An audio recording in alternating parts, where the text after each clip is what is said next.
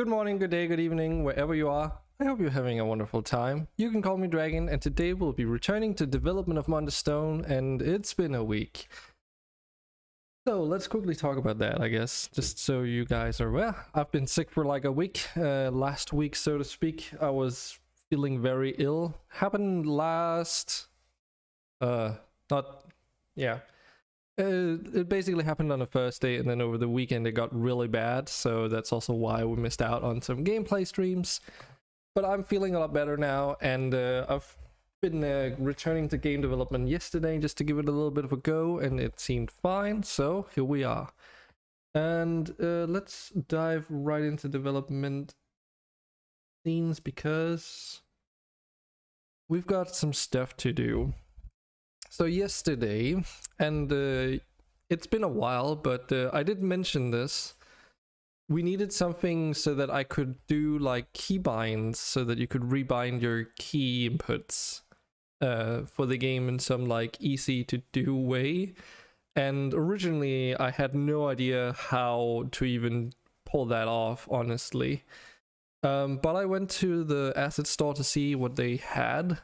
And there was this framework called Rewired, and Rewired is an input manager that replaces Unity's default, like the input manager that Unity normally supplies you with, and it's capable of so much more. It does exactly what I needed to do and wanted to do, and it wasn't super expensive, so I went ahead and bought it, and yesterday I basically sat down and tried to figure out how it works. Because there were some like components you needed to set up and such. So that's exactly what I did, and I've got it working now. And it's been a bit challenging to get it to work in Bolt, because Bolt is Bolt, I suppose, and I needed to find the correct unit options and such, which can always sometimes be like a bit of a headache to find. Due to sometimes the naming conventions are a little bit different for some reason, but I digress. I got it working now, and what it basically gives you is that it supplies you with a bunch of components that first of all you can set up in your scene, but you know, other than for making Rewired do its magic, all I need to care about at the moment now is this Rewired editor. And what this does is that it has a lot of stuff in it, which was a little bit overwhelming, but I think I got the hang of it now. The way that Rewired works is kind of cool. It works from a player's perspective, so or however to put it in words, because they also try to put it in words, and it's a little bit confusing when you read it at first. But it basically is that instead of having like each controller be like a specific layer or so, you instead have the controllers being tied to the players, I think the explanation was, or something like that. So you basically define a player. So let's take an example. That's probably the best way to put it into perspective. So you have like player 0, which could be, or player 1, or whatever you want to call it, and this player is able to like navigate the main menu and stuff. Let's take a multiplayer game as an example, because it's the best use case to demonstrate in. So player 0 is the one that's able to navigate the menus, but player 0 also needs to be able to play control character number 1 or whatever, or 0, however you number that. Whereas player 1 will then control character 1, and player 2 will be able to control character 2, including like character selection cursors and that kind of stuff. So think like Super Smash Bros. Is like a good visual example of how this is supposed to work.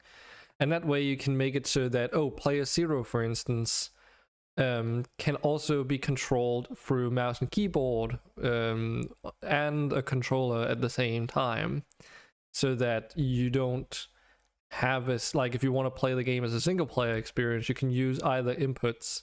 Alternatively, you can also make it so that mouse and keyboard are actually their own player, and then player 1 then is like the first controller, so you can actually be up to 5 people. just as one example. But anyway, so what you do is you make these actions, and they're very similar to the input manager in Unity. They're basically like your well, they're actions. But for instance, in my case, moving left is an action that is associated with a key press, right? It's currently assigned to the key A. Moving right is similarly assigned to the key D. You can also rotate the camera, which is E and Q, and so forth. And zooming, of course, that's the mouse wheel. Auto-clicking is right-click, and then interact is then the left-click. So those are your actions, and then what you do is that you basically have your mappings over here.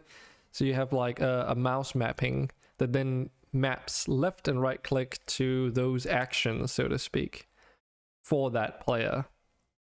And the same you can then do with joysticks, and you have your keyboard maps as well. And what this actually means now is that because I've actually already set it up for the joysticks just as an exercise, is that I can actually control MonsterStone with my controller now. Well, for the most part, I can move around and I can click on things. It's not the greatest experience, but you can move around and you can do all the movements that you need, zooming in, rotating around, and you can technically also harvest resources with a controller. Interacting with menus, on the other hand, at the moment is not really a thing, I don't think. I haven't gotten to the point where I could test that properly, but that doesn't exactly seem like something that would work. And MonsterStone has a lot of UI, so the question is if I'll even be able to do that all the way through, and it would require a bit more time working on it. From what I understand from WeWired, one of the other things that it does is that it apparently, like allegedly, if there's UI on screen, like buttons and such, and you are using a controller trying to navigate that menu, then it will try to like locate the nearest button based on where you want to move or something. If you set it up right, and then it'll automatically like try and find the nearest button and move you there when you're trying to navigate a menu. I have no idea how it works yet, because implementing a controller isn't exactly the primary objective right now. So it's just like a happy coincidence that you can control some parts of the game with a controller now. I tried getting, giving you the ability to move the cursor around, which is inside the game, of course, but that apparently requires a little bit more effort than I first assumed, and I couldn't quite get it to work yet. So that's kind of like, okay, I've got to this point, I'm just putting it aside, and now we're focusing on the keybind still, because that's what we need to do still. We need to make the configuration menu so that you can actually rebind your keys. And I need to look up a guide on the documentation on this again, because Rewired actually has like a I don't remember if it's this one. I think it's this one. Has this canvas here that you can customize, and it should allow you to just straight up rebind your keys. So that is kind of what we'll be looking at today, because that means I don't really need anything else here than a button to open up the keybinds menu, since all these button mappings in Rewired itself are actually already, like, they're getting saved down in like their own method and stuff. So I don't need, if I implement their menu, I don't have to worry about saving the keybinds that you set up as your defaults. I don't have to worry about setting them up even. I think it gets populated with all the settings that you assign in that editor for the control schemes and such. We'll have to take a look at that. And of course, right now it looks rather ugly because it doesn't fit with the style of my game, but that can be changed. There's like a theme thingy somewhere that we need to figure out how to work. So let's see. This is their documentation, by the way. But let's see if I can find... see if I can find the thing that I need. Now, where was it? Because I didn't read beyond into that, but I did read most of the concepts. Ooh. Map enabler.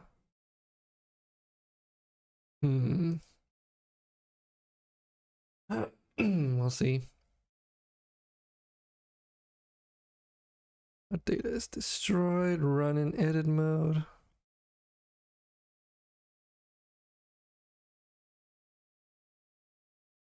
Here, using the input manager in a game. Finished game builds the rewired input manager or a rewired initializer should exist in your initial game scene. Make sure don't destroy and load is checked, so rewired will persist through the entire game session. So that's the input manager here that we have, and it is set up in that way. Most of the things that they ask you to set up actually are enabled by default, so simply creating the components, it just works out of the box, most of it, mostly. So it's really nice because of that. Recommended you create a rewired initializer in each of your scenes. Initializer will spawn the rewired input manager as needed on awake, but will not spawn multiple rewired input managers when loading new scenes, avoiding errors. It will allow you to use the same rewired input manager in each scene and be able to or just have like one scene that's always loaded, and then that's where you put that stuff, just like I am. So create a rewired initializer from the menu. If it's created, you will need to set up a link to a rewired input manager. Yeah, so initialize. Do I have one of those? No. So if we go here and we say create other rewired initializer, move you up. Probably also reset this canvas to its defaults. There we go. So what's in here, you say? Input manager.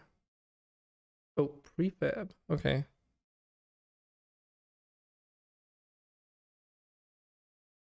You will need to set up a link to a rewired input manager prefab in the inspector.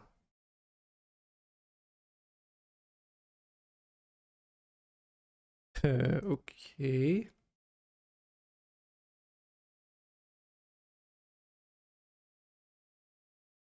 I wonder why it has to be a prefab. Well, we'll create one as they ask us to. I just need to find the thing. I should really sort out my prefabs folder.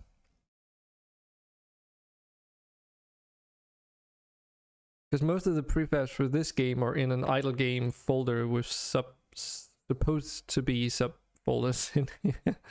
But that doesn't quite... I haven't quite been diligent about keeping that clean, so it's a bit messy. Rewired input manager prefab. Okay. That means if we make that... Wait, but is that then... Oh, that's so small. You are editing a prefab instance of the rewired input manager. Changes made to this prefab instance will not automatically be applied to other instances of the parent prefab. If you want all prefab instances to inherit the change the data, you must click apply. Okay. Like you, yeah, normally. Avoid this warning, edit the parent prefab from the project pane instead of the prefab instance in the scene hierarchy.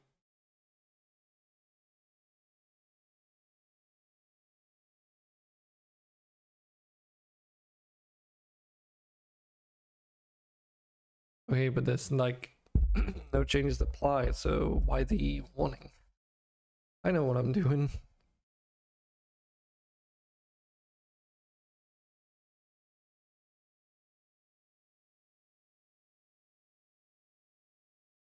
So this...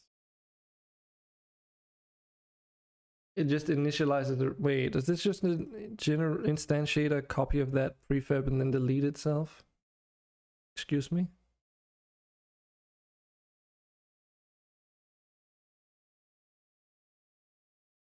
Okay, so a rewired input manager or an initializer should exist. Okay. Then I don't need this. And I don't need that to be a prefab.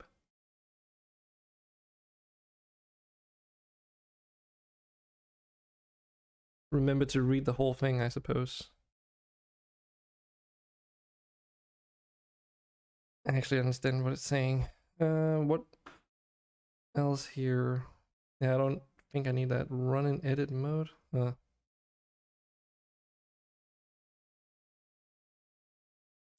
Oh, so this is not setting up the thing that I am actually looking for, I think.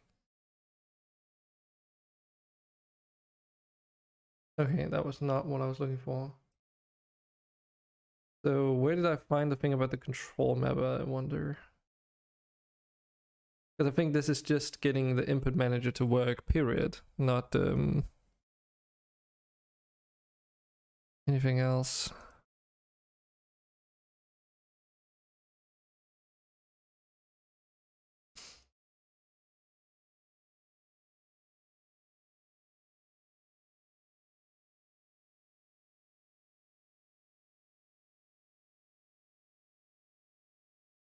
This is not it either.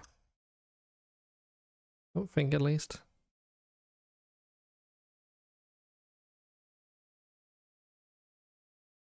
Could have been under deployment? No, I don't think so.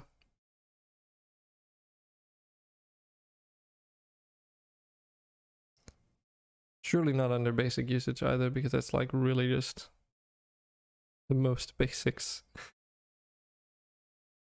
Rewired editor. What do you have here?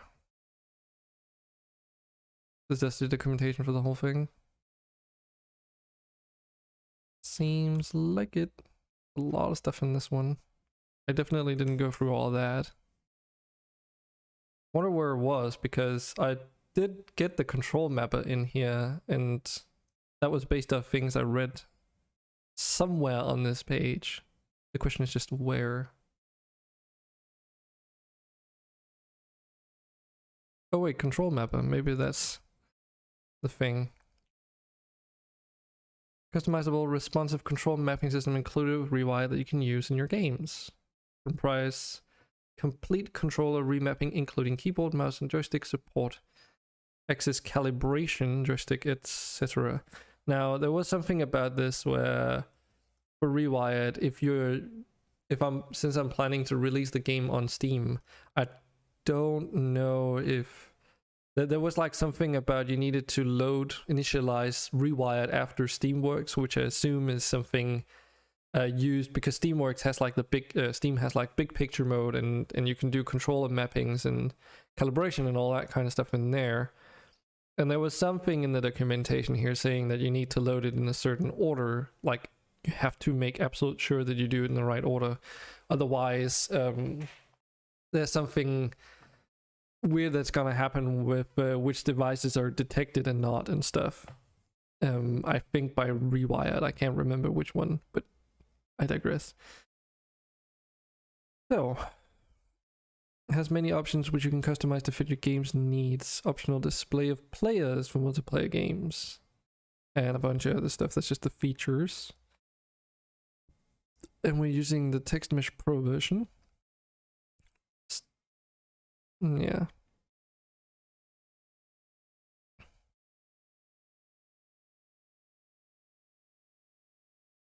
Prefab which you can drag into your scene and use. This prefab includes the canvas which will be used to render the UI elements.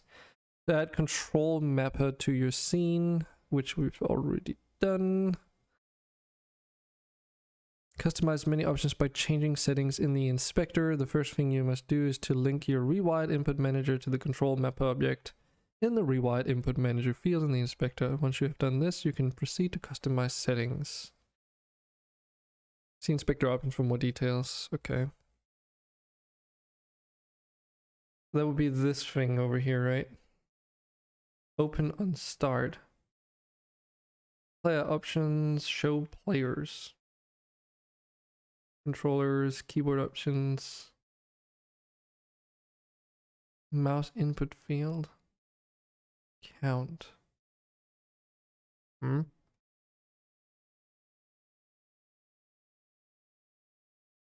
Show action category label.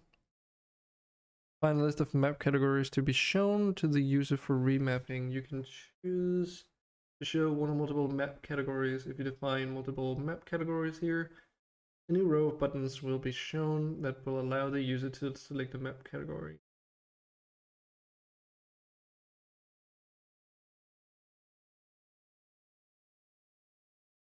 I do wonder if this just works by just starting the game. I haven't actually checked yet. Default layout. This layout defined here is only a suggestion. If a controller map, this layout is found in the play. Okay, not that kind of layout then. Controller layout, not the looks. Theme options. This is what I wanted to see as well.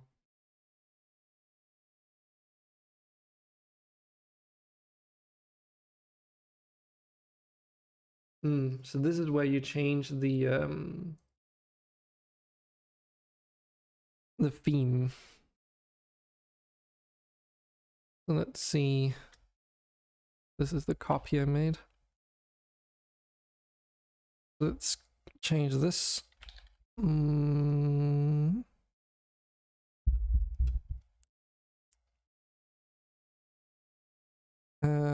Rewired MonsterStone theme.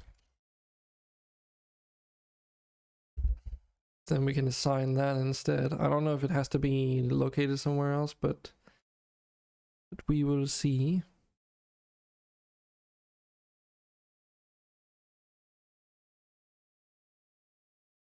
So the question is, does this update dynamically? Main window background. That's like the main menu, huh? Well, the answer is no. It does not seem to do that. Okay, let's try and start the game and see what happens. Because I did change the background color allegedly. So I assume that it's not gonna look like this when we start it up.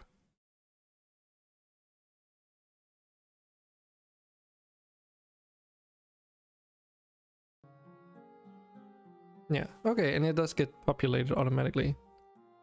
Very nice.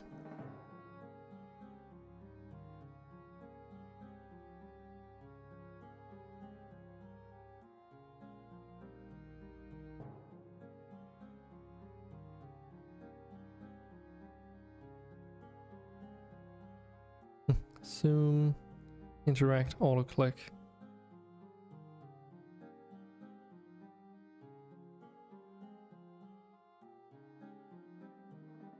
Huh, interesting. So I did define like a zoom in and a zoom out function, which is like apparently also visible in here.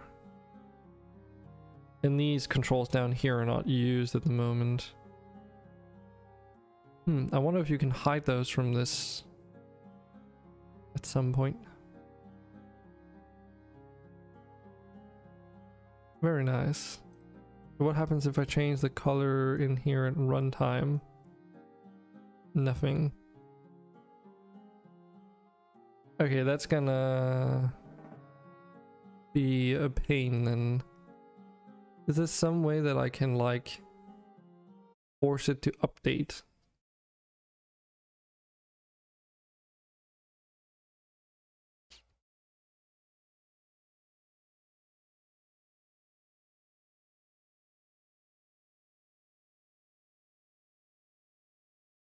Make a copy of the default theme. Yeah, we did that. Copy it to somewhere inside of your project outside rewired folder, as they say. So I should probably move that somewhere else. Control map a game object and seeing the sign of the new theme. Yeah. There's no user-friendly inspector for this theming process, but the names of the fields should be self-explanatory. Make your changes and they will show up when you launch the game. Cannot be viewed in real time. And see, that's really bad. There should at least be like an update theme button on these, like somewhere in like the inspector for that control mapper. Like, even if it doesn't automatically update, having to press play just to see the changes applied is really bad.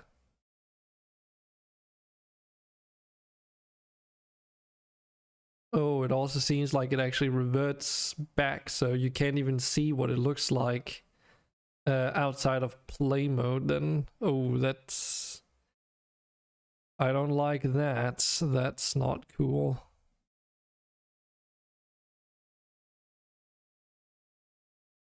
It's not cool at all.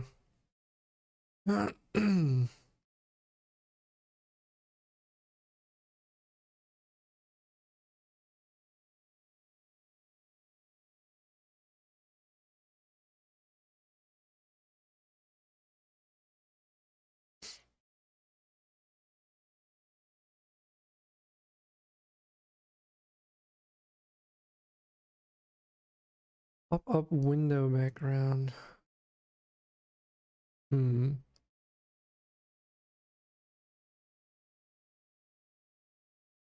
Button settings. There's a lot of stuff here.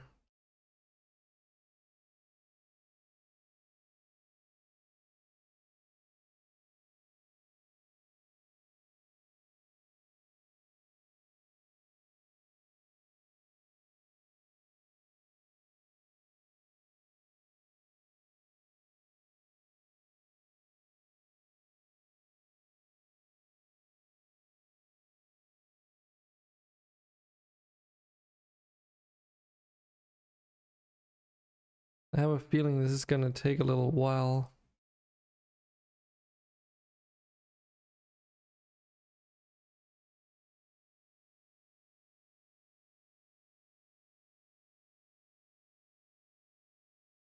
At least it doesn't save me the headache of having to populate it with settings and stuff.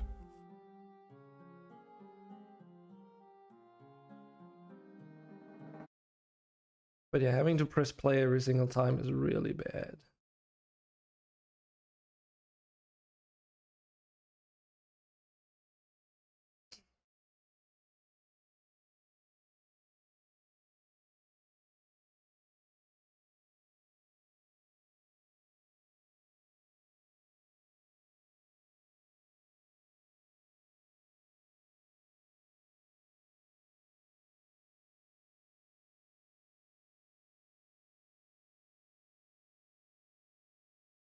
Normal color.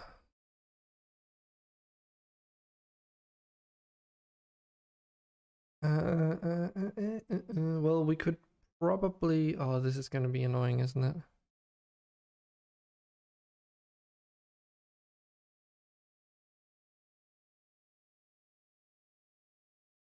I need to be able to return to the theme, which is located here, but at the same time, if I want to copy the style of the buttons that we already have, we can probably just look at one of these.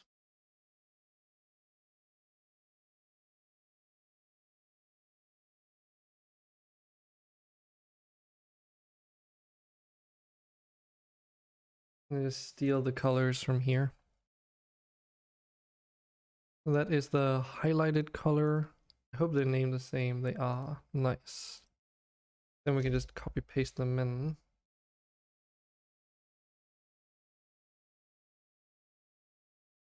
Rest color.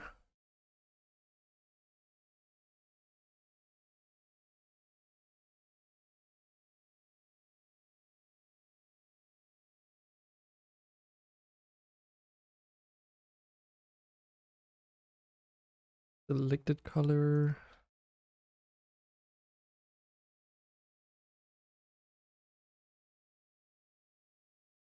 Disabled highlighted color.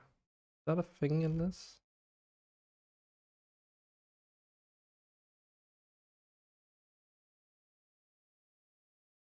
Hmm. I have no idea what color to set this to. Game Dev Lounge, hello there. Why I didn't have any luck going full game dev?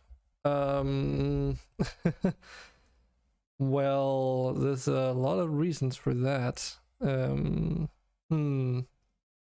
to start? I mean, the main issue has just been like not being able to land a job. That was kind of the main problem, honestly. Apparently no companies wanted me. So that was the main issue back then. And then starting your own company is a bit of a hassle if you're on government support because you're unemployed. So basically impossible. Those are the main reasons, at least. Why did these... Oh, they're disable buttons. Can't tell if it's doing the highlighting color. I think it does. But yeah, the government basically doesn't want you to they are not too happy if you do like a sort of work or work on your own business idea if you're unemployed, because they want you to spend that effort, if you will, applying for jobs. So it's like you can technically, it's like a weird gray zone, because how are they ever gonna enforce it? But then again, if you come out like after years worth of employment with a completely finished game, can you really like say like, oh, you've only been working on it in your weekends, and then assume like they'll buy it, you know? Because 1, 2, 3, you have to pay back all the money that you've been given throughout that entire year, and then you're gonna be like super fucked because you're gonna be pretty far into debt first, and also, you know, trying to start up a business with you know, a large deficit on your bank account is, it's not exactly the easiest thing. But the reason why I can do it now, though, is that I've been presented with an opportunity, coincidentally also through the job center, but that has made it possible for me to actually work on this full time. For the near foreseeable future, at least. And then we'll see if I can actually make it profitable, and if it becomes profitable, then I should be able to sustain myself and continue working full time. So that is kind of the whole ordeal right now. Animation transition. So button settings. So those are the buttons for not everything, from what I saw.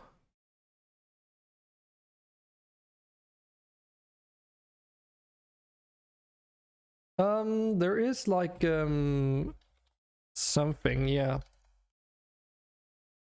There is the itch.io page I made for the game a long time ago. So there's an older version of the demo that's available on there. But I am working towards like getting this demo version like polished with, it's got like sound and a bunch of other things now, and then of course this menu I think is imperative before going forward.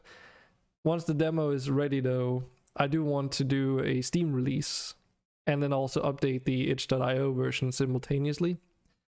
And then moving forward, it's gonna be like that demo is gonna be a teaser, if you will, for like an early access version of the game, which has more content and possibly also like more features, because there's some features that are not quite in, and I don't know if they'll be in the demo, because I don't know if it like more game mechanics can be cool, but for the demo I don't know if they really mean that much, because the scope of it is rather condensed. But yeah, there you go.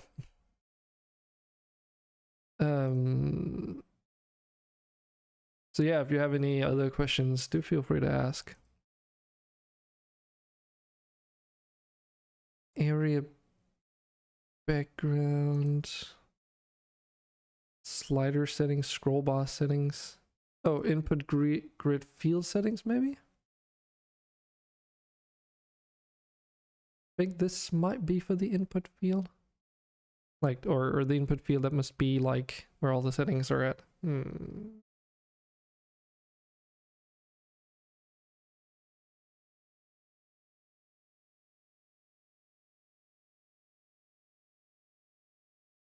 Come on, Unity. And this is why having to do this way sucks.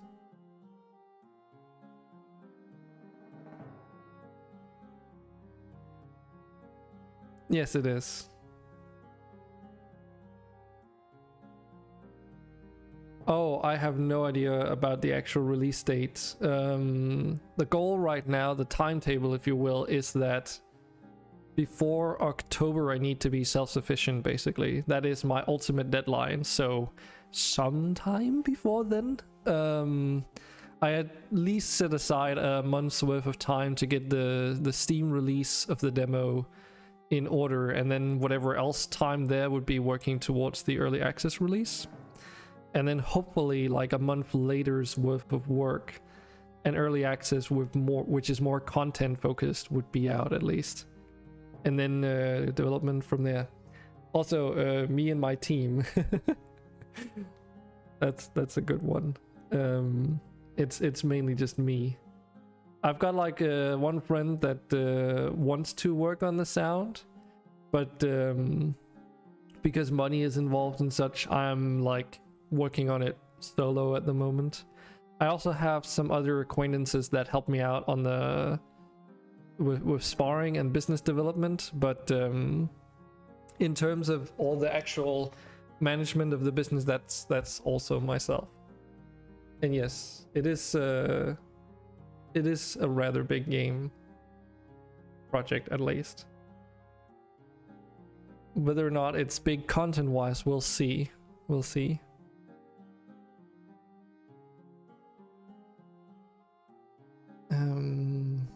Oh yeah, something I want to check. I wonder if I can change these actually.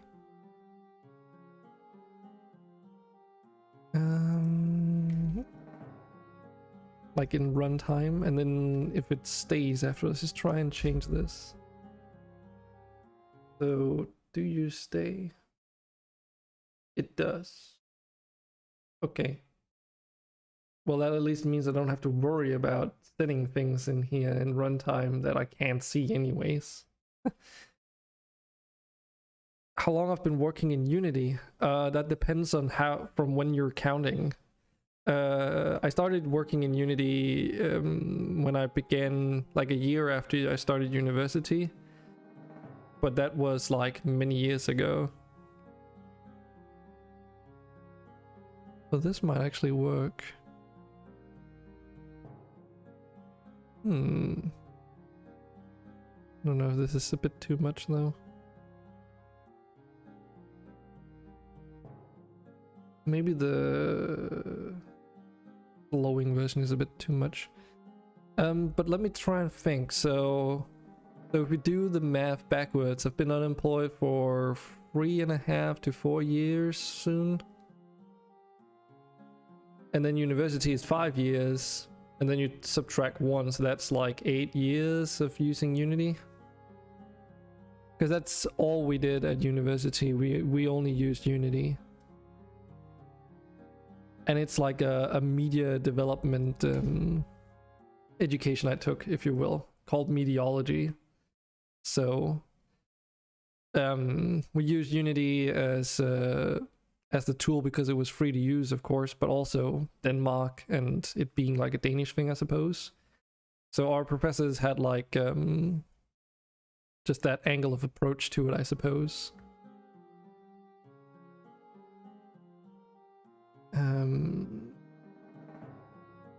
Oh, so I was, oh god, so I have to set those colors, okay.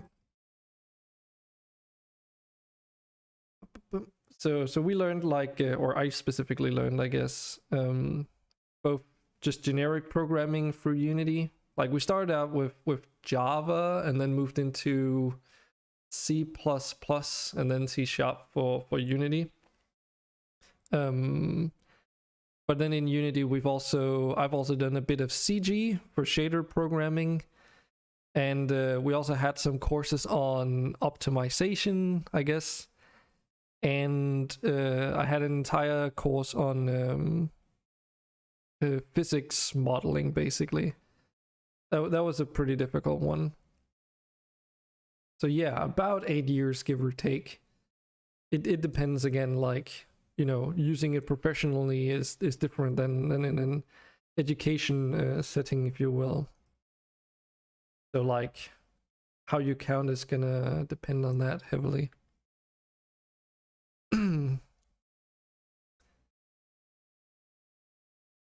color. But yeah, I would say like 8 years. Coincidentally, I also started using Blender around the same time, so that would also be 8 years worth of knowing how to do Blender. The only thing I knew before I went to university was how to use Photoshop, essentially. And I've actually gone completely away from Photoshop. Well, not entirely, but for the most part I have. During university, though, we did also have modeling courses, but that was they wanted us to use Autodesk Maya, and let me just put it this way: I really grew a hate relationship towards Autodesk Maya software for various reasons.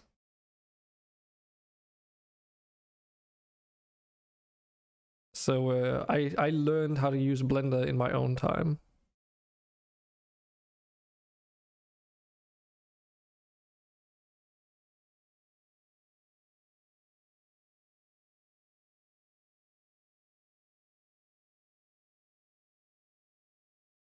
But even before you go into university, I already dabbled a little into game development. Not as much. Actually, what am I doing? I can just steal them from this setting up here. But yeah, I did dabble a little bit in game development earlier as well. But that is more on like a almost purely level designer perspective. Because I worked a lot with the Source engine back in the day, making like small community maps and just experimenting, I guess. And I also used a little bit of Game Maker. Made like some scrolling shooter games back in the day. But nothing too fancy.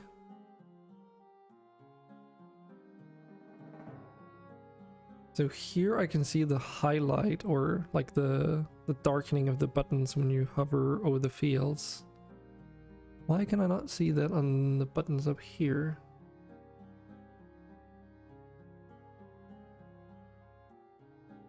Oh, okay, I can. It's just really subtle. And it's not just my monitor, right? No, it's just really subtle. Okay, I might want to change that just a little bit. That would be the highlighted color, I think. How about we set that to 90?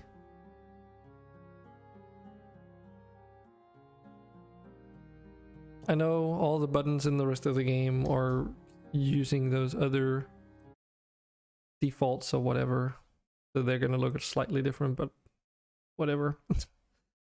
Maybe one day I'll do like a polish pass on all that UI, which is gonna take like at least a day, I think. Oh man.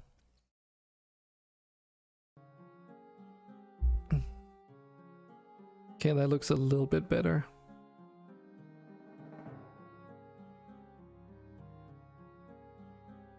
Why is the done button not have the highlight?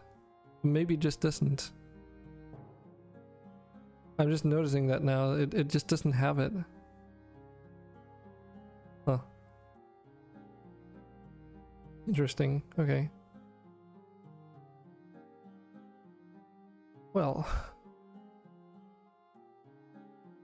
Try and collapse these colors. So is there like Huh. Oh, it's okay. They're like their own thing all the way down here. All the button settings, text settings. Applying some active marketing couple months before release. Yeah. I'm not looking for a publisher or anything like that, no. I'm kind of hoping that because Steam does have like some exposure things going on whenever you put like a demo on there and stuff, I've been told, so I'm kind of banking on using that. If possible, I would like to get the game out, like a demo out on other platforms. Now there is like literally right now we have the Steam Next Fest thing, right? This, which it would have been optimal for me to get in here basically, and make use of that as a like some free PR basically. But you know, timing is just not on my side, and I would have to wait until the next, like I can't wait until the next Steam Next celebration thing, so you know, it is what it is, I suppose. So I do hope that it sort of just like takes off, but and if it doesn't, I do have the option of closing down my company and such. If I really can't, like if it really goes south, I can just close it down and stuff and go back on trying to get a regular job. And I do also have like a backup plan for the summer if it doesn't end up profitable, where I'll just try and see if I can like keep the company running whilst also having a job. So there is like some things there for sure. Bit risky, I know, but that is how it is, sometimes is.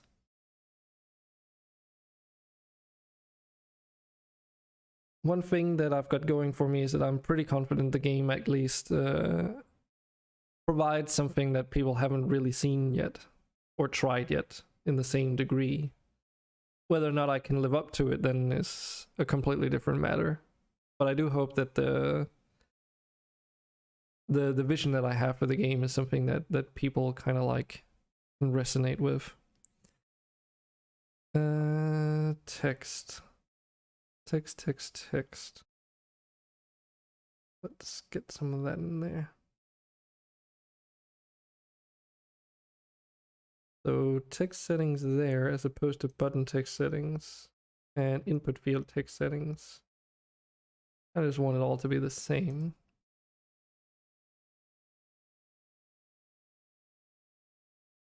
Can I? No. I can't just copy this. The default outline font. Is it just the default outline font? Wait, is this a... Is that right now? Hold on. Let's go to the main menu.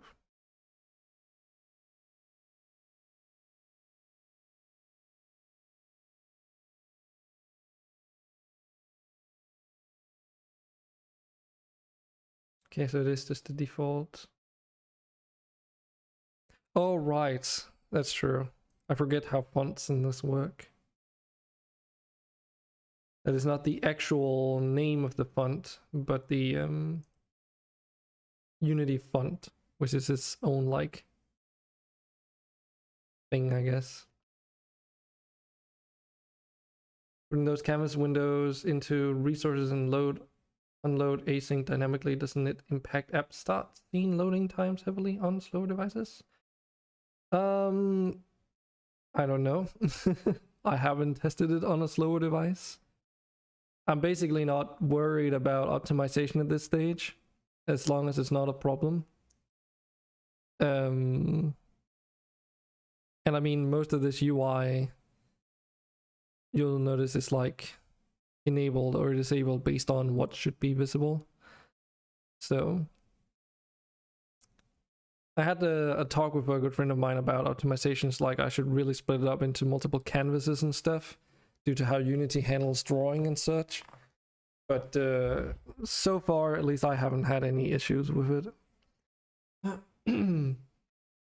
So I am completely blank on that. Sorry. There was a default outline font. Let's get that in there. At the moment, like, I'm just completely focusing on getting some of the missing basics that weren't in the demo. Like, one of the first things that was like, no, I don't want to eyedropper color. One of the first things that I did when I started this new journey is that I implemented sound for most of the game. And then the last couple of weeks has actually just been like a configuration menu for setting, what do you call it? Allowing you to change volume levels, and then a few graphics and gameplay options in there.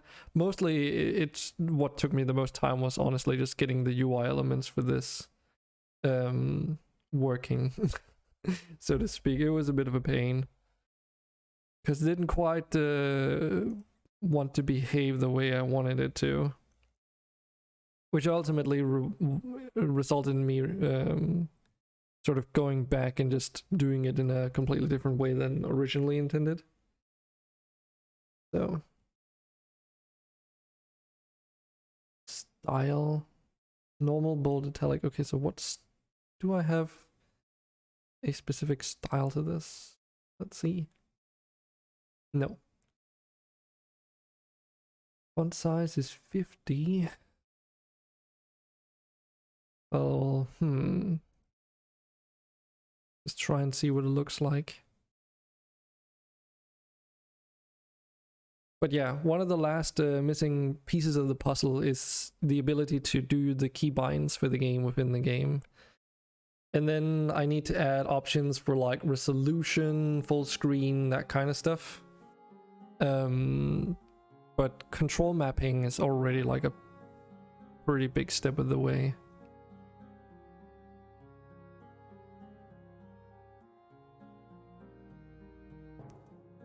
So my guess is that this canvas here just needs to be enabled and disabled based on a separate UI element in my options menu. So in keybinds, I don't even need like this setting here. It could actually just be this button itself. But yeah, getting this menu to behave the way I wanted to was a fucking nightmare.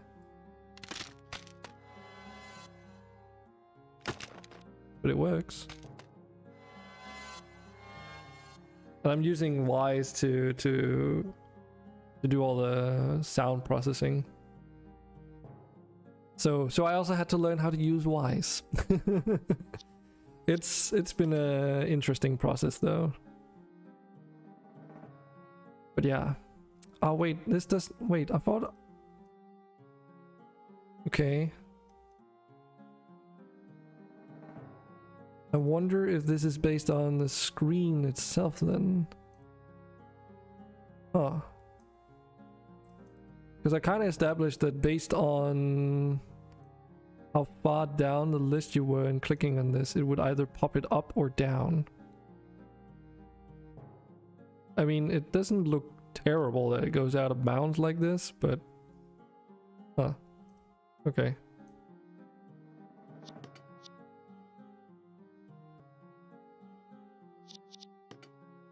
But yeah, making like UI can sometimes be a fucking bitch. Suffice it to say. Let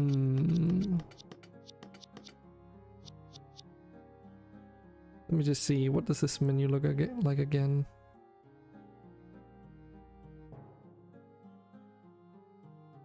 Yeah, so I literally just need to enable and disable that, I guess. Might as well do that right away then. Let's see. How did that work again? Let's disable you. This is the keybinds, right? Yeah, so I don't even need this one.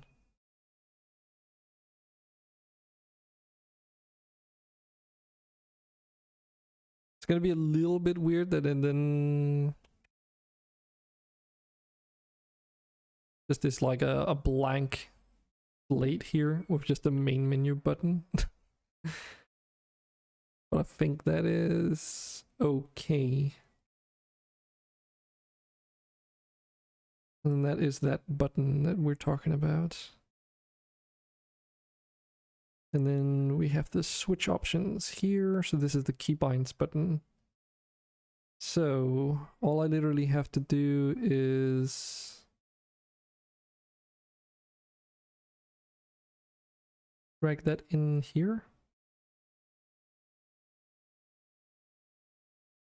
And then it should be fine. And I could, technically speaking, just not disable the other ones. Okay,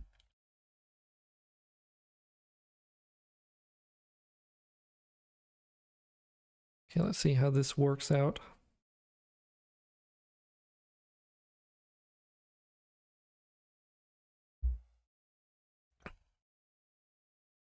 One benefit of working on this solo is that I can use things like Bolt for programming, which makes it a little easier to make the game.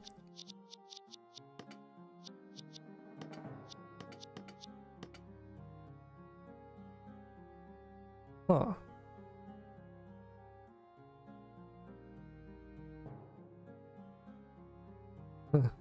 Okay.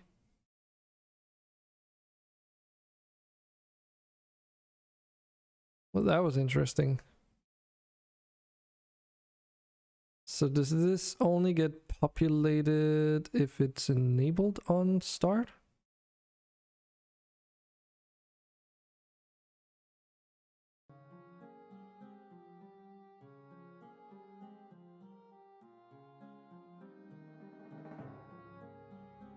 Never managed to learn Bolt properly. Always difficult for you to debug it, especially on a device making a mobile game. Maybe someday. I mean, debugging on a mobile game, or what you debugging it on a device. So I mean, you'd be running the game on a mobile device, but then I mean, you'd still. How does that work again? Oh, it's so long since I've worked with that. Because I mean, you can just run it through Unity, but like hook Unity up to your device so that it's being played on like a tablet or something, but then you know you still have your editor here and then seed everything here. So I don't see how that, like, it shouldn't be impossible to do, at least. Okay, so it seems like that menu has to be also now this highlights again. Okay, so the canvas has to be enabled on start and then immediately get disabled in order to be populated correctly. That's a bit odd and a little bit annoying.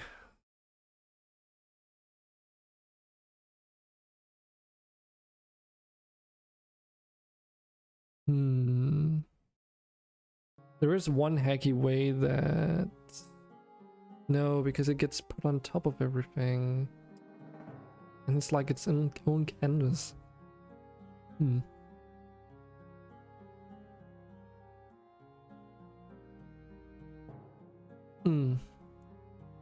I seem to remember we did that like years ago still, so... Because we were making a augmented reality game for Android tablets. And I do recall that we had Unity running and then, you know, just... Or did we? Oh, I can't even remember, it's so long ago. Freaking nightmare of a project.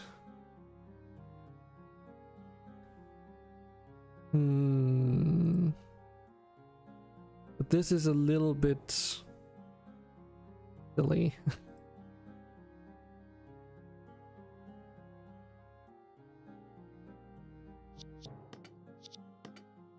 Because I mean, I don't want that to be open at the beginning of the game.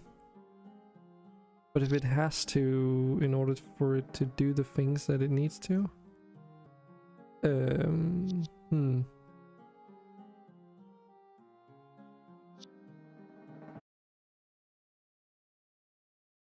It also seems like the input manager just gets fucking deleted. Unless it just gets moved to the bottom of the hierarchy.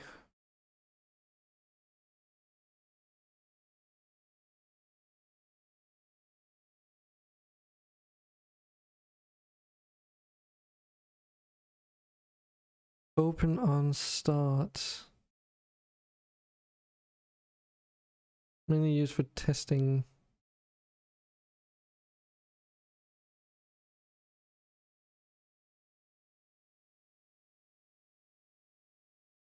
Doesn't really matter. But is there anything in here, I wonder? Because open on start, I mean... That's actually, now that I think about it, by default it's not enabled on start, so...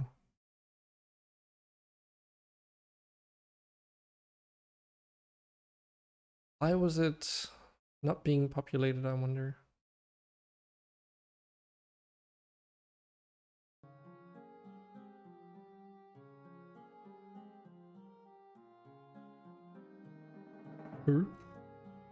Where did it go?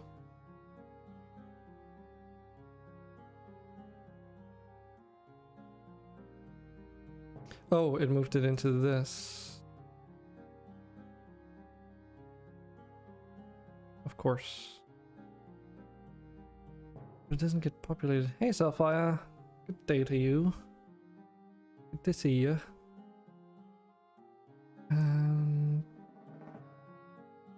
Oh.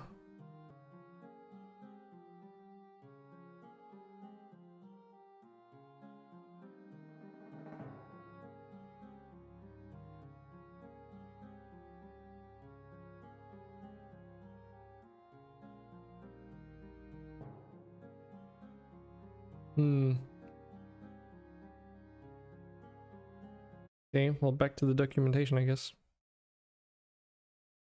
How long will the gameplay be?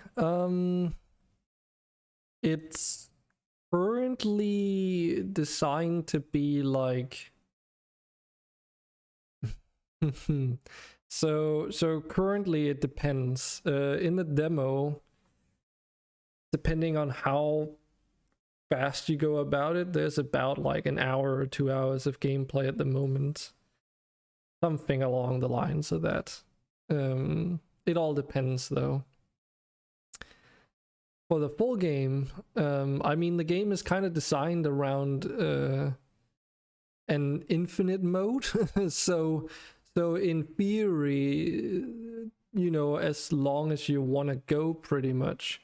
Originally, it was intended to be like an idle game, which, well, not an idle game in the traditional sense, but based on idle game economy and progression, where there was like a feedback loop where eventually, like, you just get higher and higher numbers. But there is also the possibility of a campaign that has like a, you know, a defined start and end at some point. So for that, I don't know exactly how many hours we're talking. No, Sapphire, you're confusing errors and warnings. Those are two different things. Just warnings. Just warnings.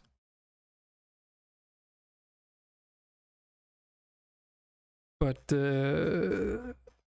I need to figure out this control mapper, why it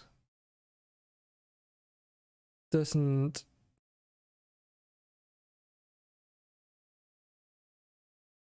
Like, does it have to be enabled by default?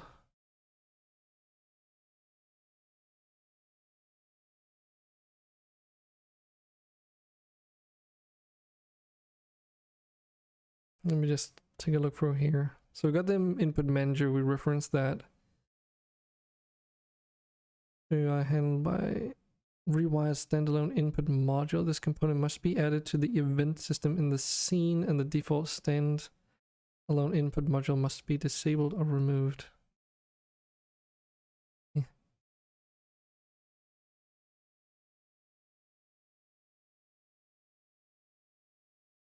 Warning error found.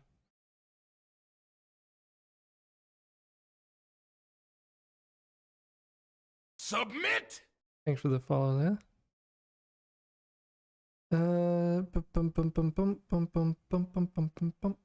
There's the event system. Rewired standalone input module.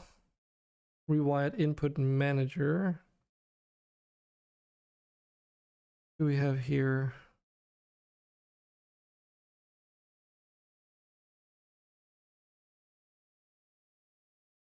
What did it say about that?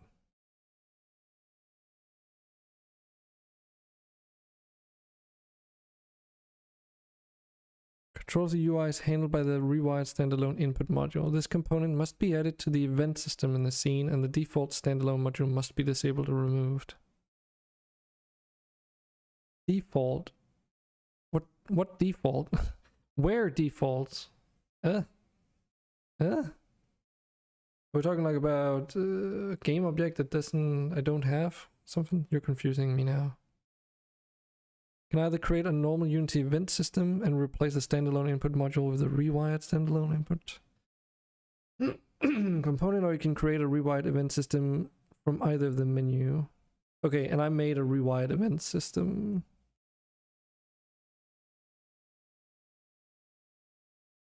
Okay, so I already did that.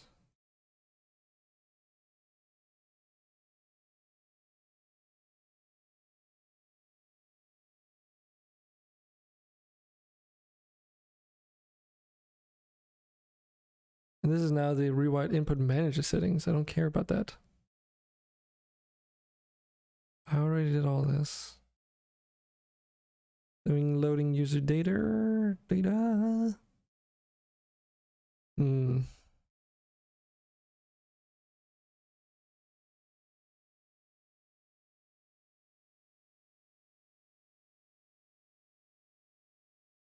Will load save data when any of the following occur. Runtime, start, if load data on start is checked in the user data store player prefs component.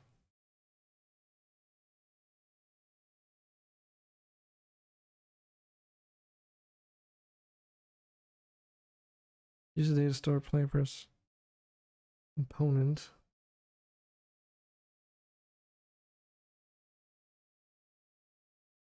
And whenever a joystick is plugged in.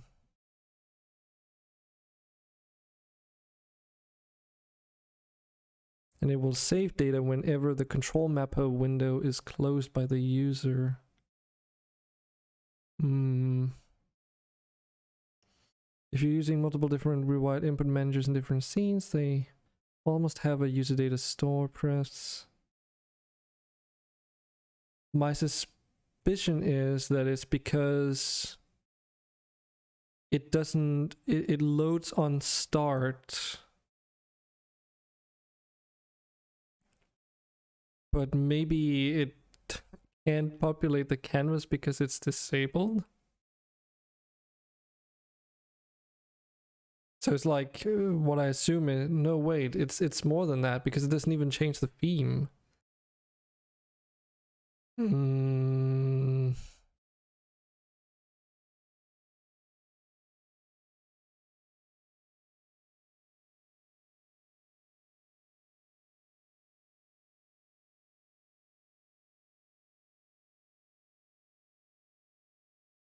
talks about saving the XML again.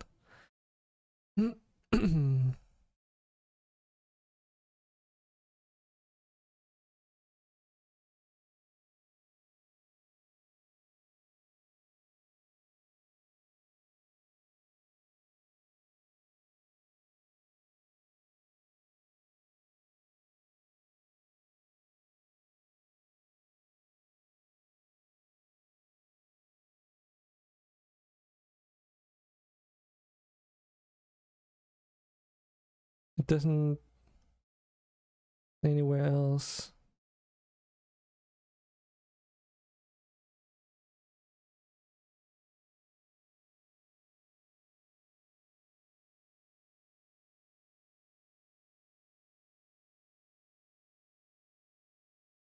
Same render mode.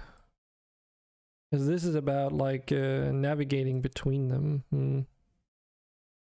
Easiest way to control the screen is by assigning actions in the screen control actions section of the inspector. What?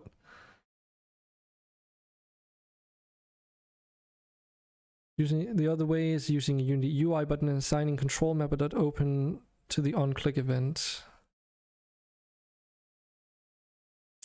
Ah.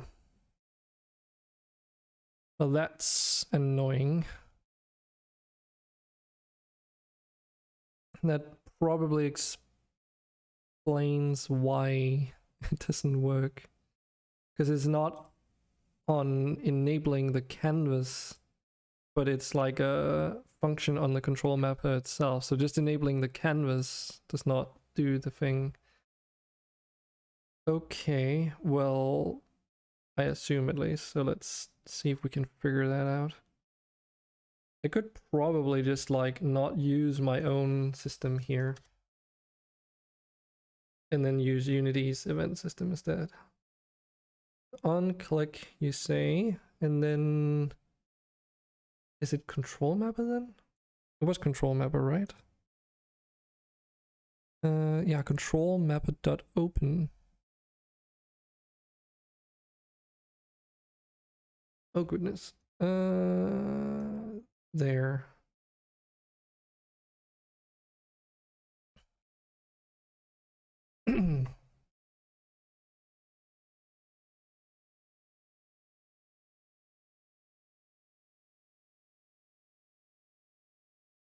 And then I assume that function probably also enables the canvas element.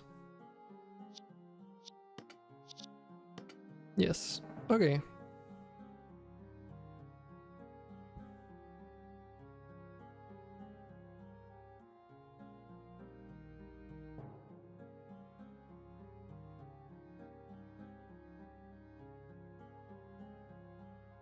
And here we can assign our key inputs.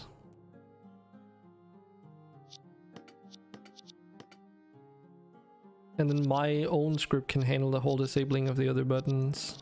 Menus, I guess.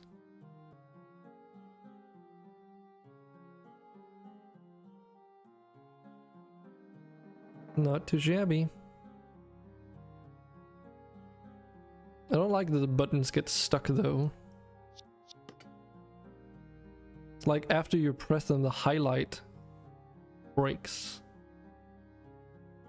So I can like, so when I hover restore defaults, it highlights it or darkens it, just like all these. But not the done button. So if I press restore defaults, now it does the done button. Not the restore defaults. Does that also mean that if I press this?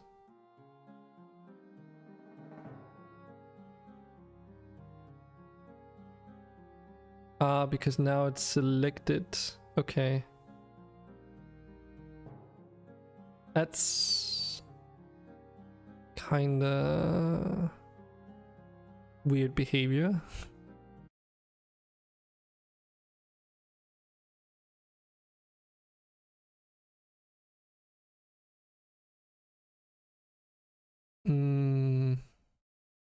What can you help with? You don't have to help with anything, Selfire.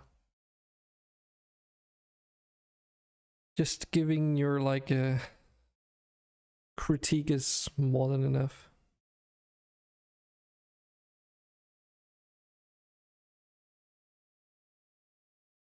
Invert toggle.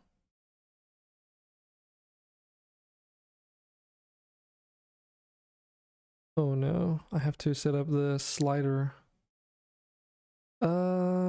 Shoot. Guess we can just take the one from the keybinds menu, whichever one. Scroll bar. Because I need to, what do they all call all these assets? Scroll area, scroll bar, scroll cap, and scroll cap. Okay. So I don't think this one uses the caps, but that's okay.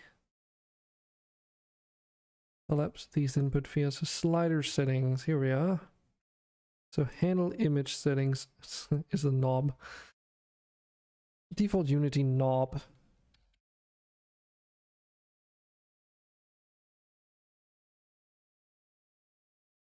And then so that's the scroll bar, right? Shoot. Handle. And the background.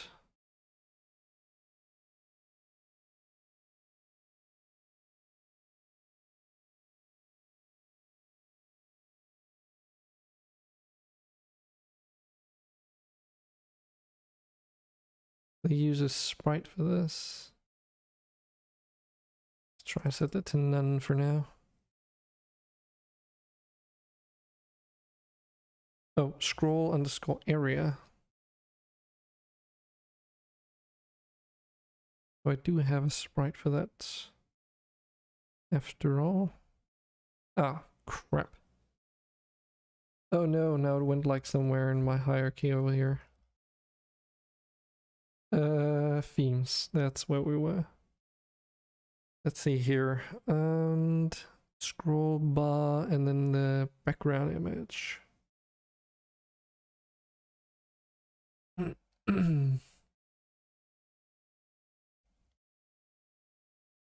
New.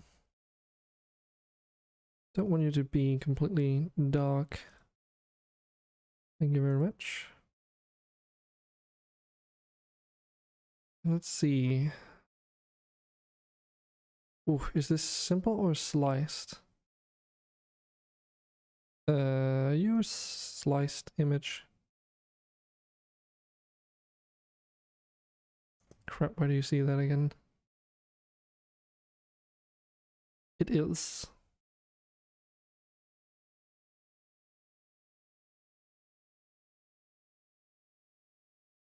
And of course it went back to that hierarchy. Go back in here. Boop, boop, boop. Fill image. No idea what this fill image is.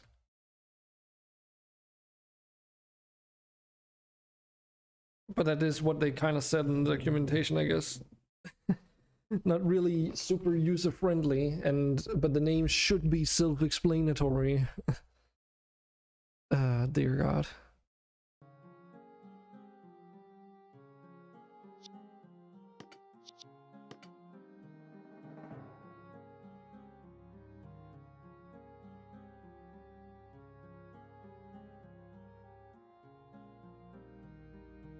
This does not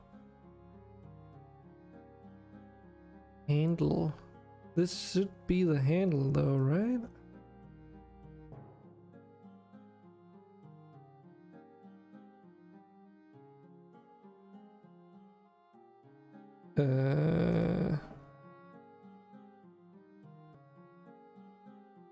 Oh my goodness.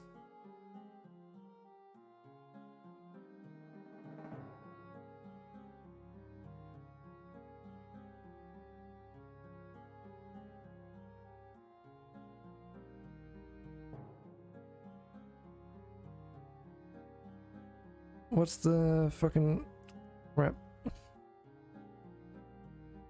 I'm moving. There we go. That's the button I wanted. Or the shortcut. Moving the movement speed.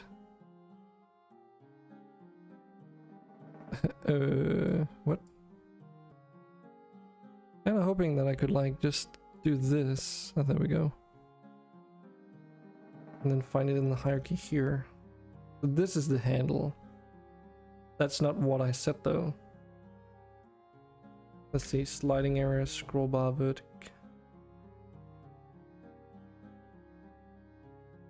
Oh my god, that's some crazy setup. Huh. Well, I did set it up in the right thing, yeah? It does look blue, so maybe the fill image is the actual handle question mark. I guess we can try and set this to the scroll thing.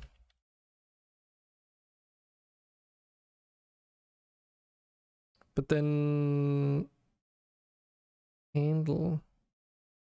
I wonder what that is.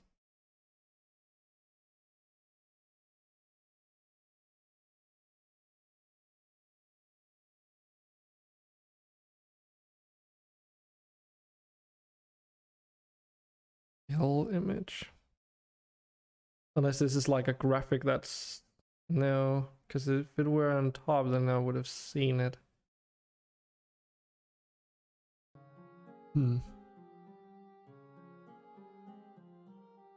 Why not mobile phones? So that's... So I did the mistake of calling it an quote-unquote idle game again. So it's not an idle game, it's a game with idle game mechanics and economy behind it. But the gameplay is very different. I mean, oh well, you know, it's like its own style of gameplay. I'm starting to think that this slider is not what I think it is. Actual fuck, slider settings.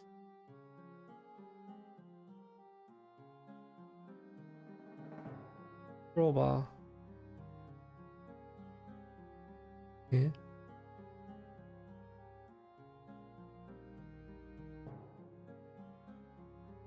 But the easy answer is that mobile phones are difficult to make games for. Oh, wait. Oh, there's a scroll bar setting up here. Huh. That's probably the one I need to touch on. It would be nice to make it for mobile devices. But there's a lot of UI in the game which would require like some kind of proper handling so that it actually becomes enjoyable enough to play. Otherwise, yeah. I currently don't even know how you would play a game like this on a mobile device.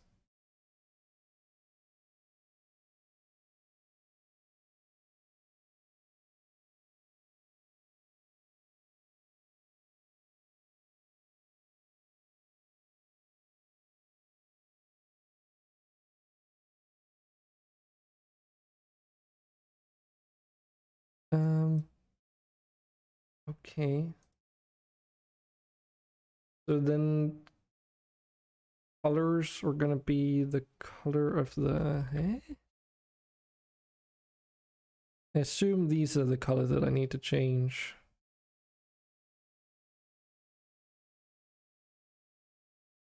That being said though, I do want to try and make the game at least work for consoles at some point. That could be kind of cool. Since if you have a controller at least to do the inputs with, it's a little bit better of an experience. Okay, so this is the right ones. Now the scroll bar at least looks decent. Bit higher fidelity, I guess. Colors are off still, but we'll fix those.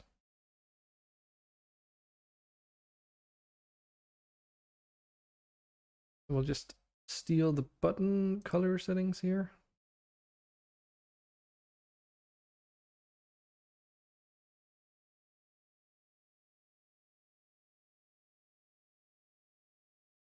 But you can somewhat control the game already with a controller due to how Rewire does things.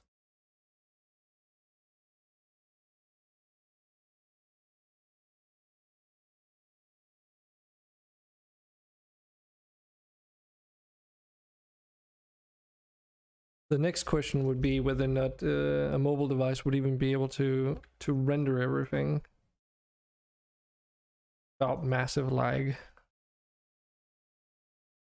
Because though the game is fairly low poly, it does have a lot of entities. So, at the current point at least, without any kind of proper render batching, it would be kind of awful, I think. It is something I do have, like some tools that I can use and implement at some point for optimization, but right now that's just not on the menu, so it's just not being worked on. But hey, I've got my custom graphics in here now. Cool. Now this menu actually looks halfway decent.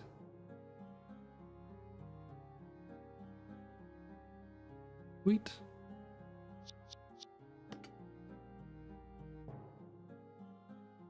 Just kind of sucks that these buttons are like their own thing. So let me just try something. Aha! So interesting. You can calibrate it. Oh dear God. Dead zone and everything. Cool.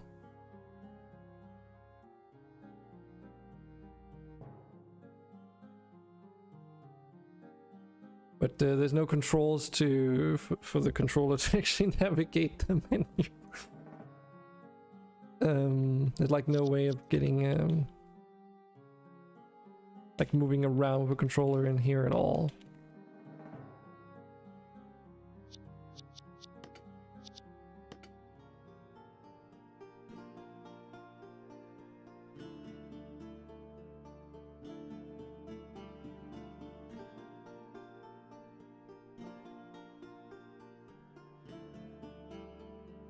I can move around with my controller.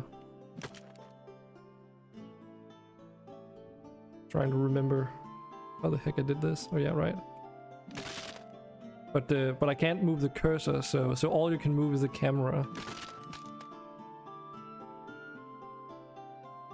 And it seems like some things are not quite working. Why does that only work once?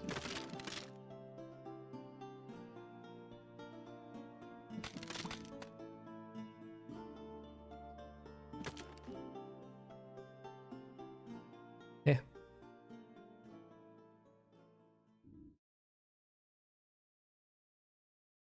Why do you only work once?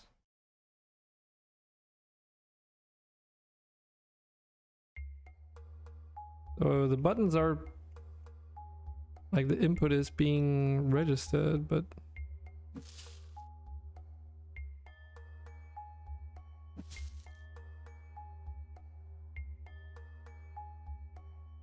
huh.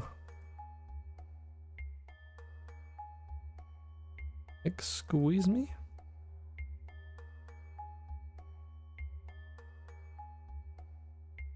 Get button down, interact.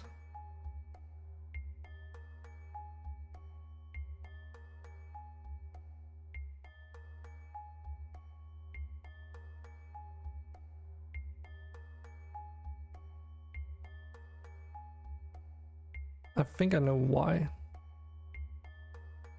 There. I'm missing something.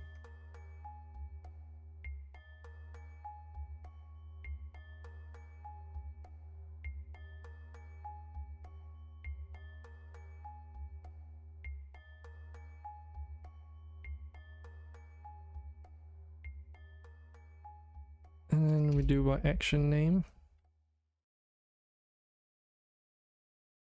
Because this over here was not using the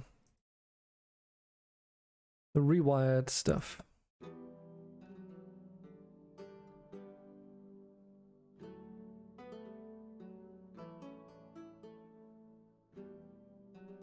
Chuck that in there.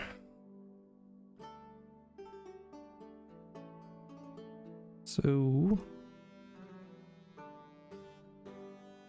yeah, that's the only unfortunate thing of me starting to use rewired is that I have to switch out all these events wherever they may and may not be, so that it uses the rewired like approach instead. Otherwise, and now I can click. How it works. I think I got my auto clicker feature as well.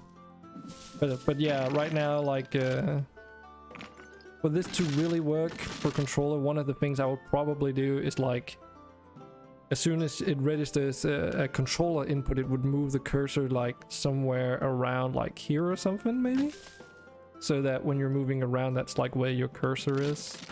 But there are reasons why that might not be like that's not enough. So for instance, oh, you're interacting with a quest, like well,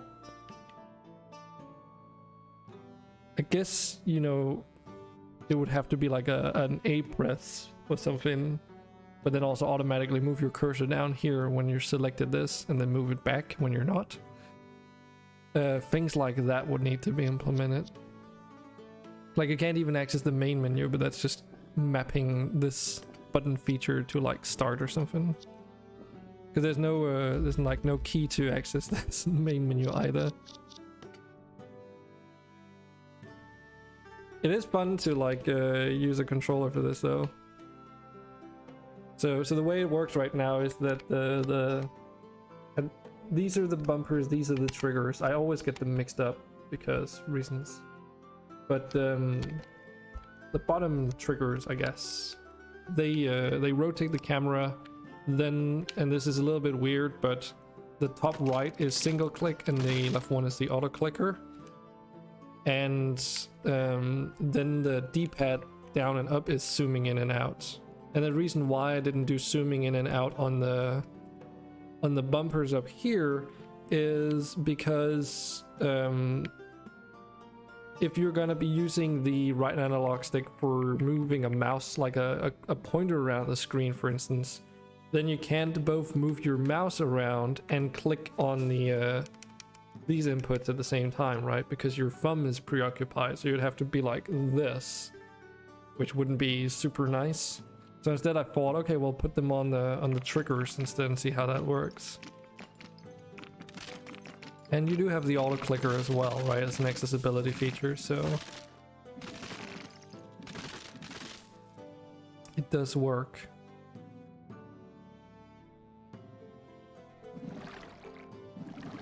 It is kind of fun messing around with though. But yeah, doing it with the single clicks without upgrades right now is kind of dumb. Yeah, and this menu doesn't actually work either now that I think about it. So we need to do something there too. I don't even know where I'm even handling my where am I even handling the dialogue?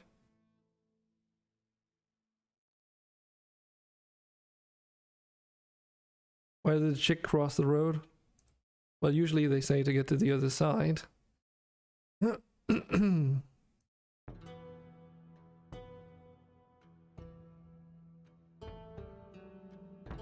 But you tell me.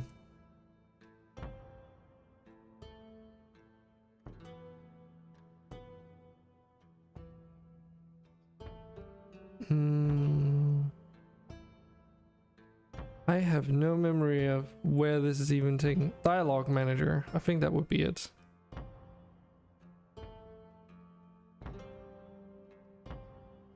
Great, Selfire. Thanks. It's house. Knock, knock. Careful now.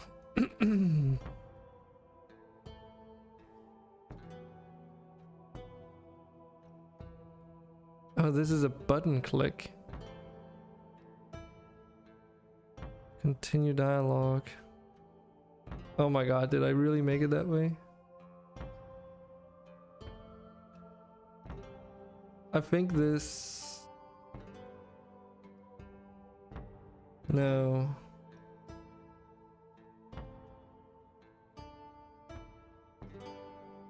Let's see. Click to continue.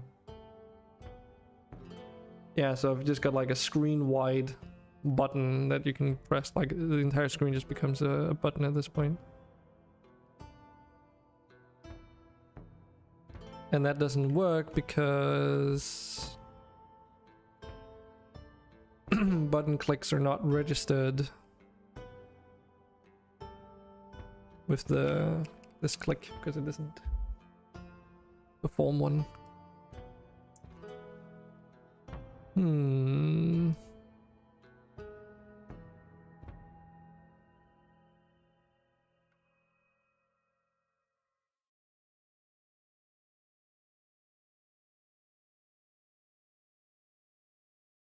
Could just put like a input in here so it just checks for your input instead of literally doing like a button press. Why didn't I do that originally? Oh right, I think I know why. I think it's because originally I was unsure if it should be like a small button down in the bottom, but then I decided to do the whole screen, and I guess instead of being an input in instead of a button press, I just kept it this way. Nah.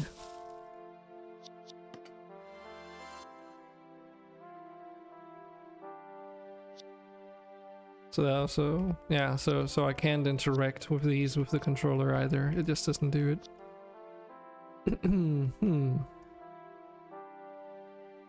I wonder if I can just do like a generic simulated screen button press or something. If I recall, Rewired does hover like that. That was some of the stuff I missed with late last yesterday evening. But Rewired does also have like the possibility of just simulating a mouse. The thing that's different here about that though is that it's like a software mouse, meaning that or pointer or whatever. So it means that you can have multiple ones. So think like Super Smash Bros. Brawl on a character selection menu where every person has their own token they can put down, for instance. That kind of like implementation. Which would be kind of cool. But that's some work that I don't want to do right now. Okay, let's get this keybinds menu finished first.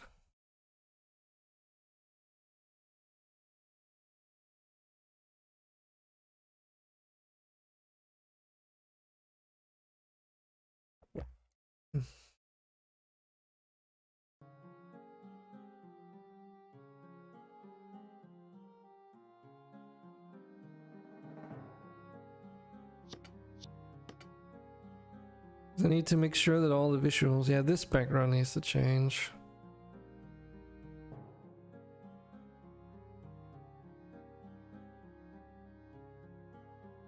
I wonder if that's just the area background.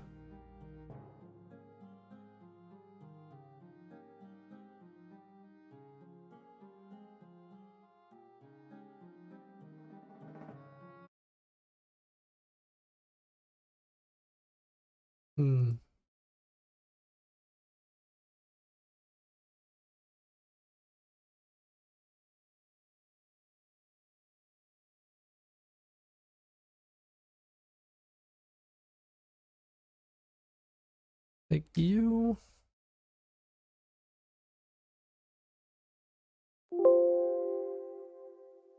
Calm down, Unity.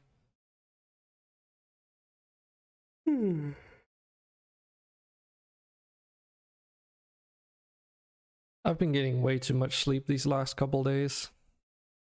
Not that I didn't have a lot to catch up on, but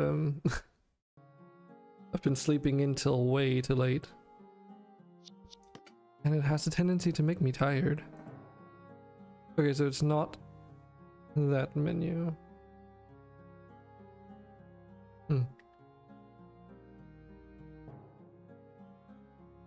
You've been getting like 0 sleep?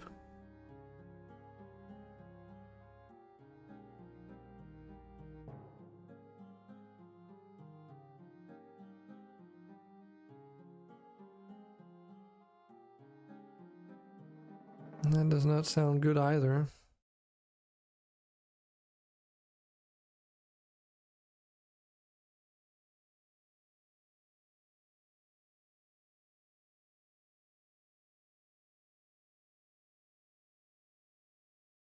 Maybe it's this one.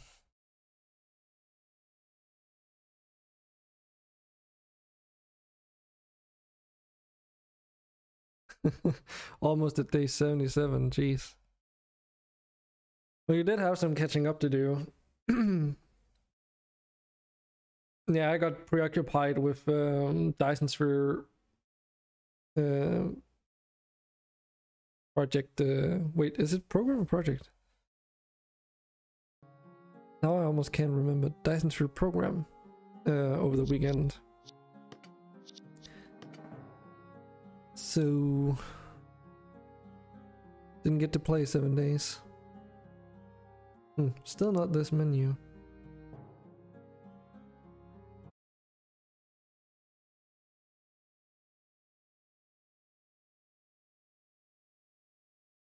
Maybe it's the pop-up window background. Yes, this has gotta be it.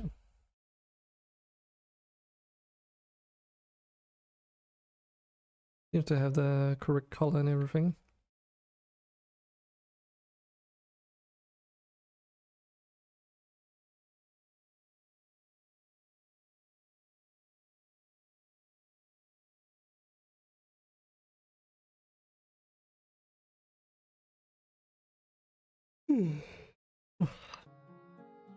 Can't stop yawning. And that's contagious, they say. Okay, this looks good now.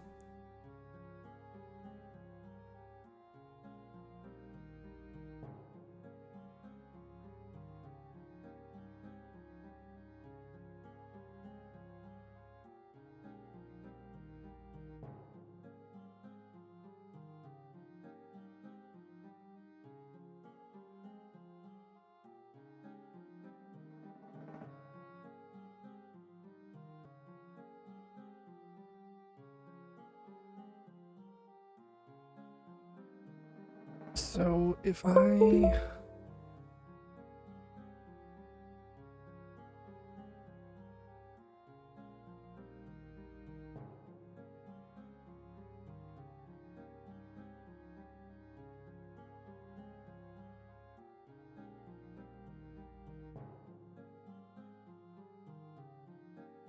Okay. Oh shit, these are the sliders. Fuck. Oh. These are the sliders that we were looking at.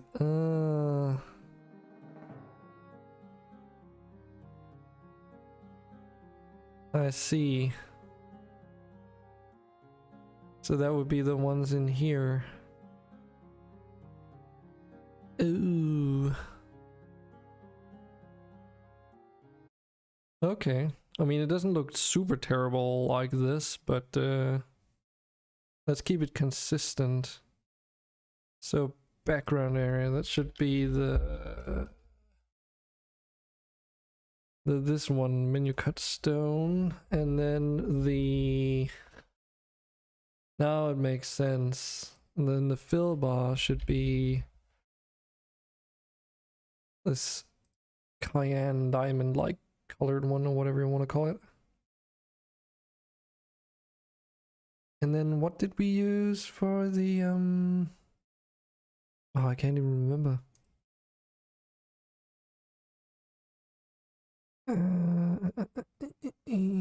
So if we go to graphics, what are you?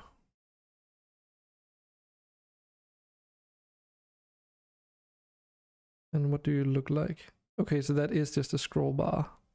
Okay. Yeah, so it's the same as this one. That works out, kinda.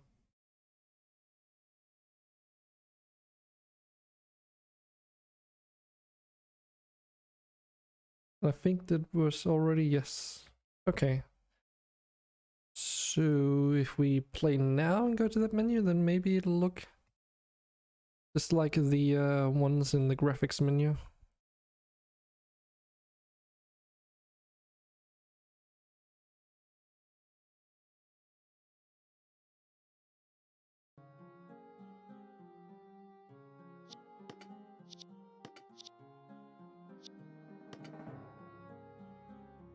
Yes.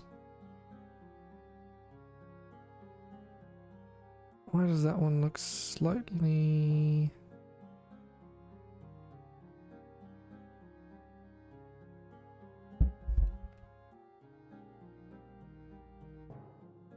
It's like there's a part missing.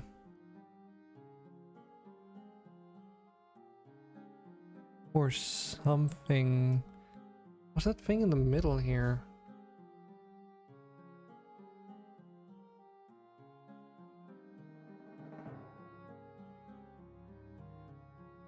So we've got the scroll bar. And it's set to sliced.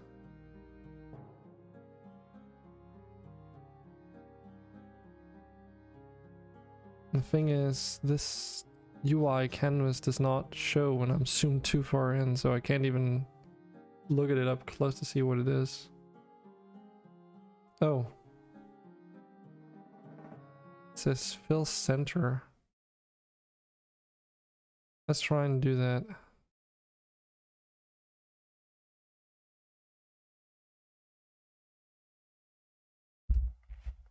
It's really hard when stuff gets so small you can't even see it.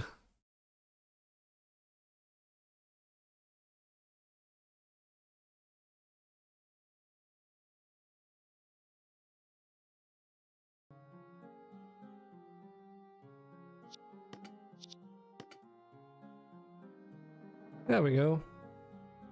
Then there's just the colors of this thing.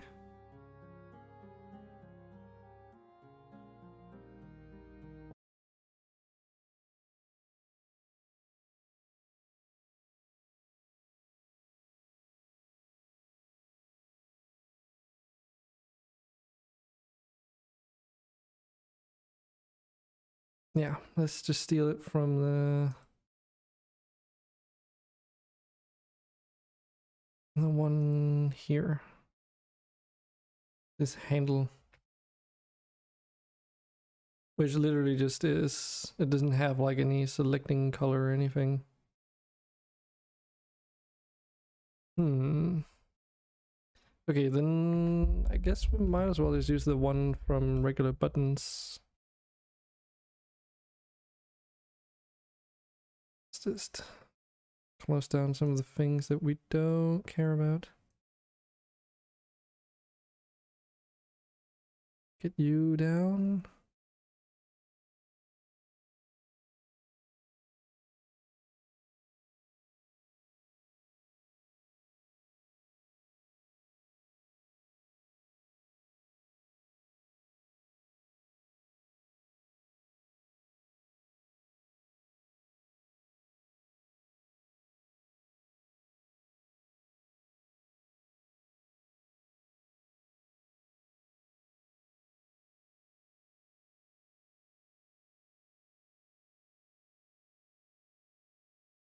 Okay, let's see what that looks like.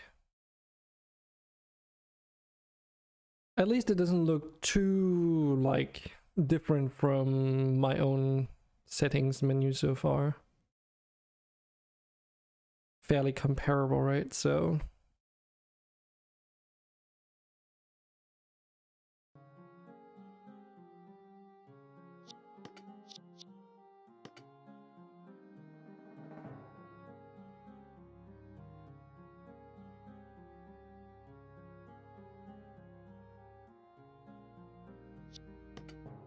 I also just realized those have to be square buttons. They're consistent with the rest of the menu.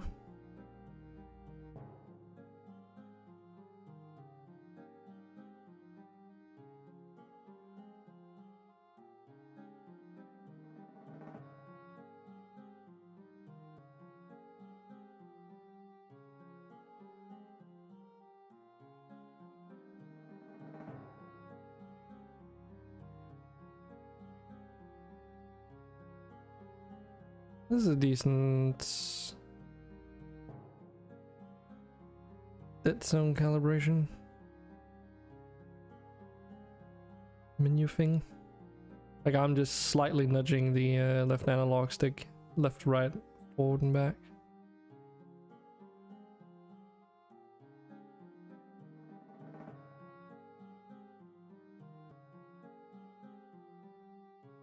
There's even one for the triggers that's kind of cool. Because they are analog. It's just like any games that actually use these as analog sticks other than maybe racing games? Or like GTA for acceleration and stuff?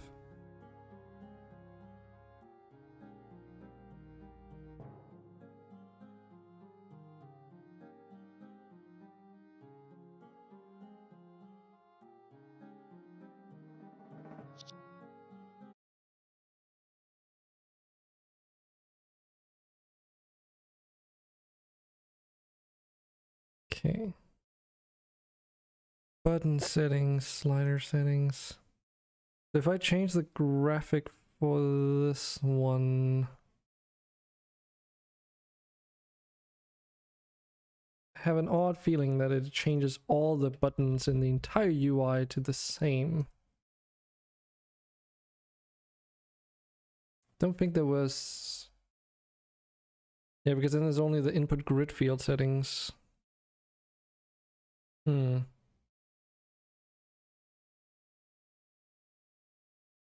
I might keep them as those cut versions then.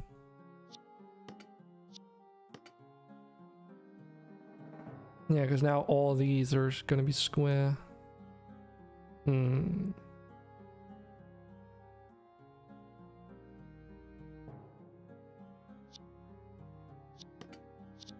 Whereas in these settings here, all those but fields and stuff, they are the cut versions.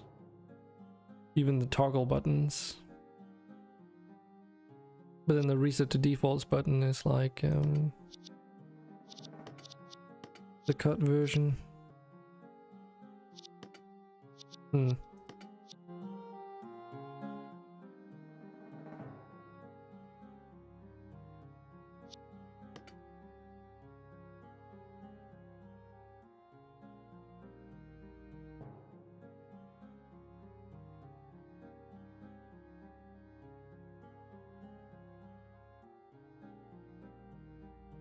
Yeah, and for this menu it would look better with the cut versions, otherwise, like, I mean, it already does it with the slider here. But in here I would need it, like, it would look better because then they fit into this box.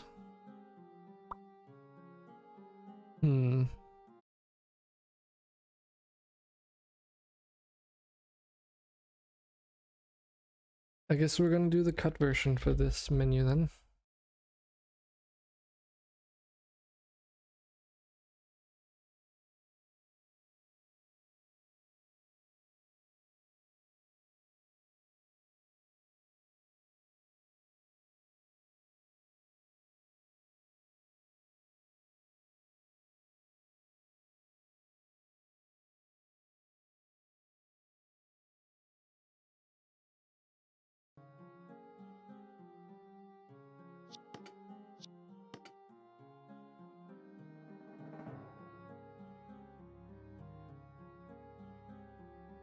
Wait a minute, what? Why is that completely darkened out?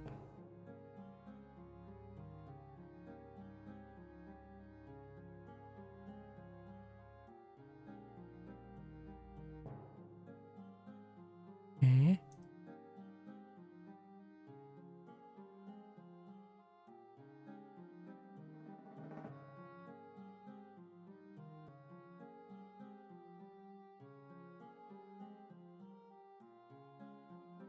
This black color is gotta be for that icon here. Yes.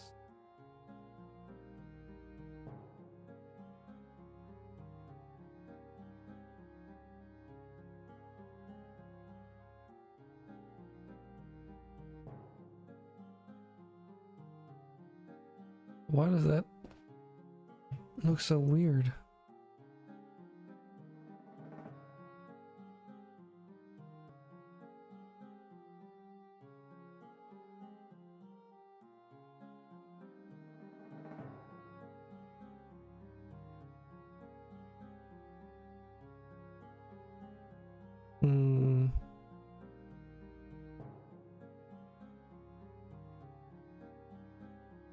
Disabled highlighted color.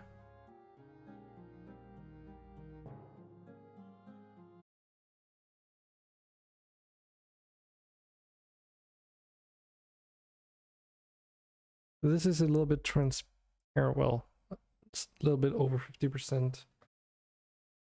What happens if we remove the transparency?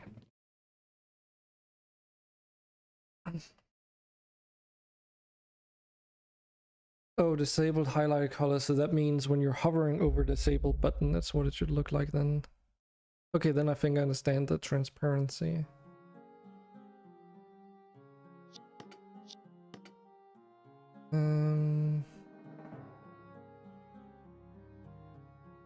Got nothing to do with this. Okay. Yeah, let's just change that back then.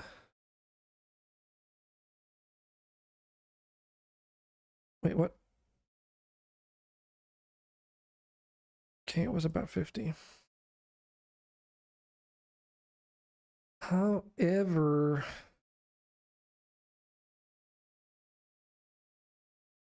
could it be because these buttons are being shown as disabled for some reason instead of pressed? That would be kind of dumb.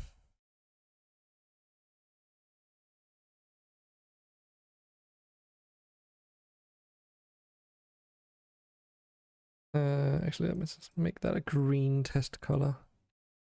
So if it's green now, then that is exactly what's going on.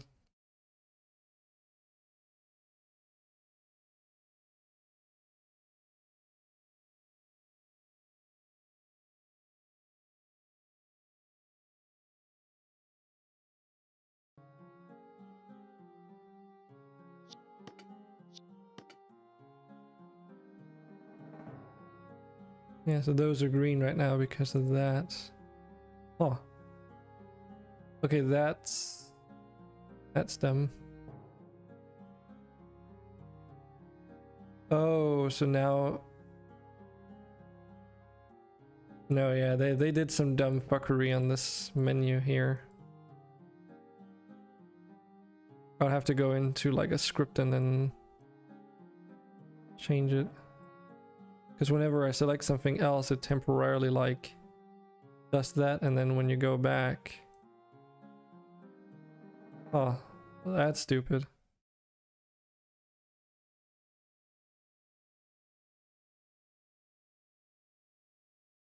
That must have been an oversight somewhere.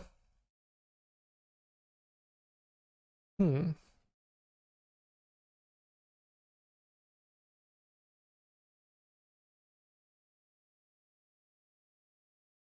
Well, it is what it is. No changing that, I suppose.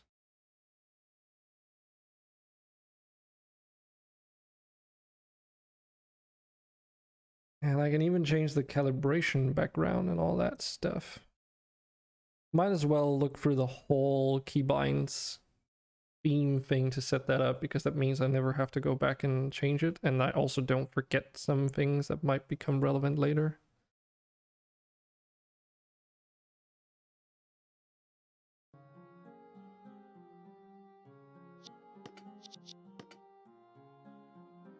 In here, so it's this background.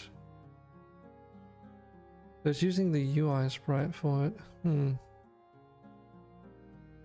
It's a bit of a weird choice, if you ask me.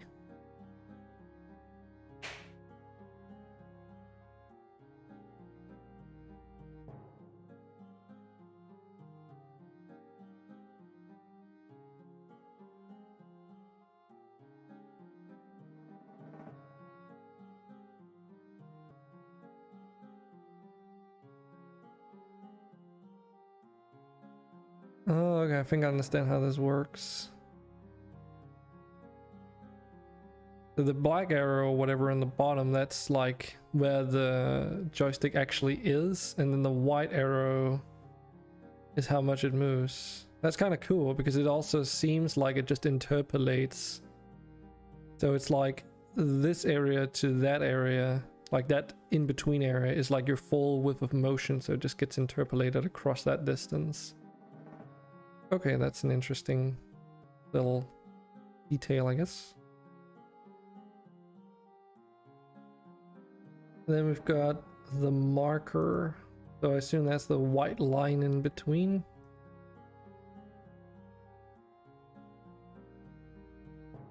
Raw value marker. I suppose that's this one, and it's like slightly bluish.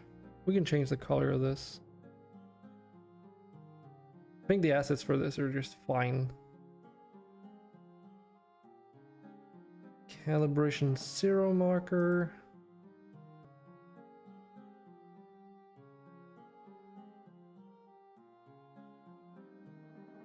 Not sure what that is. Calibration calibrated 0 marker. Oh, that's in here. Oh. Center or zero left stick. Entire range for pressing, then press any button. Okay. Center or zero left stick. X and press any button or wait for the timer. Move stick through its entire range.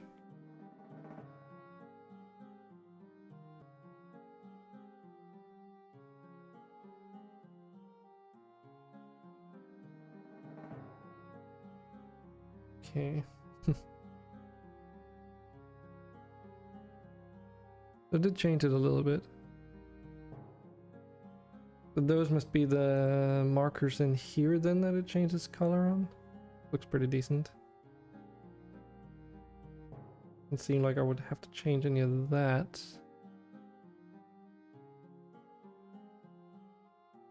Still though, this is has no sprite and has like a gray color, so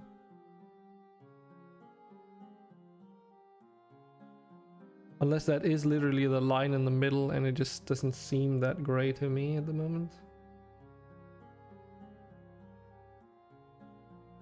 And the dead zone, that's that red color here. Calibrated 0 marker. Oh, those are like really similar colors though.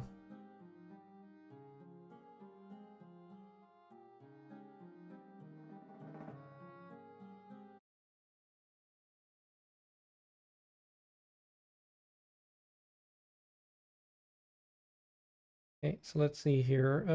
Calibration background using UI sprite. Let's use our own for now. Use this stone square. It has to be sliced. And let's try and set it to like, I don't know, 30% brightness.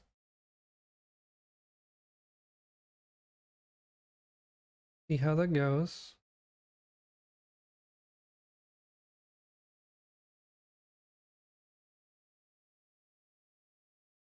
Oh, I have an idea.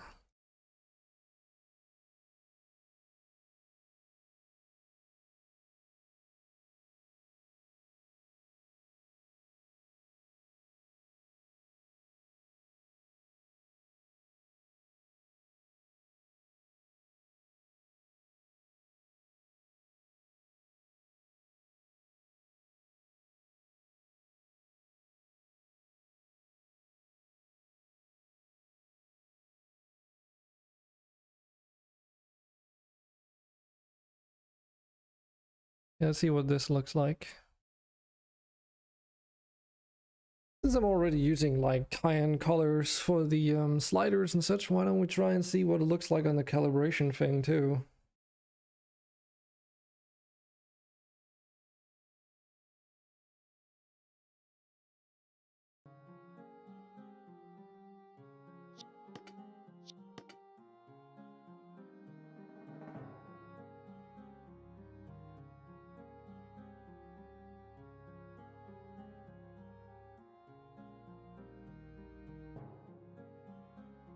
Yeah, it looks pretty decent.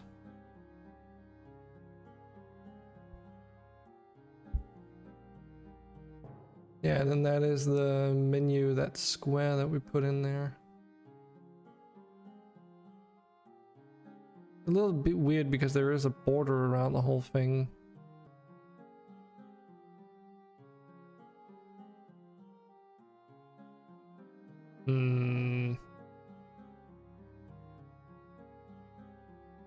Could maybe also make this color a little bit brighter. It is a little bit dark. I do like the idea of using a red color though.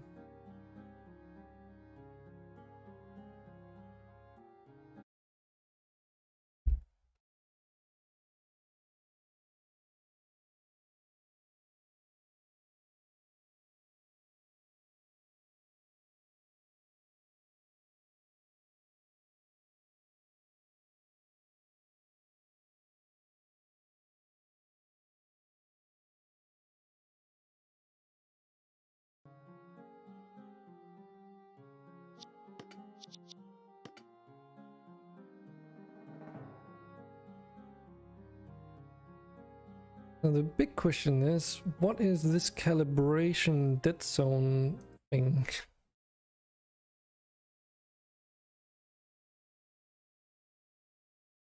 It doesn't have fill center.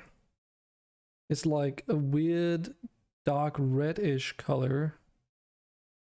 Try and change that to something really noticeable, like a bright green, see what happens.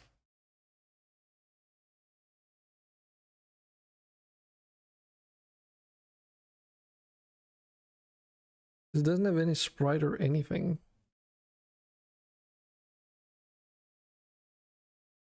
So it's just like a solid color block somewhere.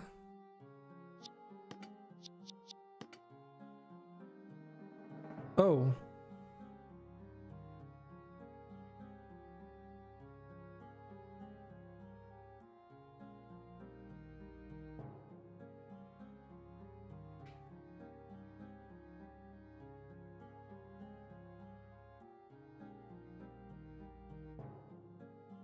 Ah, I see. Okay, so this is actually like a line that goes down here. It's really hard to see though because it's red.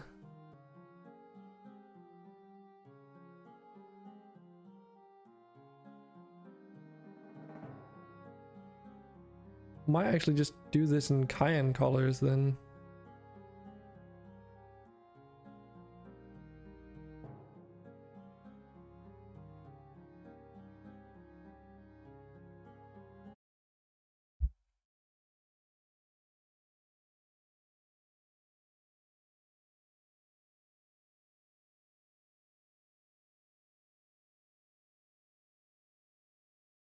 So if we take you and bump you up to like 70, maybe 80%. And then we take you and we bump you up to maybe even 100. See what that looks like.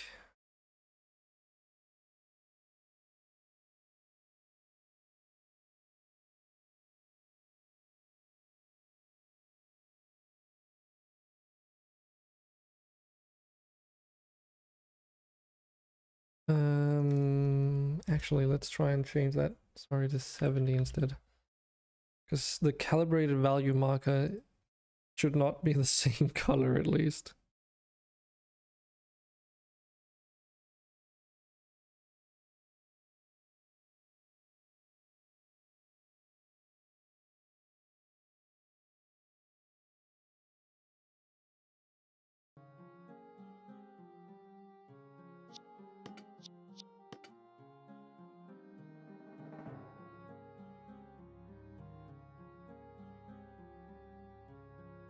Ah, okay, so you can, okay, so that's what it's for. So it's if you move the 0 marker here.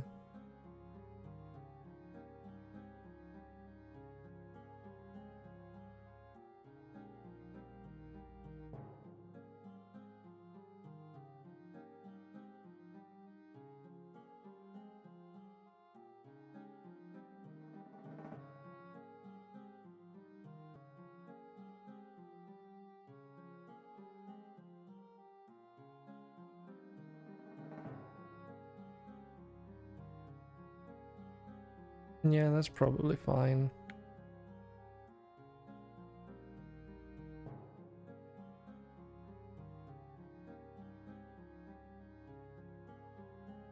Anything else?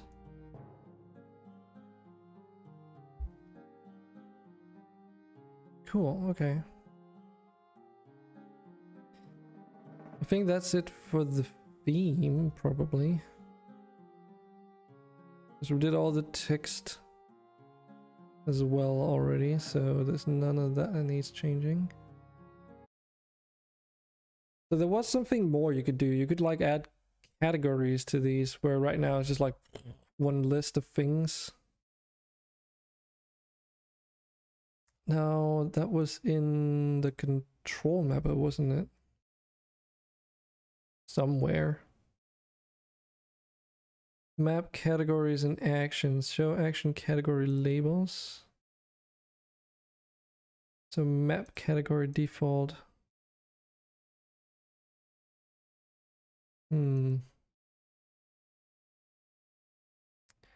Oh, okay.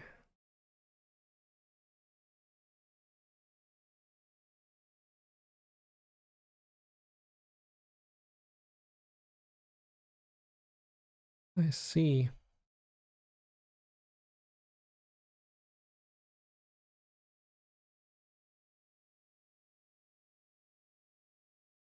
Okay, so I'd have to organize things a little bit differently then.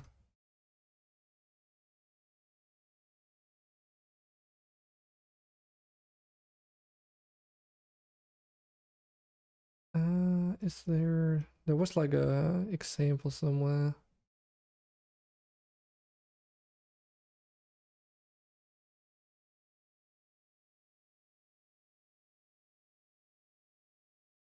This one. The menu system, gameplay shared, infantry vehicle, airplane. Yeah, so if I make a category for like movement, for instance, camera movement, and another one for like interactions or something like that, I guess. Just take a look at the input manager to see what we actually have. So these are the actions. So all of these from zoom and up, that's all movement. And then there's interact and auto click. And then there's the cursor, which is controller specific for UI.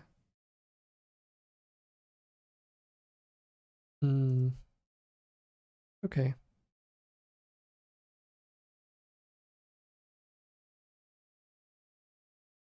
So we call you movement. And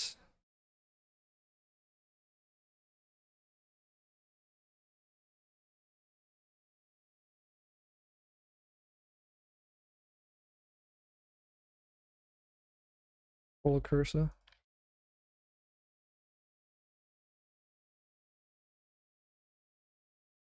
Or gamepad cursor. Doesn't really matter. And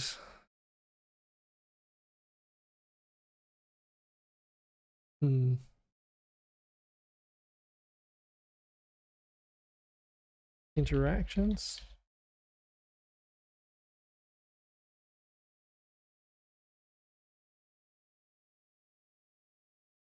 So we can move these down and up. There we go. Now I can move these into different categories. Can I drag them? No. Can I copy them? No. No. Yes, I do have to set them up again. That's a bit annoying.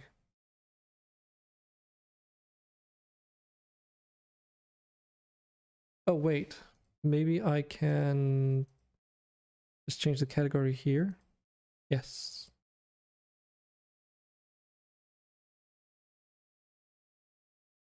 Rotate, rotate, boom. Your interactions, your also interactions. The UI.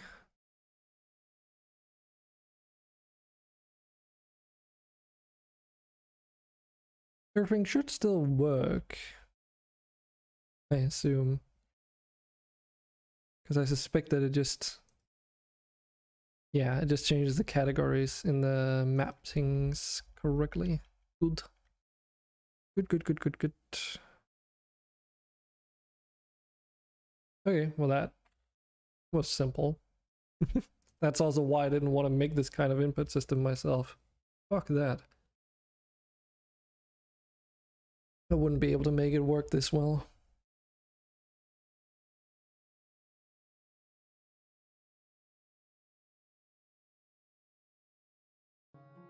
Oh wait, I forgot to add the things, didn't I? Yeah. Okay. That's interesting. So that means if you don't want want a player to be able to remap controls for something for a specific category, then you can move them into a category that doesn't get shown up in here.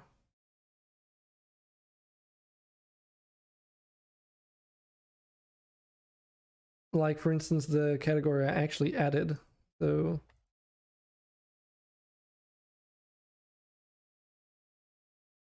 we need movement, we need interactions, gamepad, cursor, and UI. And that means until the control is fully implemented, I can just not display those remapping in here. So like you can connect a controller and control the game, but just not remap it. And it doesn't get confusing for the keybinds to let you like assume that it's all working, I guess. But I don't know, maybe I can get a controller working fully before the demo's even released, who knows? Time will tell. Let's see. Yeah, so now we've got like now it's a little bit more separated here. We've got movement, interactions, and gamepad cursor, and category 0.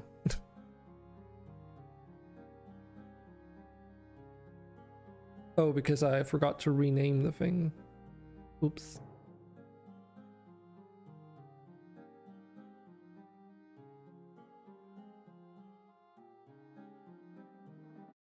Okay.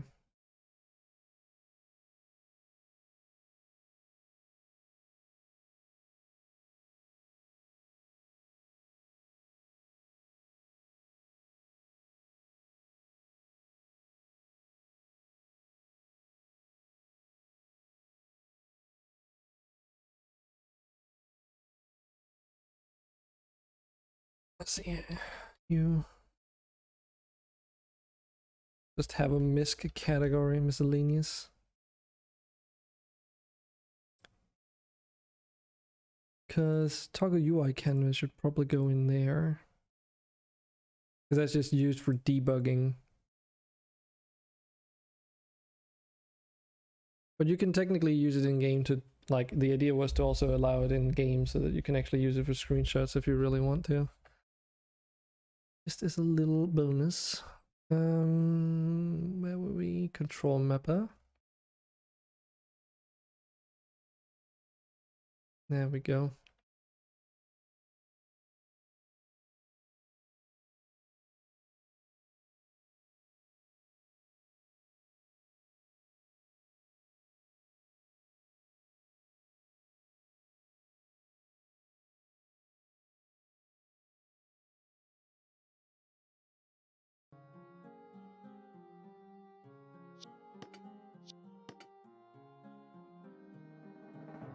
Yeah, that looks a little bit better with everything slightly separated.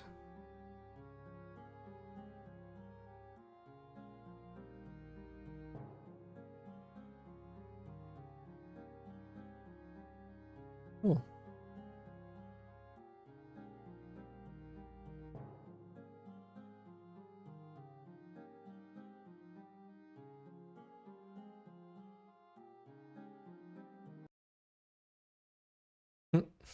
Okay, Unity, calm down. When the music just randomly freezes. There we go. But yeah, that means you can actually rebind the key that you use for the auto click and left click if you want to now. That is good.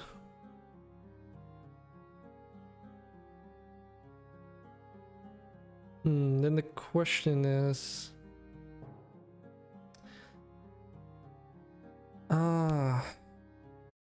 Right. Right. Because obviously it doesn't look so nice when it says move left and all that stuff. But that's because I need to change the description name to say move left like this. So the name is the name of the actual action that you use in code, and the other one is the human reading.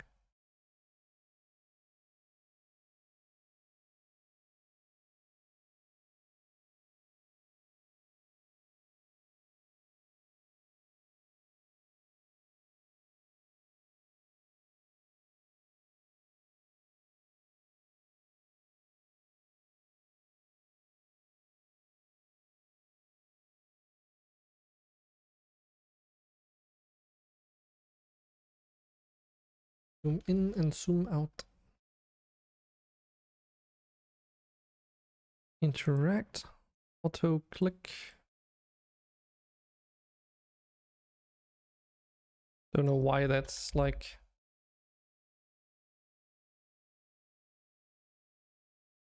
I did it like that, but oh well.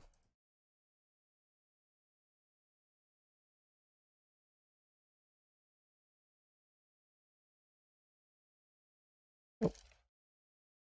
Take the right place.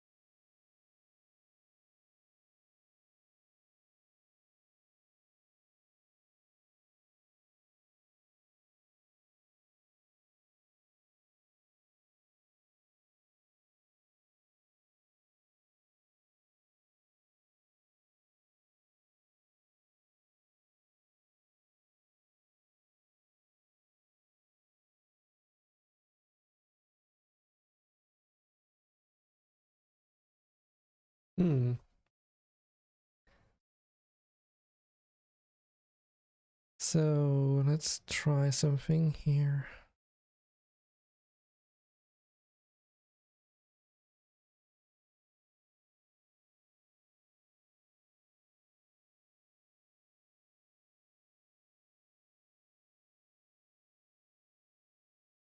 Because I did not assign these horizontal, vertical and all that, and I think these are like the defaults.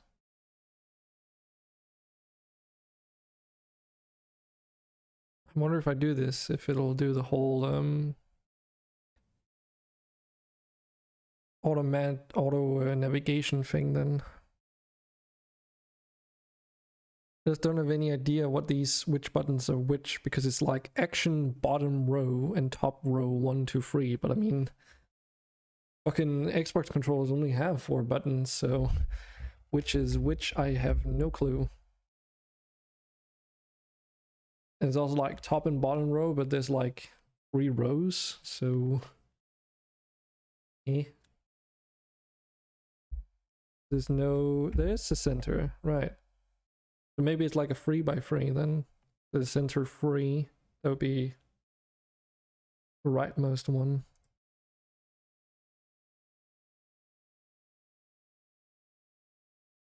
And then bottom 2 would be the A button then, if that's the logical approach.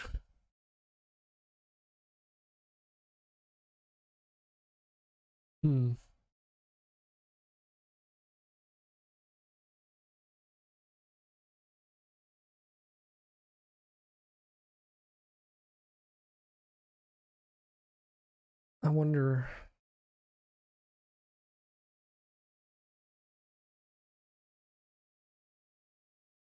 Could be fun if it just works.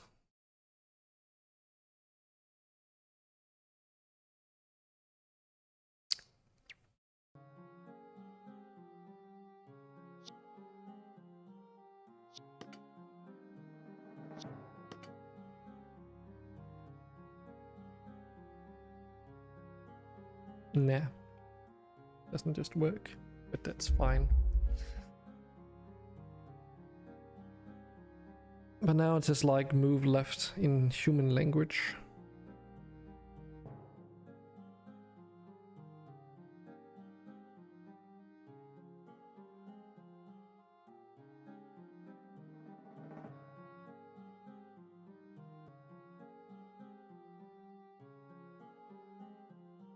Cool. Got a fucking control menu. Or keybinds menu. Okay. I think we can disconnect that just fine now. Well, what's next on the menu then? Because there's some things I find imperative to get in the main menu. And that's setting the screen resolution and stuff like that.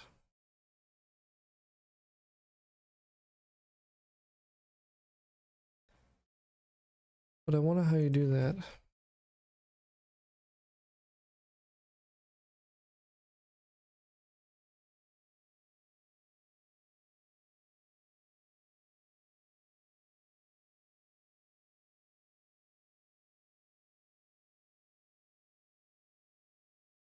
But I want to do it through script.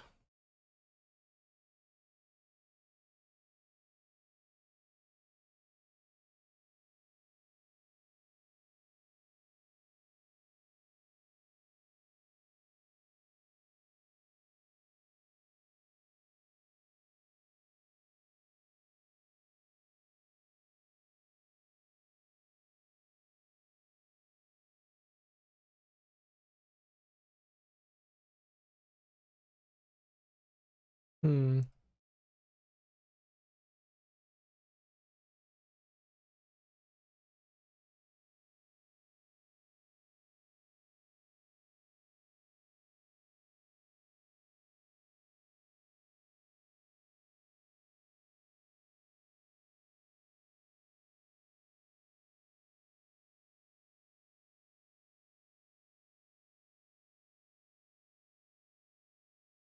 Screen full screen simply switches between full screen and window mode.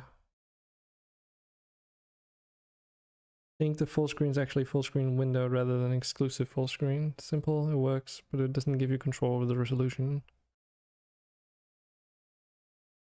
Okay.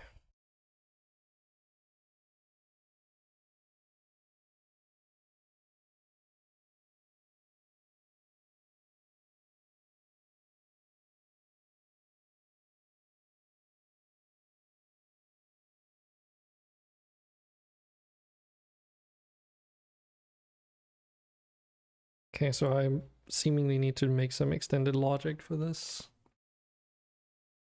Well, kind of expected that much.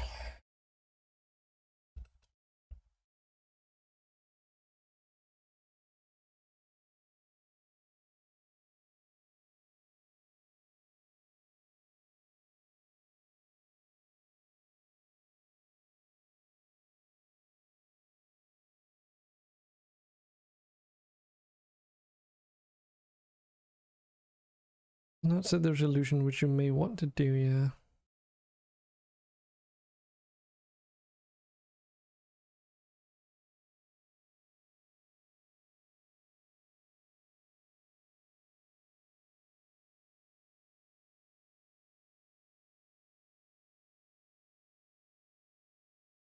So the type of full screen mode we wish to use in the variable full screen mode. Next we use screen.full screen mode. Set the screen to exclusive full screen. The variable resolution will store the resolution we want. In this case, we want to set it to screen.current resolution, which gets the resolution of your screen. Then use screen.setResolution to set the resolution of the width and height of our screen. Important for full screen. If you don't do this and the player was in windowed mode at a different resolution, then the screen could end up blurred or distorted because it would simply stretch the lower resolution image to fit the screen. Okay.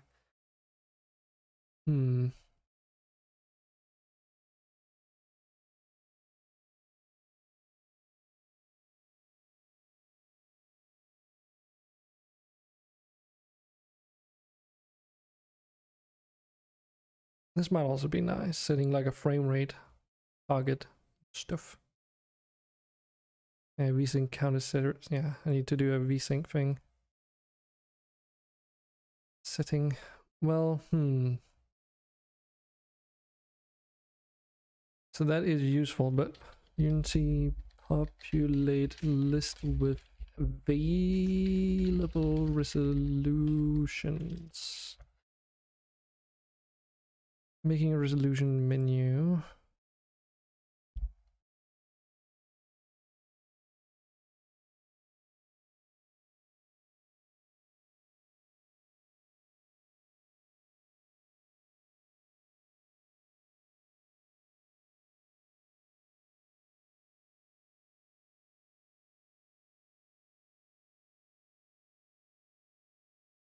Oh, okay.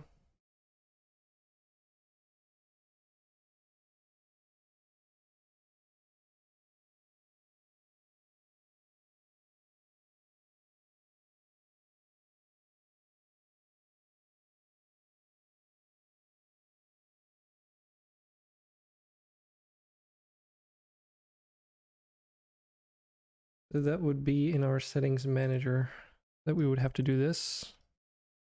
Let me just try and see what I get if I type in resolution.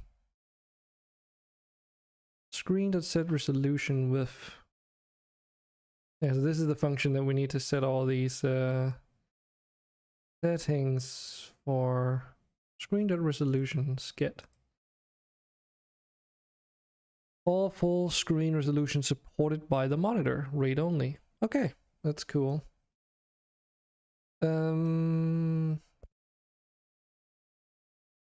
Yeah, let's do a video settings super unit.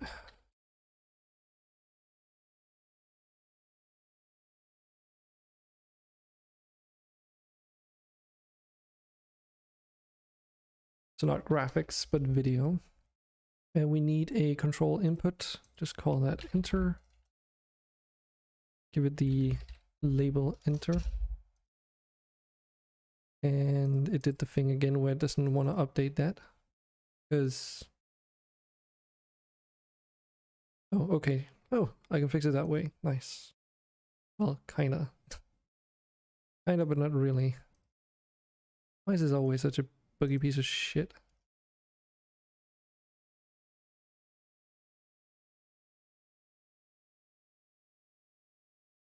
Because I have the enter key here, but it doesn't exist. And now it exists there, but it doesn't.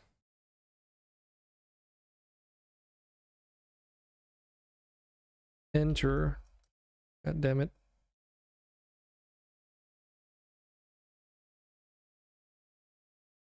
Chat doesn't. Why?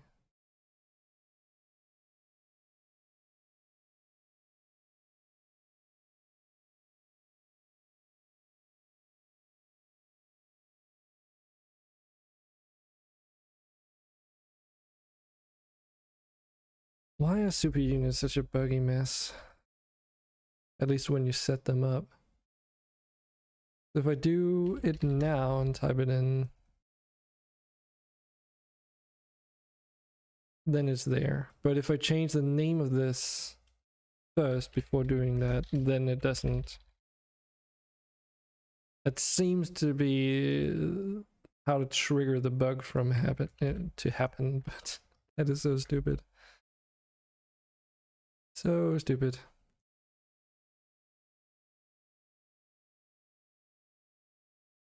Well, I guess we can just steal this stuff in here as a template. Again, just like last time we touched upon this. And need 2 of those, 1 of those.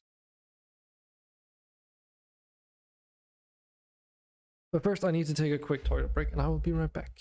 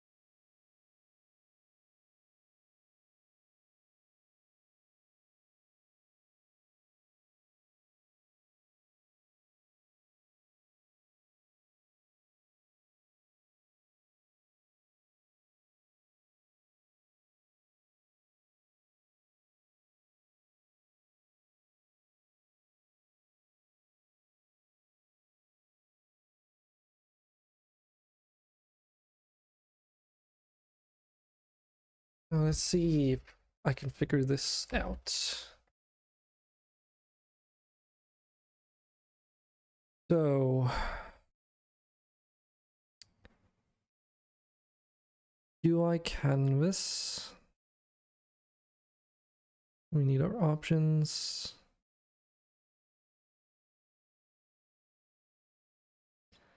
Yeah.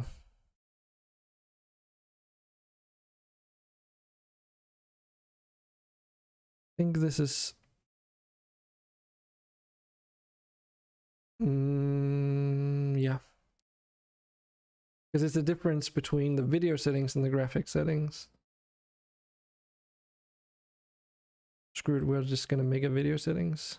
Gonna add another menu, so it might be good, it might be bad. And then we'd actually need this one after all. And let's set that before the graphics settings. Oh, now that's...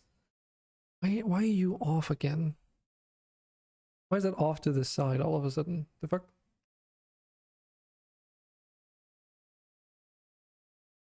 Eh.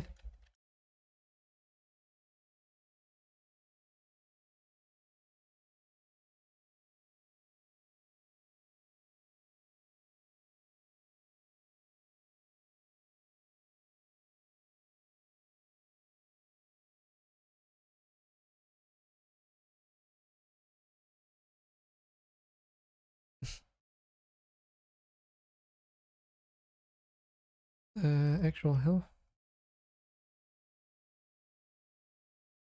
I mean, I can see it right there, so why is that not being centered when it needs to? Is the options menu not? No, it is centered. Eh? Anchor on the x-axis. Oh, sorry, pivot is 0.5, so that is not the problem.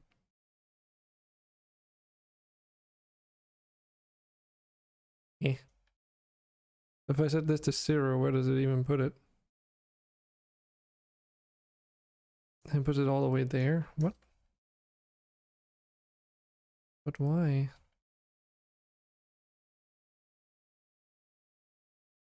I mean, the anchor point is in the middle as well.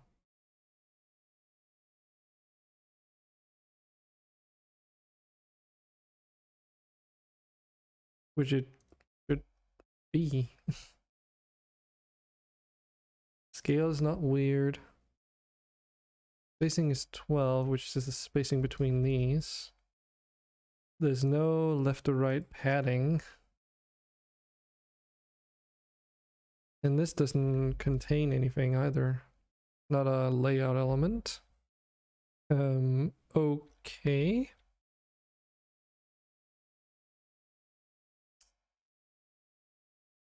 Okay.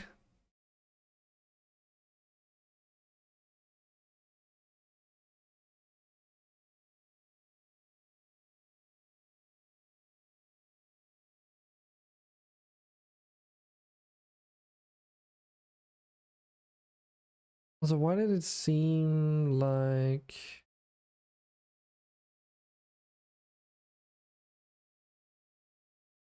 No, because these get placed automatically. Eh?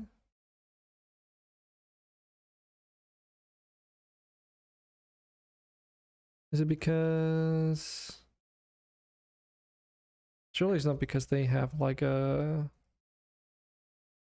I can't change the pivot point on these anyway. Or the anchor point. Shouldn't have to either. Because that's dictated by the layout group.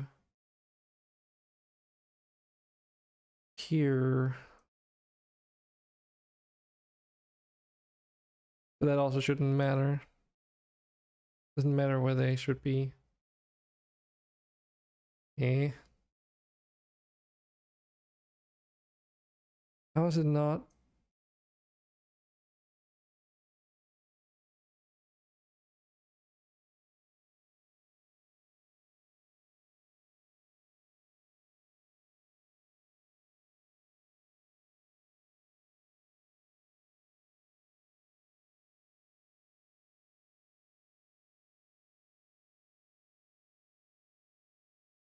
It's almost like it's locked to this.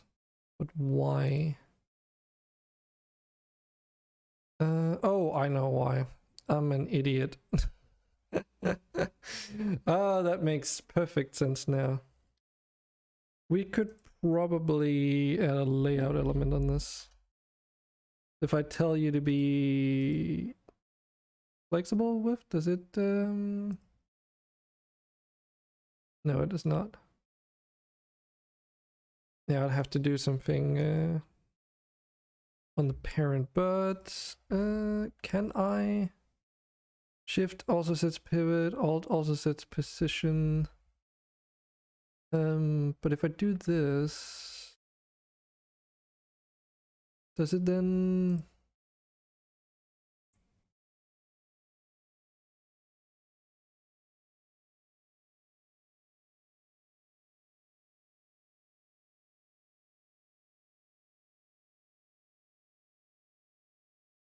Yeah, so if I do this, it centers it and it should scale according to the screen size.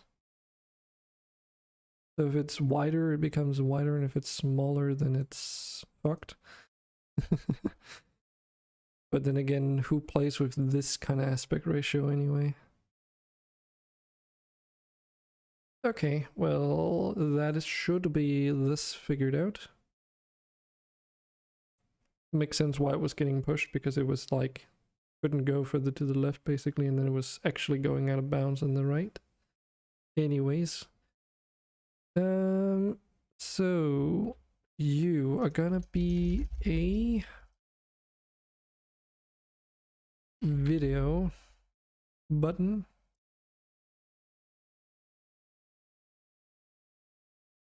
Video gameplay, video graphics, sound, keybinds. And we will need to do some things here.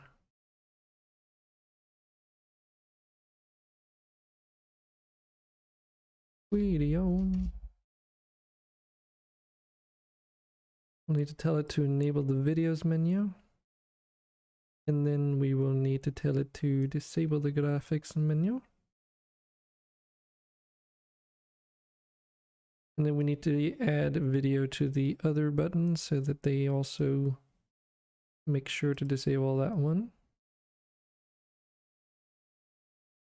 And they are pressed. That should be that. And let's get rid of you.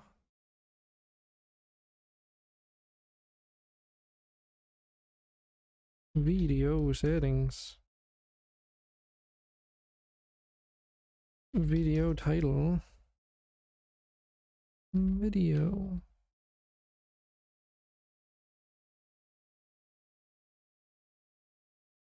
Oh yeah, and the resets button here.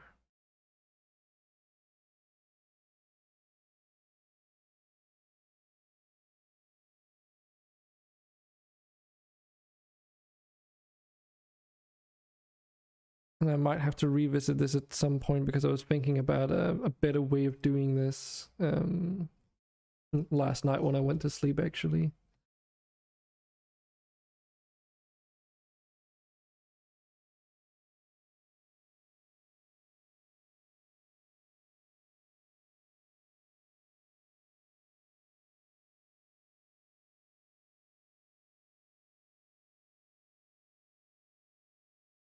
Because I was thinking that maybe there might be situations where having a reset to defaults for the entire category might be a bit overkill. So I was contemplating having a separate reset to defaults that could reset like everything in that menu, but then within that menu having separate reset buttons that could then just only reset like post-processing, for instance, or something like that. I don't know if that's like going way beyond what I actually like, if that's overkill. It might be, because the graphics menu is probably the only place where you really need it, since with the other settings it's like, okay, it barely even scrolls downwards, you know. But it might be annoying if you've tweaked like some of your post-processing settings, but then you're messing around with depth of field, for instance, as the only thing then, and you only want to reset that to your defaults. I don't know. I can take a look at that in the future. The problem with it right now is that because of how it works, it has like each their separate UI for the confirm, because it's like hooked up with the buttons and such. So that when you press them, they have that list of things that they need to reset, basically. Somewhere. Here. And then it fires the event to reset them, basically. So a way to improve this would be to make one UI that then gets populated with the text and everything. And then have these UI lists being populated dynamically instead. So that I don't need like one for every single use case. Which works for now because I don't have that many use cases. But I mean, we already have, what, 1, 2, 3, 4, 5, 6 of these menus. So even though they're prefabs and I can make changes that way to them all at the same time, it would be better to just populate them and just have one, really. But if I don't have to make it, I won't. So we'll see how that goes. At any rate, right now the reset thing doesn't do anything, so that's exactly what I need. And in here we have our settings container, which, let's see here. Don't really need that title.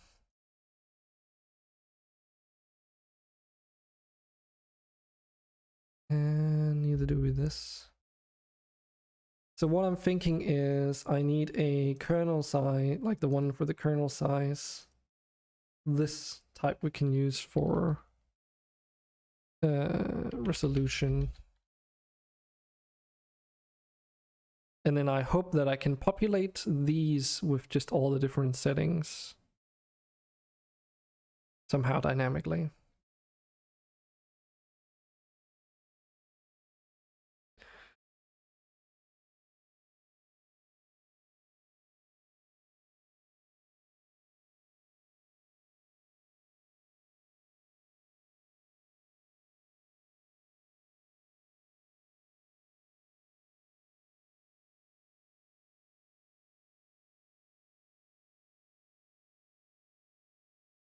Resolution drop down.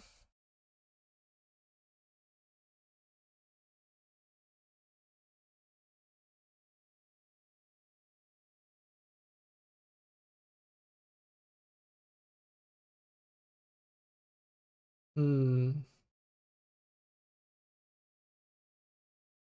this is going to be something I've not messed with yet. I've not tried and populated these dynamically as often today, so my suspicion, I hope that I can just like access text mesh pros drop down options or something, and then go in a for loop and then just add options for every single instance that I need, which I would have to do from in the settings manager using this resolutions.get, and that would be on enable. That's not, wait, yes, on enable.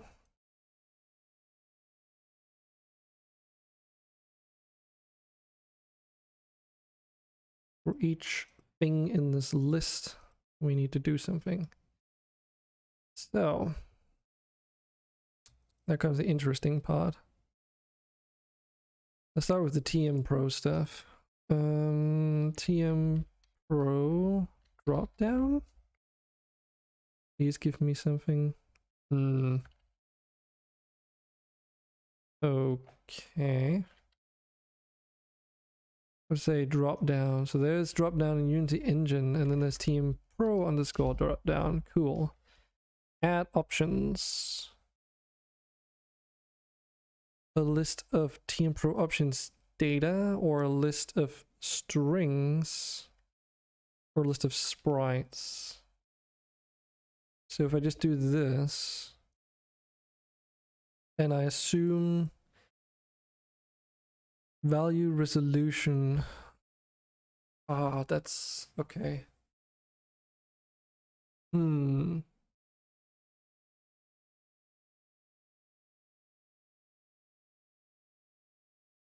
Resolution. Okay, what can we do? The screen dot resolution get, but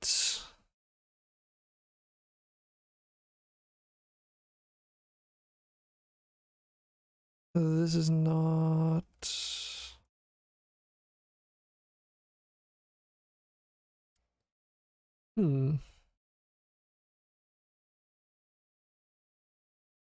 Because what this is a list of resolution types, which of course the resolution is given by an X and a Y value. So I somehow need to convert this into a string that I can add to my options and then make some kind of setup that then also can read the strings from this and then apply that as a resolution. So there's this thing here.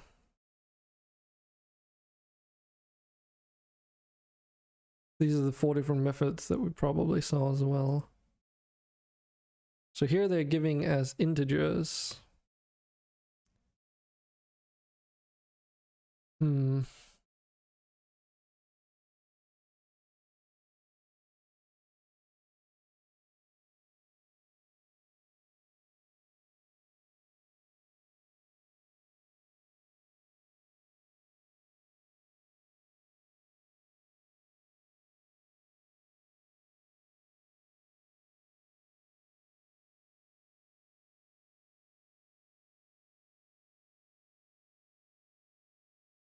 Because this is just the amount of resolution she has.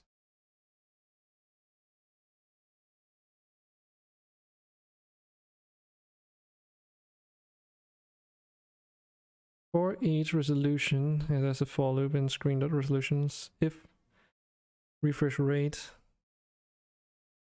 Okay, so this is like if you want to filter them.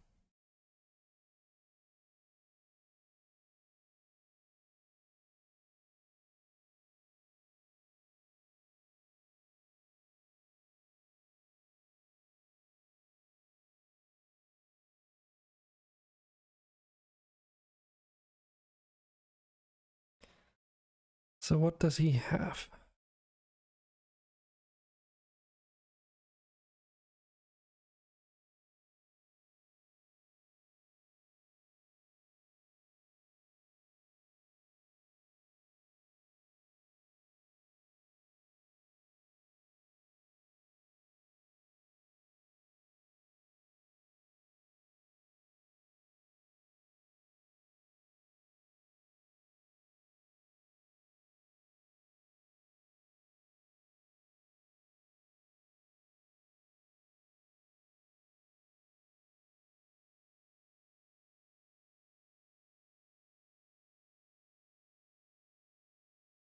If screen mode is equal to 2, screen.resolution set resolution my resolution to resolution.width.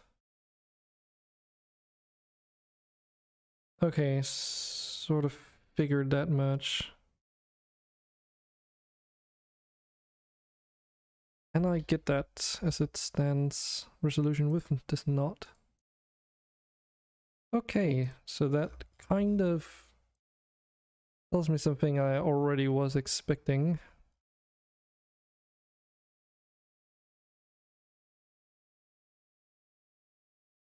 Resolution in Unity engine, I think this is what I need. Because I don't have the unit type in here, I won't be able to access those options, so. Let's see if doing this allows me to actually get the X and Y values of this. amongst other things, hopefully might be useful. This is probably the most difficult part of Bolt, figuring out which unit options you need and don't need sometimes.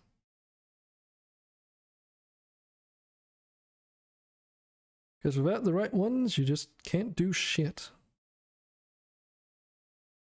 You can read all the code online that you want, but if you don't know what unit option equivalent it is that you need, then can't get it working. And I've grown fairly accustomed to like converting C# code to Bolt logic, I guess you can say.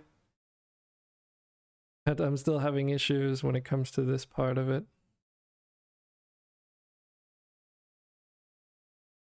Okay, so do we have a resolution thing now? So we've got the resolution here. There we go. So we can get the height and we can get the width, which is exactly what we want.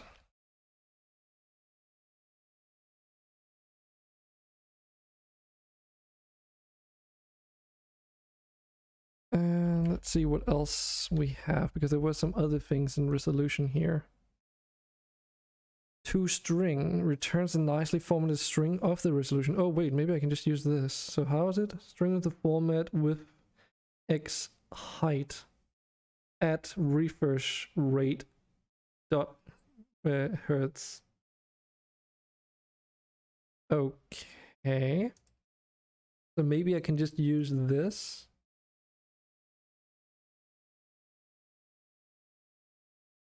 So we go through the loop. And then for every resolution that we get, right now for at least, we can add.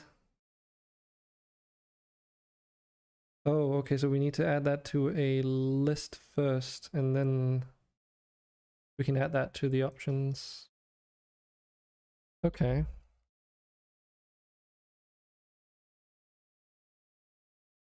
Collections, list. Add list item, right? We need to add that item to a list that we define.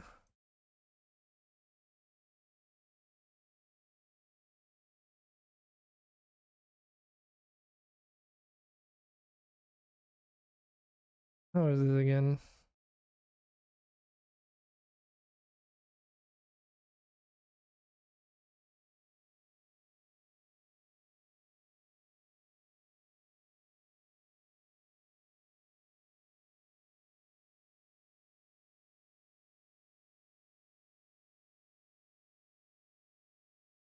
This allows me to set a variable on the object, but can I actually say this creates a list from a number of item inputs? Can I just make an empty list? If I remember correctly, it is possible, right? Let me just look in my idle clicker, because I'm pretty sure I should be doing something like that in the saving and loading a lot. Oh, calm down. Here, right? Ah, yes. So it's just the create list and then setting the elements to 0. Got it.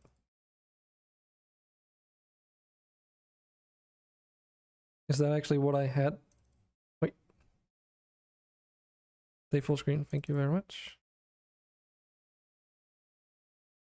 That's probably what I just had, because it was just set to 2, wasn't it? Yeah.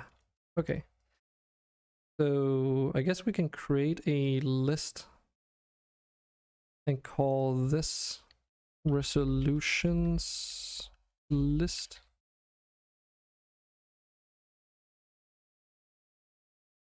So we create this as the very first thing on this object. So had I gotten more used to using these kind of object variables, because this is just stored on the object now and is accessible from anywhere on only this object. So it's like a temporary locally stored variable that you don't have to define through script, basically, which is kind of nice. It speeds up the process a bit. Had I gotten a bit more used to that, I would probably have used it more in the idle clicker instead of defining all the variables through script. But you know, you live and you learn. So then we also need to do a object variables, and we need to get one. And I can actually just get the resolutions list here, and then it'll automatically fill it in, which is kind of convenient.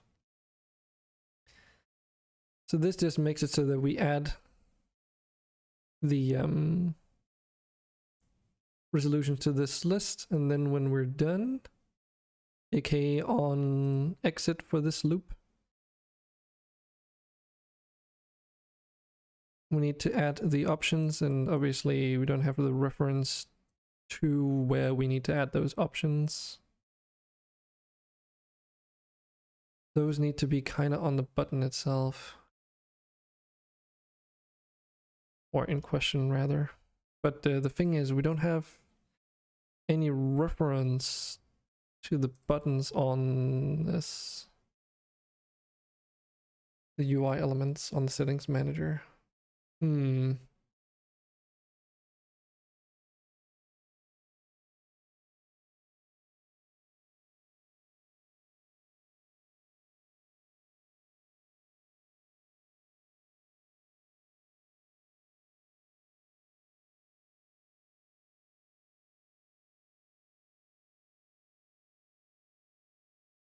What would be a good way of doing this?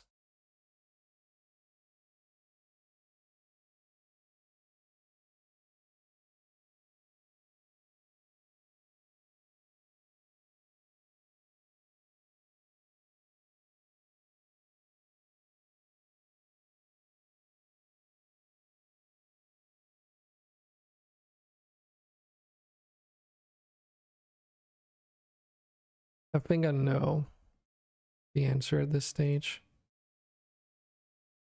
So since all of this doesn't use like anything in terms of variables, I should be able to just make a very simple flow graph on its own right and just add it to the button where it needs to be, so it populates itself basically, and then this is already done. I think that is probably the best approach to it. So that means every time you start the game, the button automatically detects your resolutions, and then it populates itself based off of that whenever it's loaded in. And that should be it.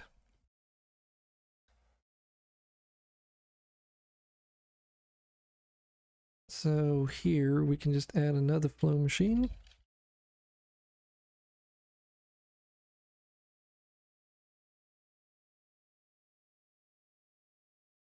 What do we call this?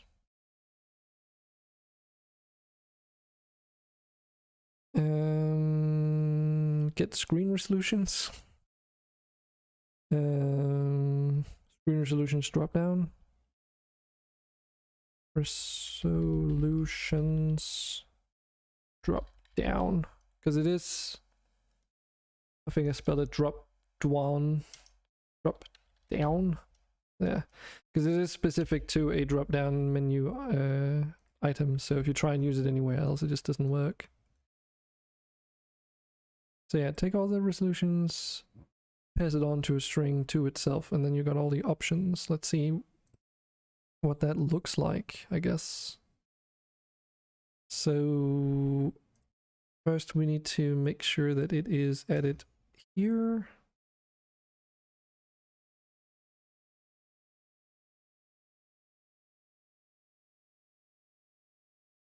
Yes. So that is now there.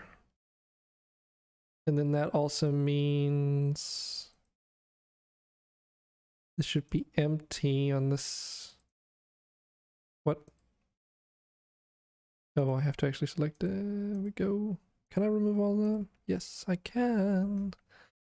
Cool. Okay, so now it's just blank in there. Yeah, it gets populated based off of a template, so that's pretty clever. Screen resolution drop down is on there, so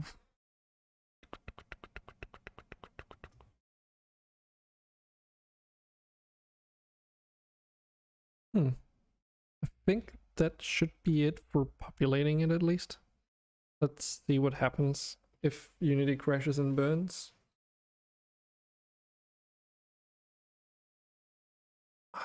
Mighty stretch.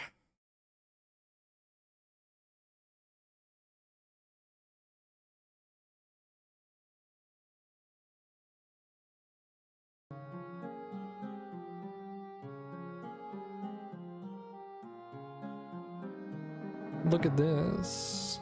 I can already see that it should be working. Oh, that is really cool.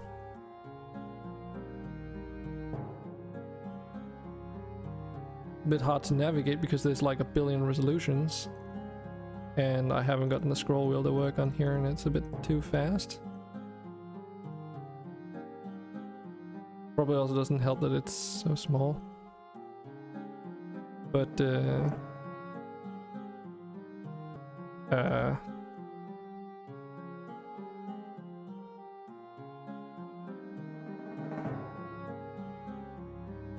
okay, the UI bugs out a little bit if I move that. Okay, that needs a bit of fixing. That is a lot of options though. Maybe it wouldn't hurt to make it bigger for this particular setting.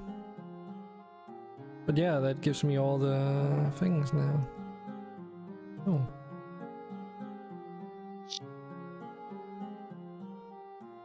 That was actually quite painless, at least.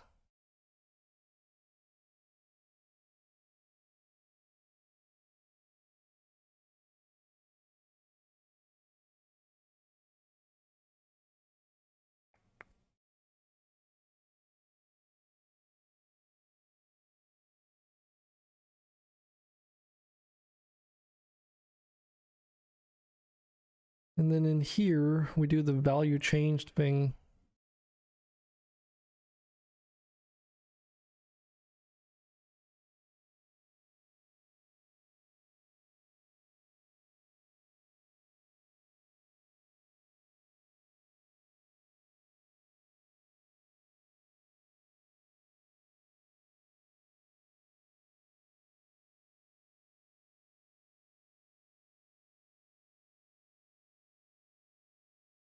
Let's make sure to also rename the event name, yeah. So that it says resolution. And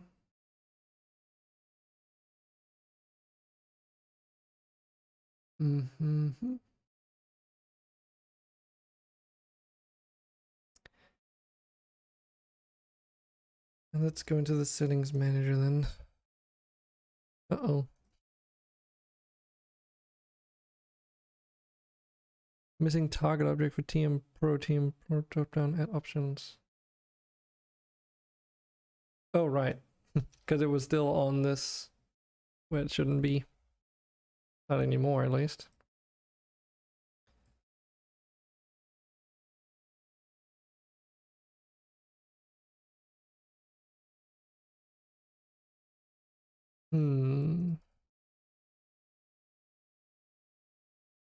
Now becomes the big question of how do I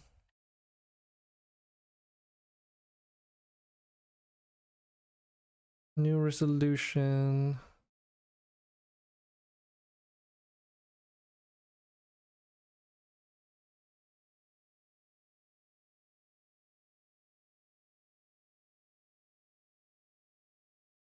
Because now I have to interpolate or interpret that, wow, words, somehow to have to convert a string back into like 3 separated numbers somehow.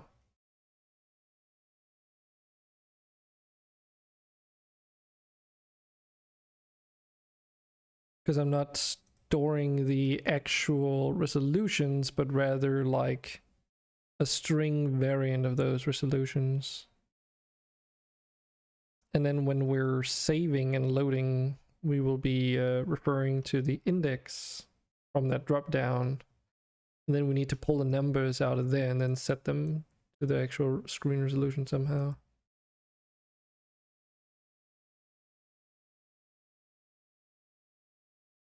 So how do I go about doing that now?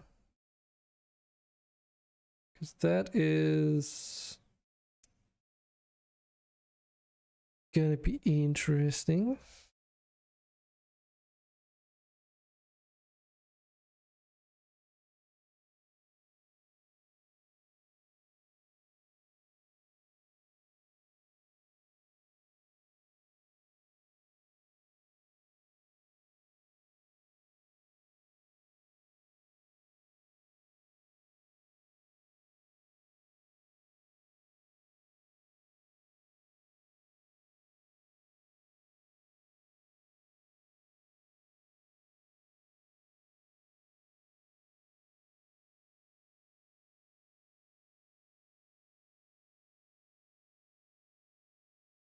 Format with X height at refresh rate hertz.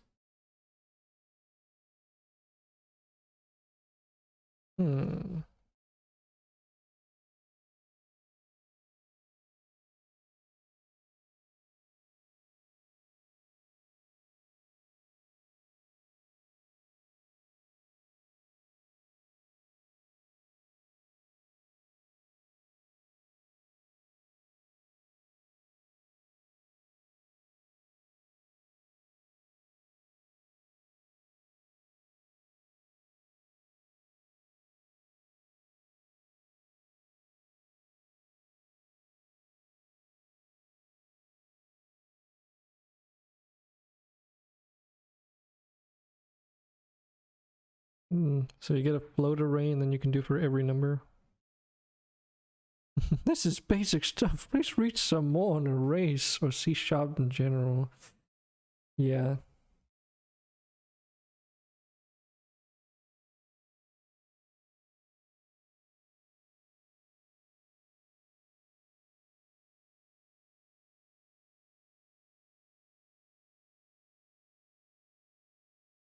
I'll just check that on my second monitor for a second.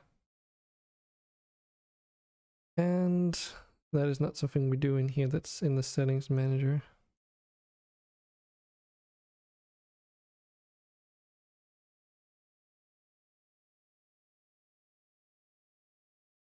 So what does he do? Array.convert all. See if that exists in here.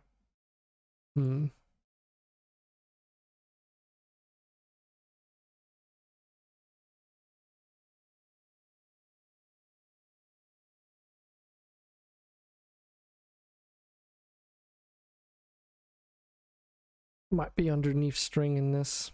Let's see.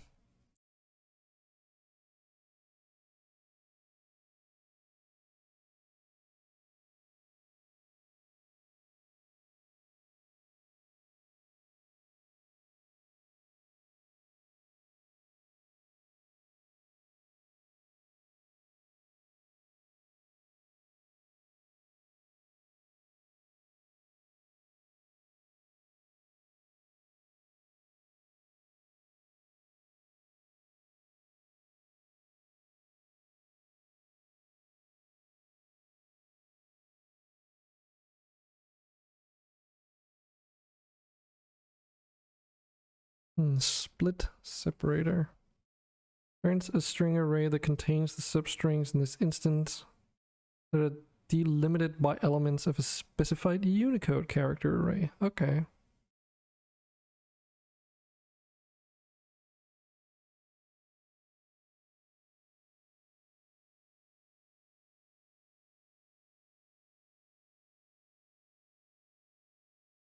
And then it requires a separator, which is a char. Okay. So can I get like a literal char in here? No. Come on. Do I really not? Do I really have to add that to the unit options? Yeah, it doesn't... Yep. Doesn't seem like a char is even in here. Okay. Well, let's add that then. Kind of thought that because systems assembly is under the assemblies, you would have access to chars at least. I guess not.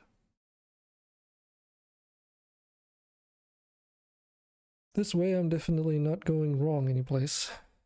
And it gets added for sure.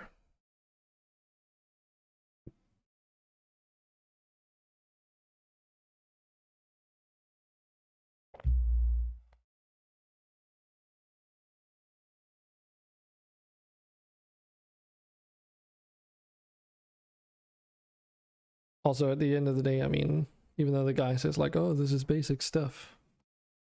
Maybe, but if you've never done it before, then it doesn't matter how basic something is. You still don't know how to do things.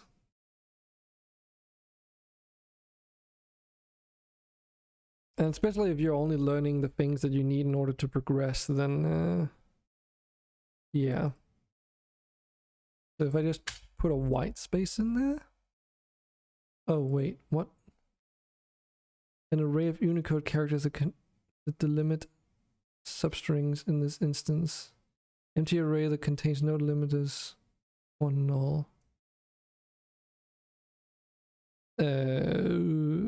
Okay. So does that mean... That means I have to make a list again. Let's just try and see if this is how it's supposed to work.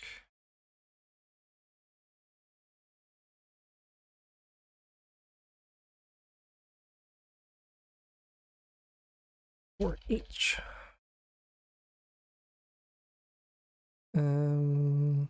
Or actually no. It's not an for each. In this case.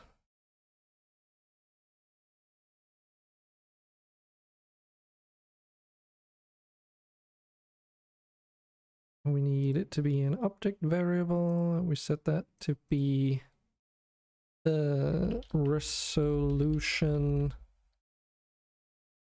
separator.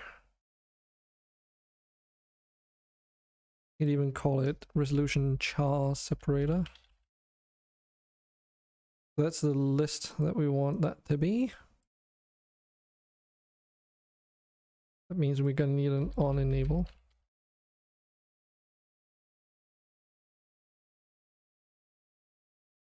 Because then we start out by populating this list here.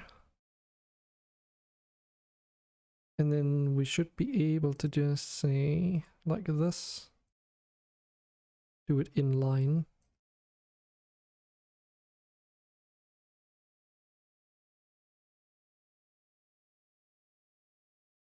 So if I simply do this, it does present itself with a slight issue in that we also got the @ symbol in there.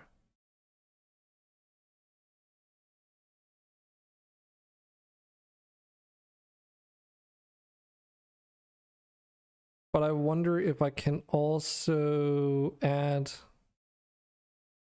that in there. The @ and there's also the X letter in there.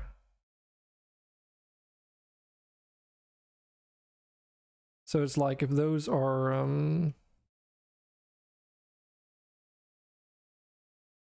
no.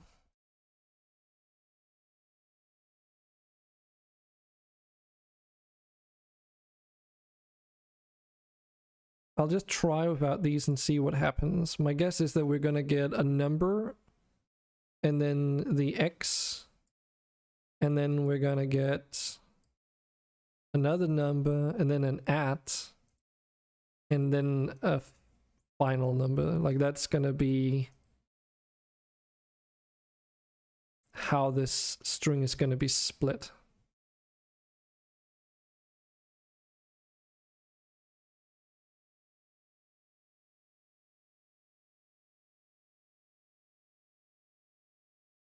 Of course, we'll need one of those as well.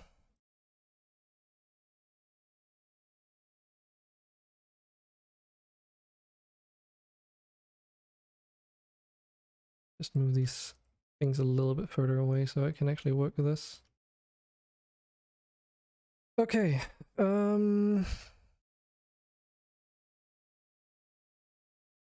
let's do the get for that resolution string split here.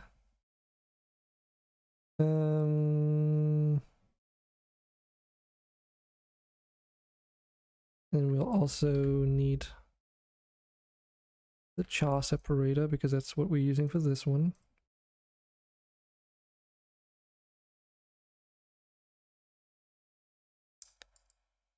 And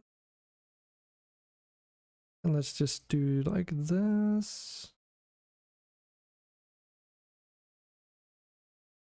Do a simple keyboard input on the spacebar so I can just test this real quick.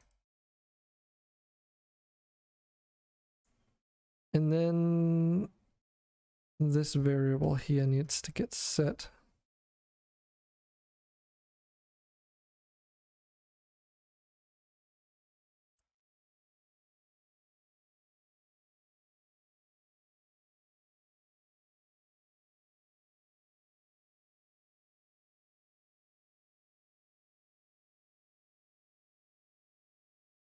Oh, wait.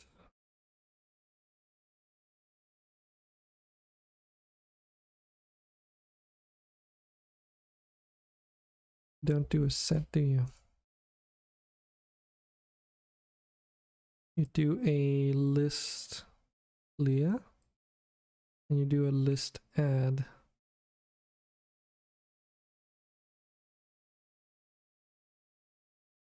Oh, I already did that.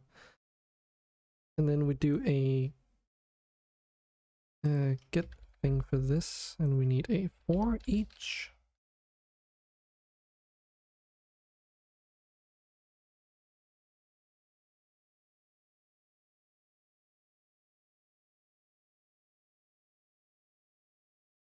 Or do we now?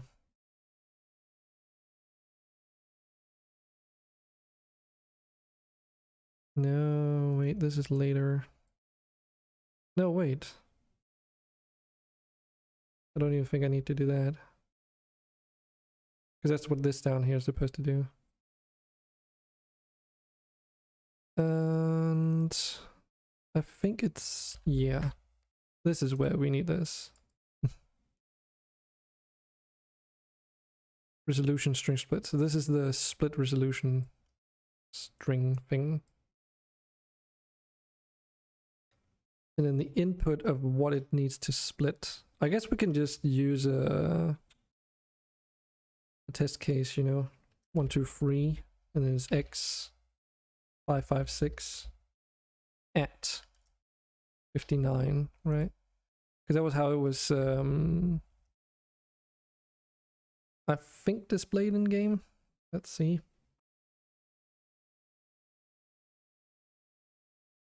Just minimize that so I can see you guys' chat. I totally forgot that I didn't have the restream chat overlay today. Oops. Normally I have this. Oh god, and I need to log in and everything. Hold on.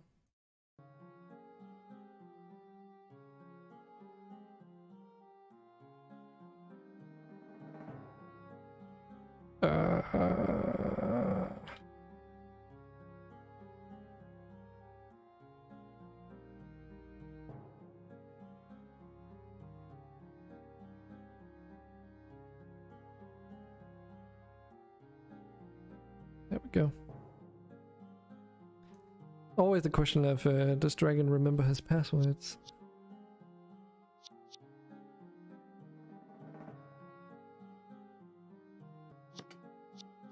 Okay, so we go to video. Okay, does say H set at the end there as well.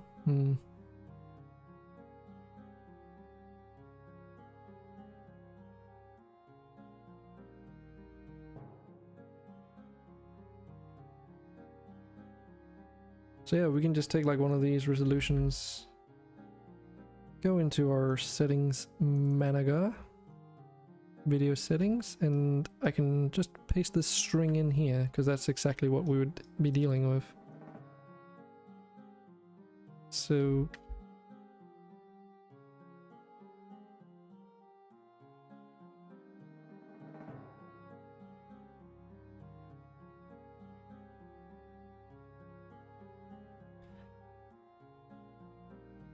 let's just try something here.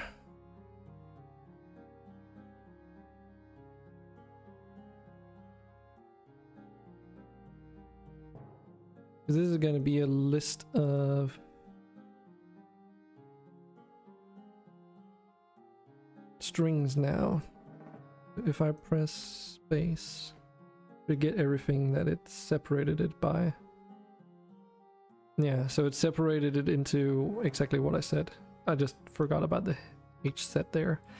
So what happens if we do like this? I would have to start over.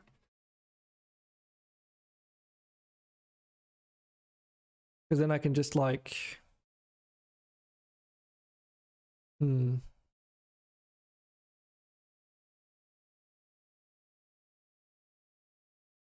I would probably have to first remove those parts instead of doing it like this, my guess.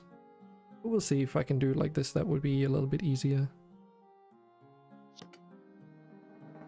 Yeah.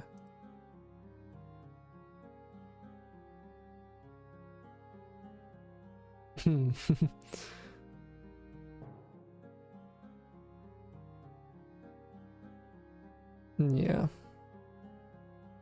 Because then it adds like the white spaces in there as well. Okay. Well, at least we have the white space in between all the letters here, right? So there's a white space in between the at and the X. And that just means if I can remove those, then we should be good. Because those are always going to be the same characters, and it doesn't matter where they are if we just tell it to remove specific things. So is it just like a remove or something? Let's see. Remove, start index, count.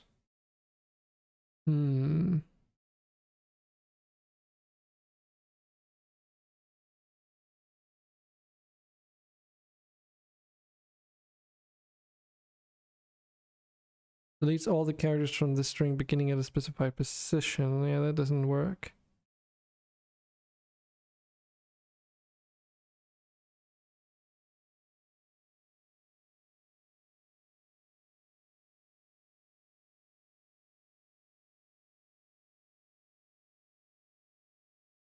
Parameter specified whether to return empty array elements. Oh.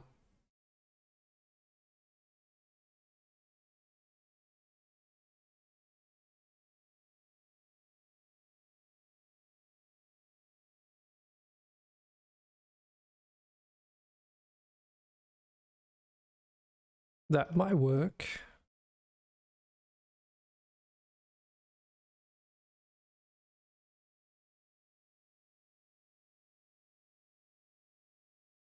Too bad I deleted these too.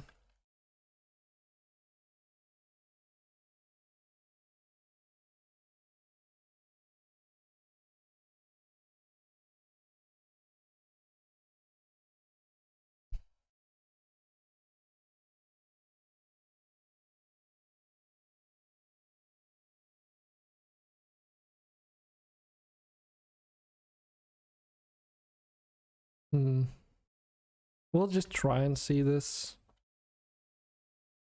And then it is a capital H and a lowercase set. So this should technically work then. I just don't know how performance... I mean, it doesn't really... I don't think performance is an issue here. Let's just be honest, right?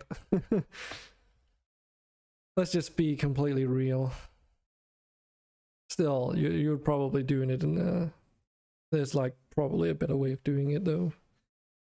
like first removing these particular characters from the string and then doing the splitting of white spaces in between as like a separator. Submit! Thanks for that, Code Rad Games. Hopefully this works. Yes. Okay, cool. Hello there. Well, this works. So I get the resolution on X, Y, and the refresh rate, as a matter of fact. Neato.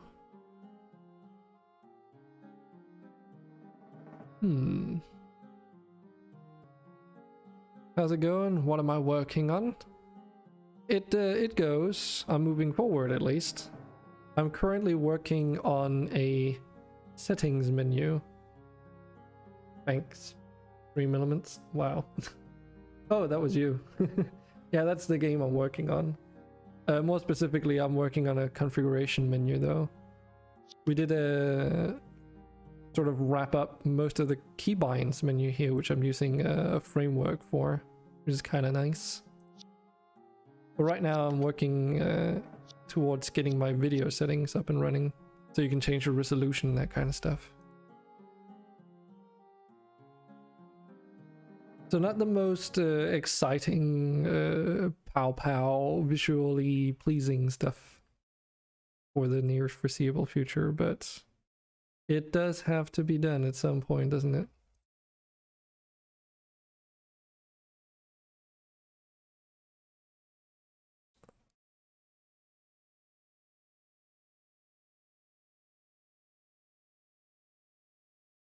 Really use that space here. Give me more space.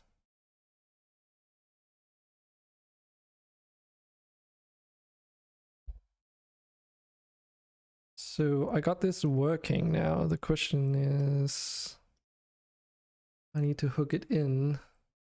Oh, right.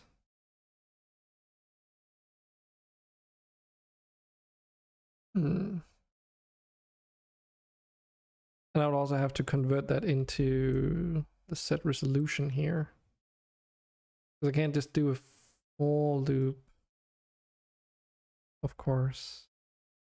I guess it would always be the same index in the list, wouldn't it? Because it's like free variables stored in that list. Thanks. I worked really hard on it, so that is very much appreciated.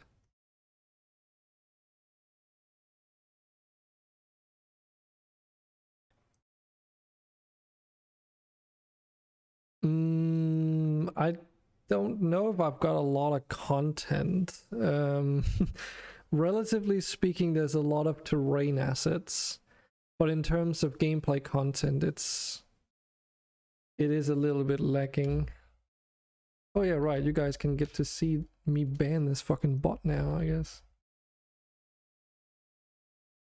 Yeah.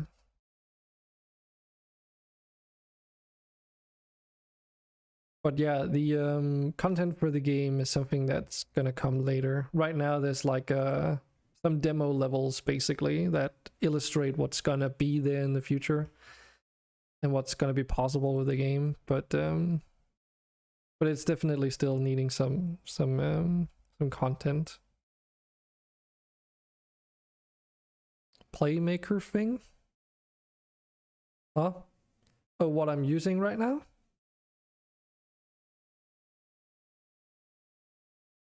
Is that what you're asking?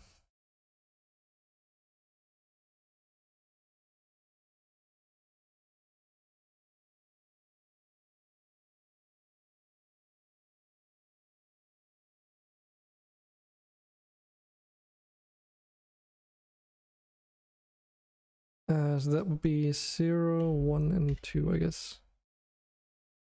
Nah, this is Bolt. It's called BOLT. Playmaker does ring a bell, but Bolt is visual scripting tool. It is in like if you download newer versions of Unity that I'm using, I think it is in there as like a default thing. I started using it before it got integrated into Unity, though. I'm hipster like that. But yeah, it's a visual programming tool.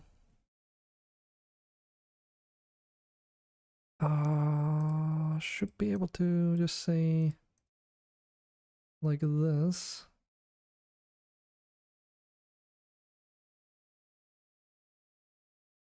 Got like its strengths and its weaknesses.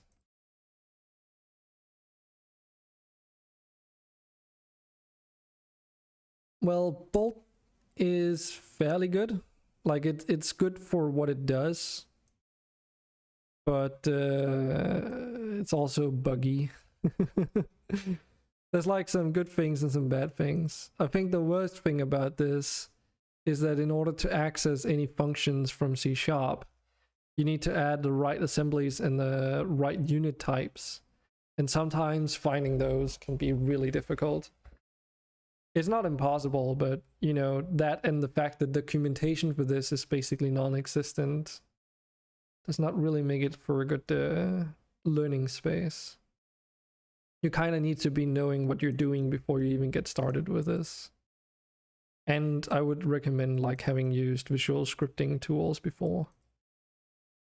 Otherwise, oh, and yeah, know C# before you do so, because otherwise you might have a hard time getting used to it. So, I think that should actually be it for setting it, but we need to get it into this whole thing. This is resolution.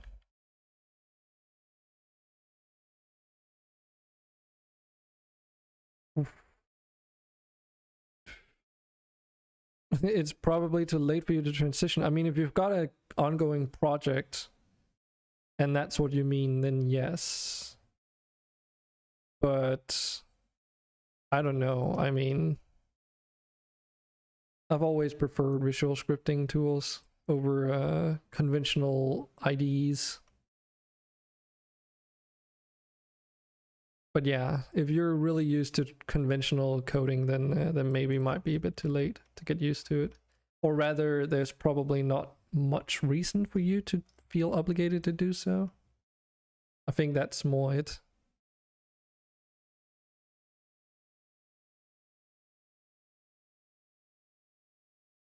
Okay, so this is the code that we technically need here. And then instead of that, we load a string.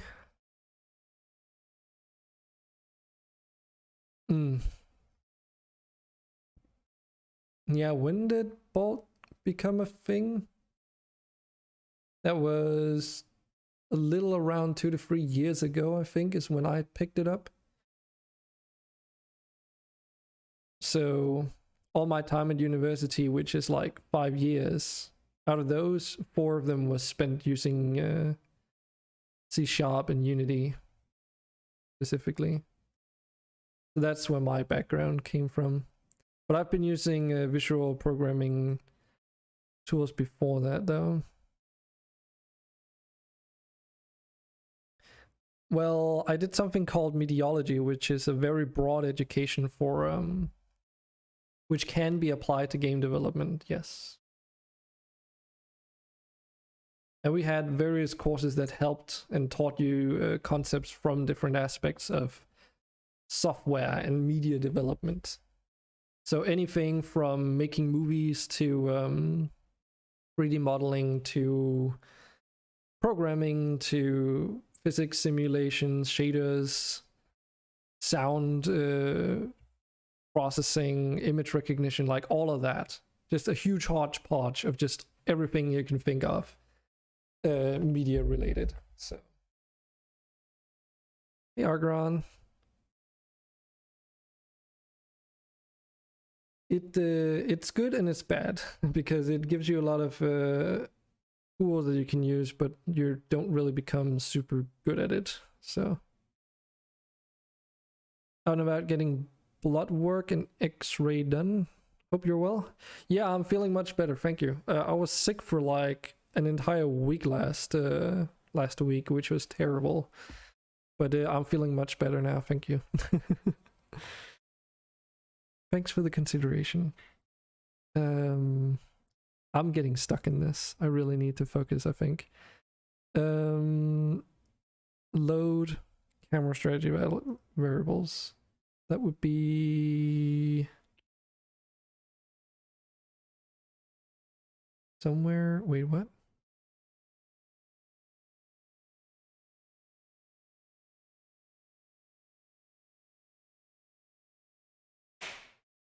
Camera control. Oh, right, that's on the camera controller. That was maybe a bad example to steal. These are just settings manager. Yeah, so these are stored on the settings manager. The question is, I should probably do that. I guess I could do it with just the string and then process it when I need to. Let's do that.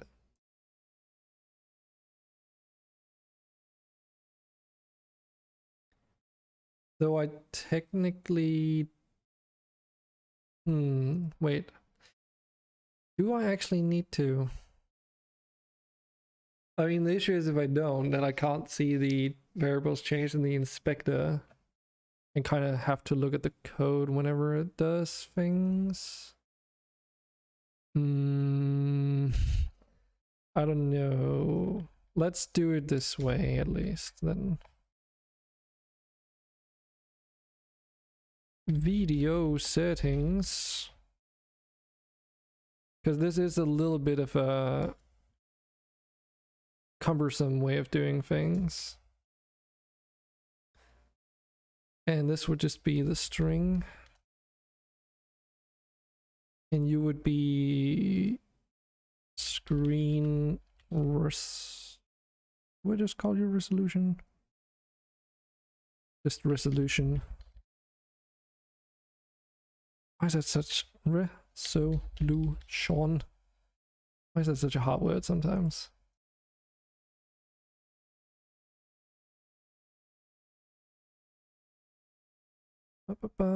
Your string, and you can be black, that is fine.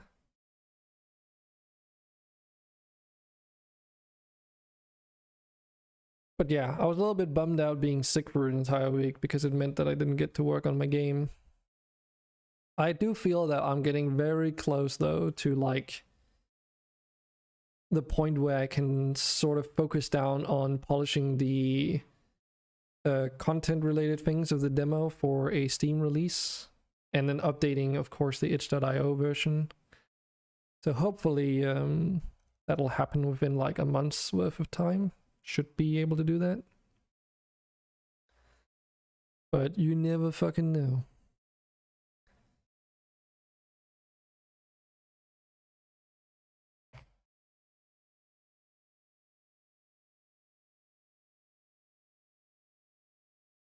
But yeah, that gives us a string that we can store it in. Oh right, yeah, that's true. I think I do want it like this. Although... Because the thing is, these settings that I have here, they basically get used as the default settings for the game entirely. So whenever you start the game for the first time, this is what it references as the default settings. And then it stores that in a way that you can revert back to it later without breaking anything.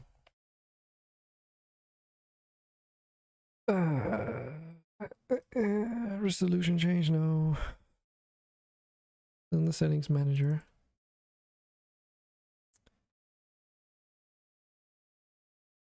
Let's see here. So you are called settings resolution, and that is a set.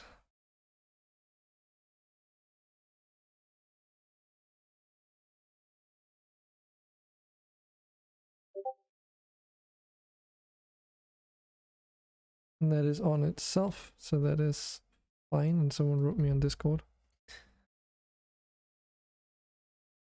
Okay, that is Eek. Let me just see what he wants.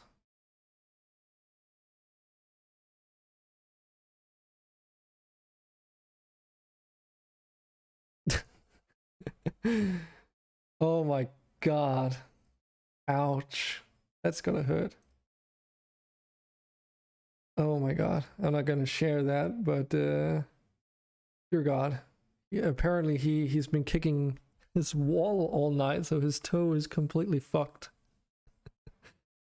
Oh god damn it, dude. So it's like all red and purple, all beaten up. Fucking imagine that, kicking your wall and you're sleeping, you don't even wake up from it.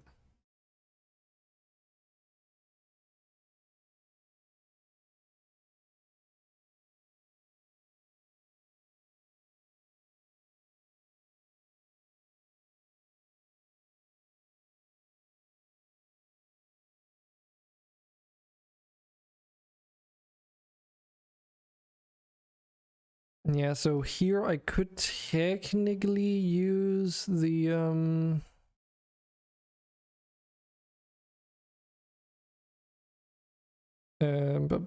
one of these. No, not the list, sorry. Oh wait, no, I couldn't, because those are not the they're lists of strings.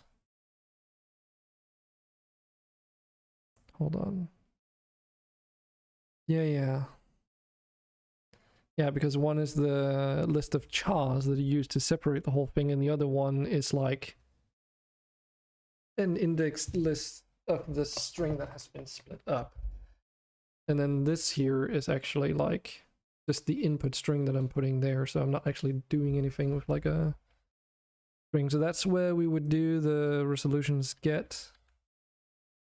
So this is the string that we would be filling through there, so that it gets split up and all that. Just delete that.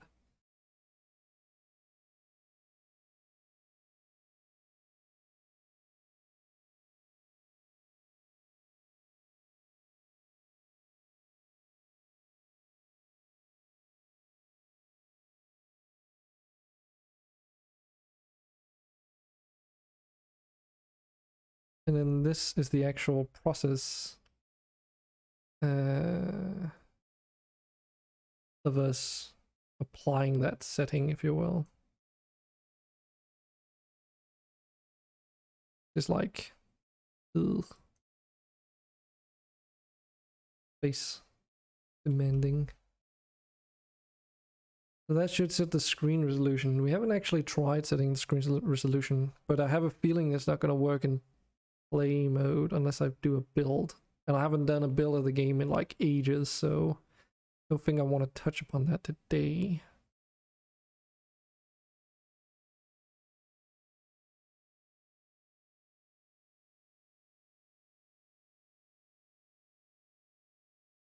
We also have to set this up, so we have to do settings manager, and we have to get the resolution, camera strategy variable set.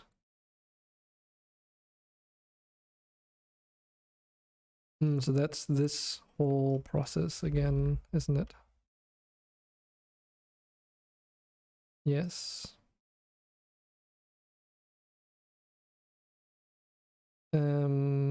Although, wait, no.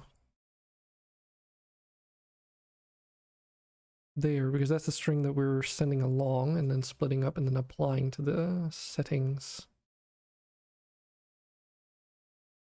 And then once we're done with all this, we need to go down here, and then we need to take that variable and store it so it gets saved down. But because this is a little bit messy, we can clean it up a bit by putting a sequence in.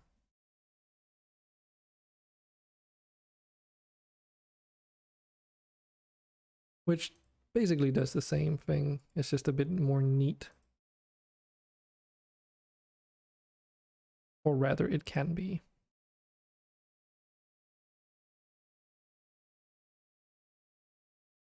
Still takes up a lot of space though.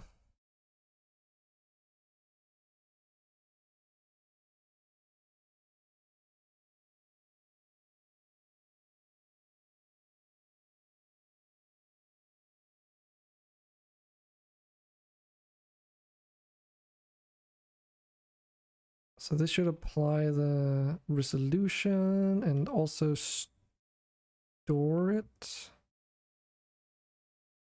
by saving it down. And that should be it. He says confidently. So in theory, it should just work like that. Oh, fuck. Hold on a second. Wait a minute. No, wait, this is not how I'm gonna, crap. This is not how this is gonna work. I forgot how this, this whole thing works. We're not loading a string, we're technically loading an integer.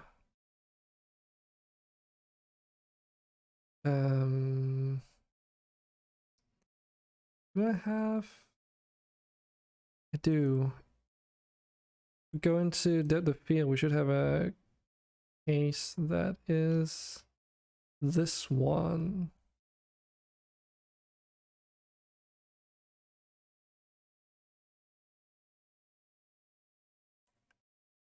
This is the logic that I need to consider.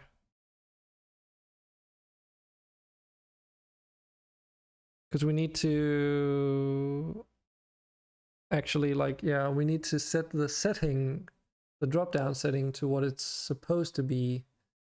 It's not enough to just load the string. Oh, god damn it. And that's what this is. This saves down an index of the drop-down menu. So would that be problematic? I don't think so. Currently being featured on DLive homepage. Wow. Nice. I suppose. This happens every once in a while. Oh, okay. Well, that's a bit of a headache. Yeah, because this has to be an integer. And then we need to get the resolution and stuff. Oh man. The logic is still required, but around here it's slightly something else.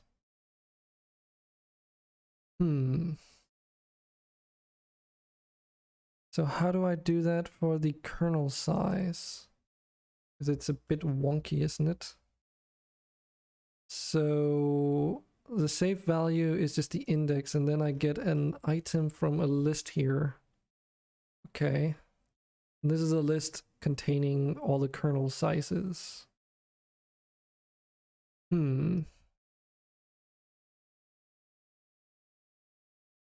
But I don't have such a list in this case, do I?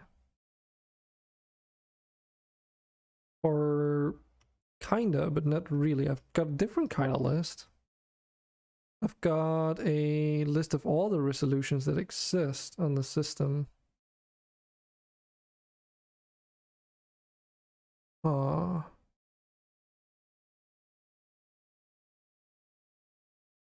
Because the issue is converting this string back into the correct index so that the UI element gets set to what it's supposed to. Because it's being dynamically populated whenever you start the game, and it's going to be different from every computer.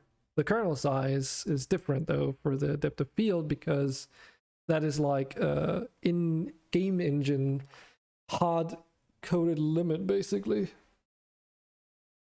And it's going to be the same for every system. So,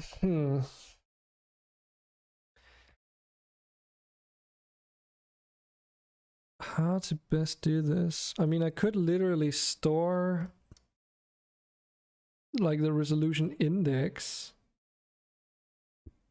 and then just pull that from the list, because the list is also a bit of an edge case in this case because it has that extra script on it. This one. Because whenever this is enabled, it gets all the... oh, but it's only when it's enabled.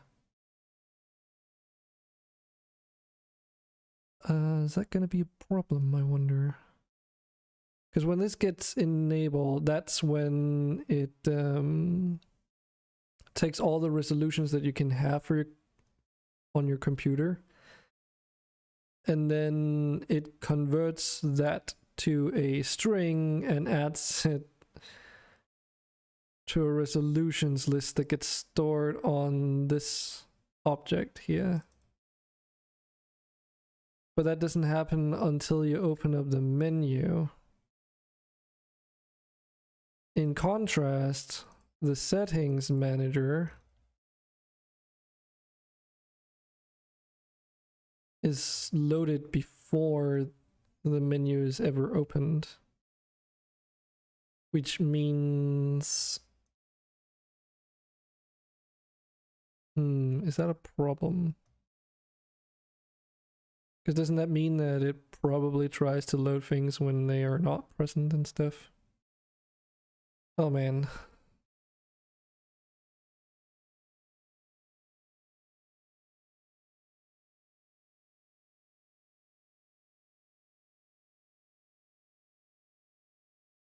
Because this is also...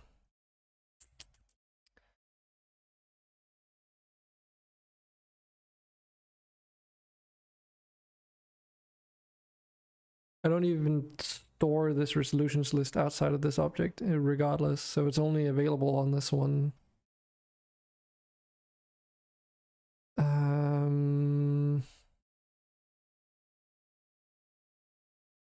What's a good way to deal with this? I guess I could...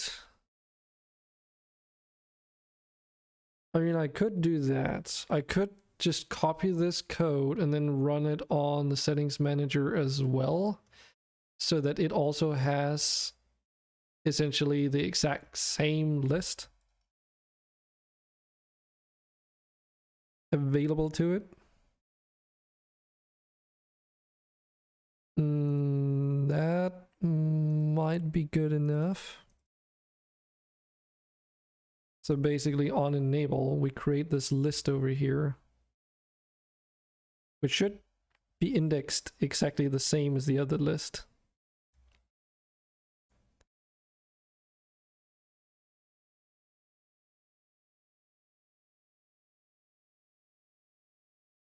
And that index is equivalent to the index of the drop-down menu, because it gets added from top to bottom regardless. So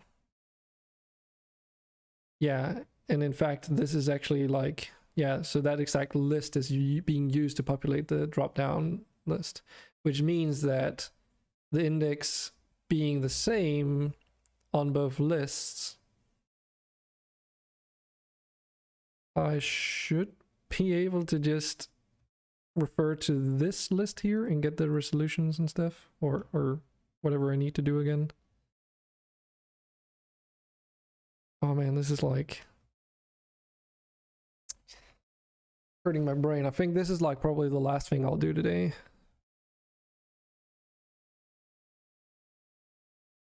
Because it's like such an edge case. I don't want to do it in a stupid way either.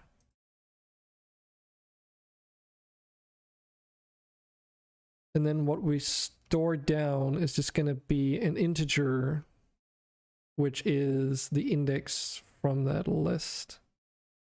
And let me just check the depth of field one again. So when we're storing this variable, saving it,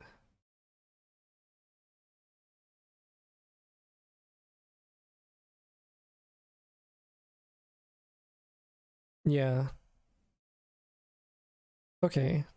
Yeah, so I'm not storing that anywhere. I'm just like saving it down and loading it whenever I need it. Instead of having like a reference variable on this game object.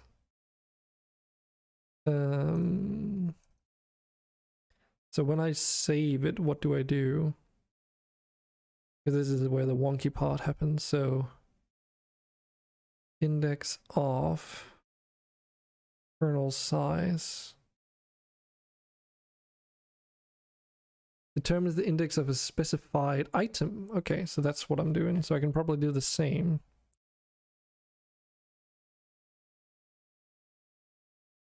So if I do that, and then I just take the string, which is the resolution on this object, and then I check the index of that, then I get that index and can save it. Does that work? Will I be able to just do that? Because this is the value we need to get.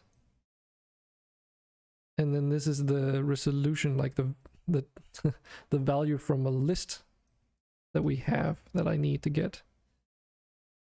And the list is which one again?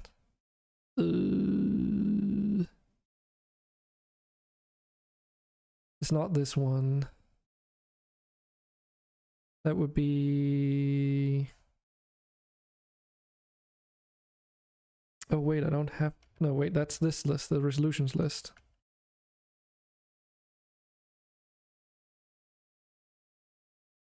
So we check the resolutions list using the string, and then we get the index of that given resolution in the list containing all the resolutions.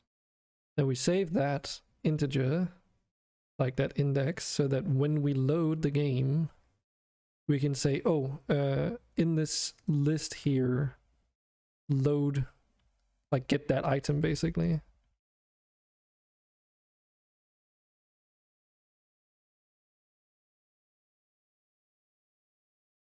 And then that item is going to be that string here,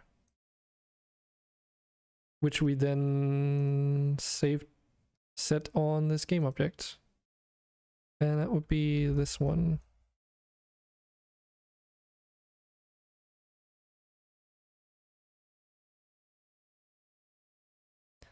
So a little bit convoluted, but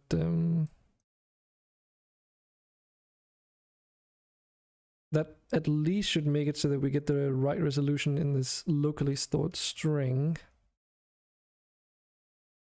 And this is supposed to be get, not a set.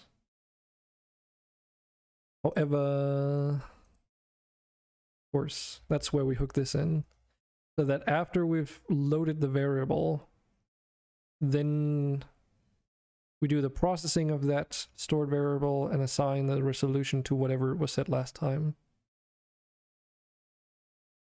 So that every time you start the game, it's gonna like remember what your last resolution was set to. It's gonna be interesting how this is gonna work out.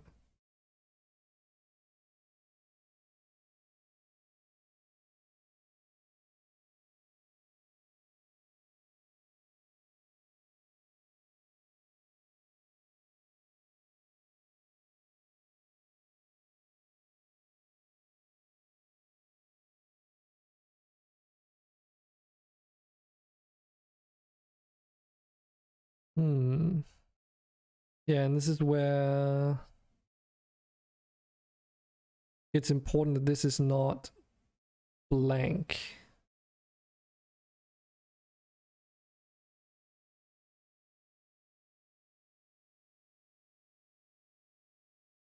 So what would that be? That would be like 1920 x 1080p or something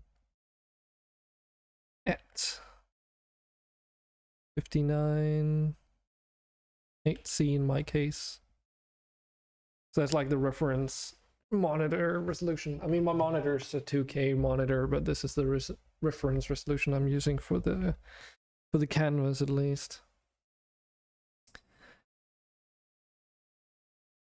So then it tries to find that in the list. Yeah, I could see that some things could go wrong here.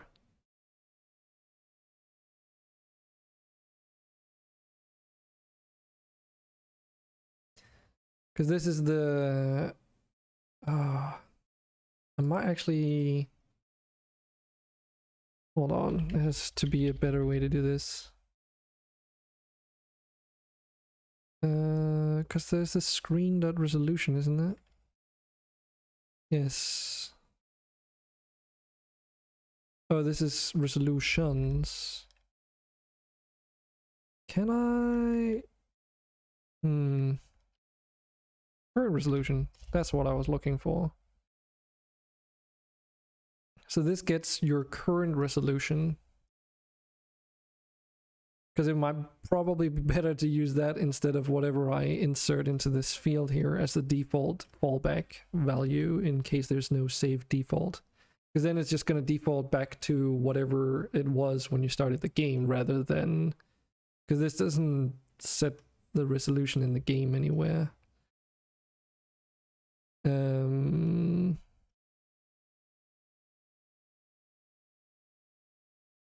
And then I would need to do a resolution to string. If I do that, then I can use that string instead.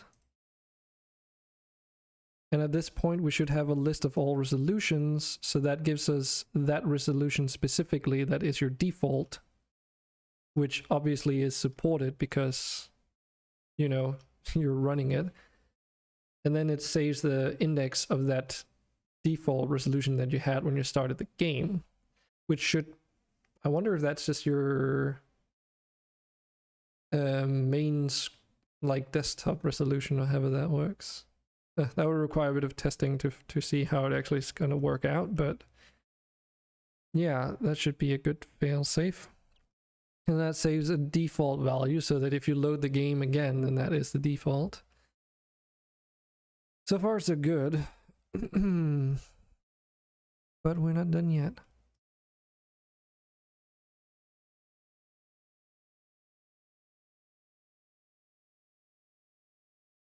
So in depth of field.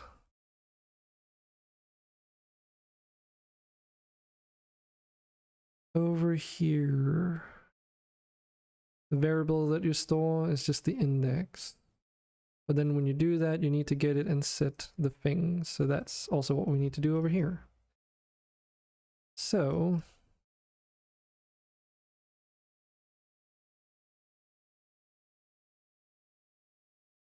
we need this here.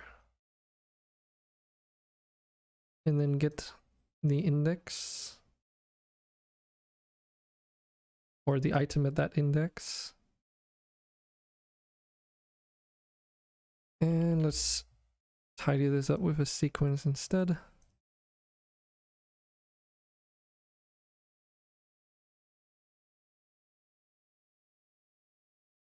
So that should make it functional so that whenever we change the resolution in the settings menu, it should go through all of this and then apply that setting and save it down as well. So that next time you load it up, it knows what index to pull from your list of resolutions.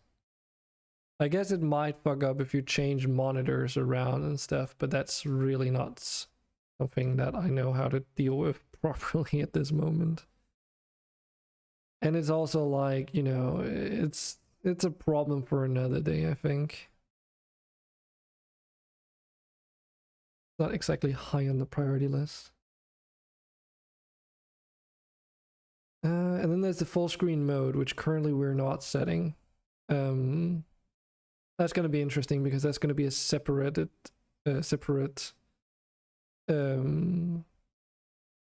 what do you call it, setting.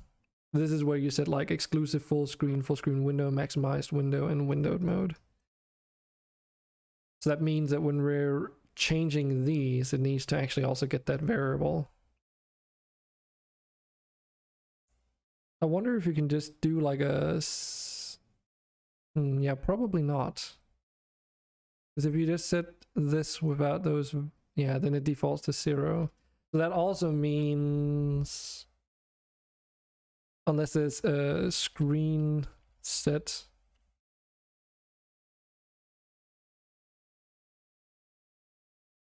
Oh, wait. There is actually one that I can... Nope. Screen set.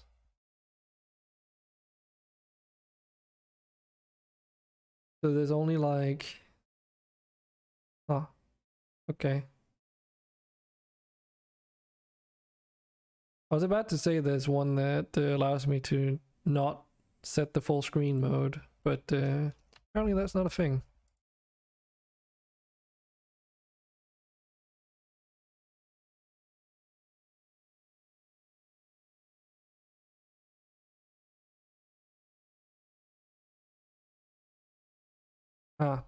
However, I can explicitly set the full screen mode though. That means I don't also have to set the resolutions when I change that. But let's just keep that because that would be one of the next things we make.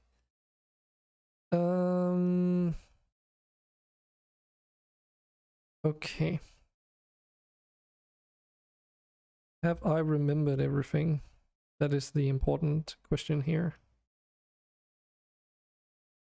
Does it work like it's supposed to? There's integer up there at least.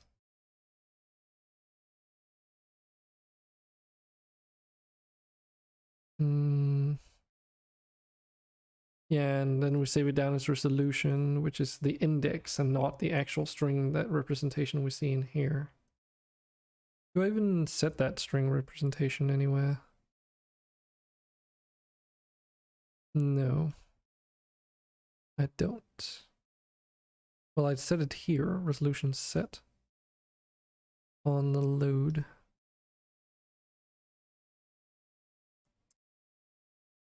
Wait, am I not setting it down here then?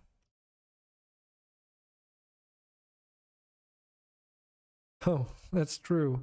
I don't even, that's right. I don't technically need to do this here either. I can literally just take it from, like, just using the index.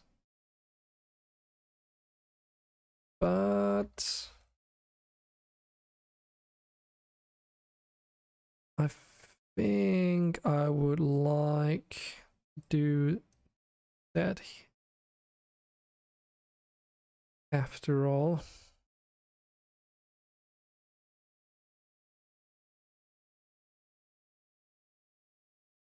It's just an extra step that's not really necessary, but it does mean that I can actually see the resolution that it's changed to in these inspector here, which is a little bit nice for debugging at least. And then I think we might be good. Let's give it a spin, see what happens.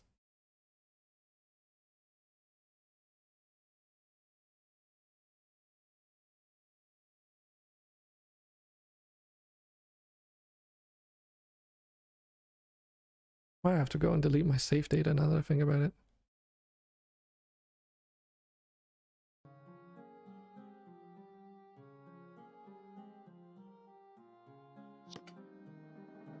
Oof. That was something he wasn't happy about. Invalid conversion exception. Oh right, I forgot to do. What is it? Integers. Shit. Float int. Damn it.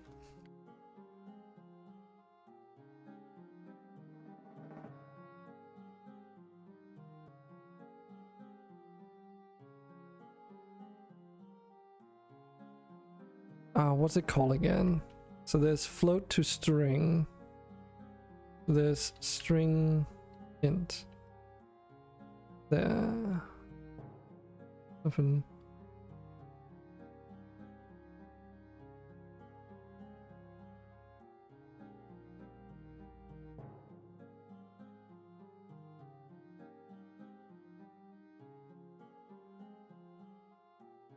Was it called again? Crap. This is one of those things that I always forget.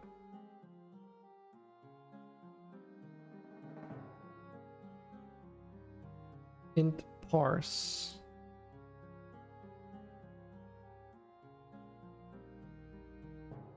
Converts the string representation of a number to its 32-bit signed integer equivalent.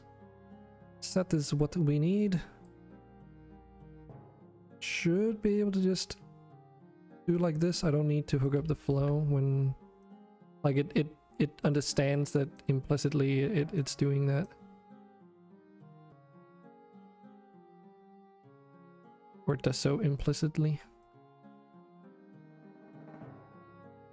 Which is nice, because otherwise you'd have to go like... Dunk.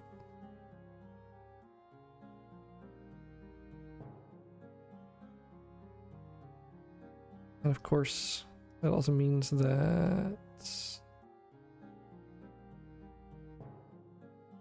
this is gonna be problematic.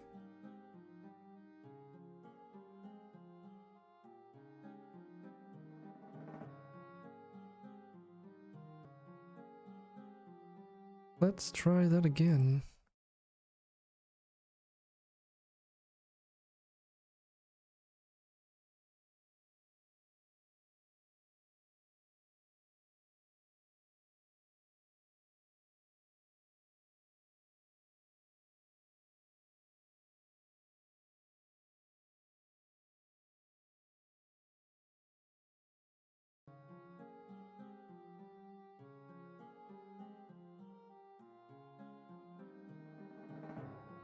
No.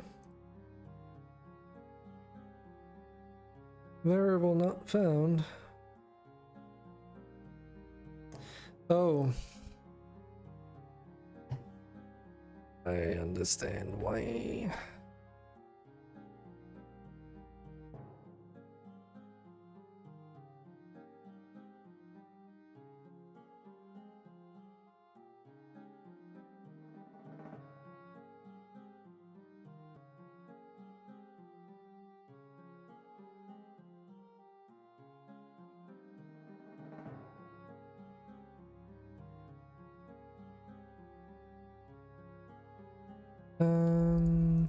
Hmm.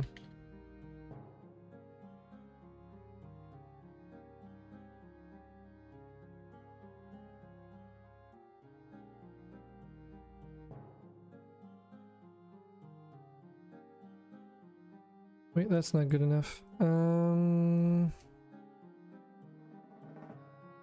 that like a... Right, this is how you do this. We need a null. A literal null. So this should be a wait condition where as long as this is null, then it waits before it continues.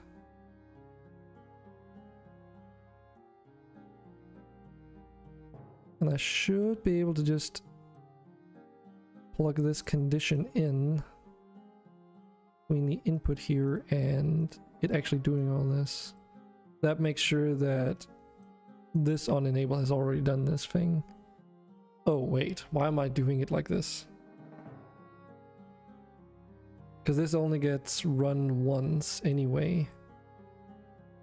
So there's no reason to go that extra mile. I can just plug it in here. And to make it a little bit more obvious that it's like a side thing that it needs to do first, for future reference, I can do like this.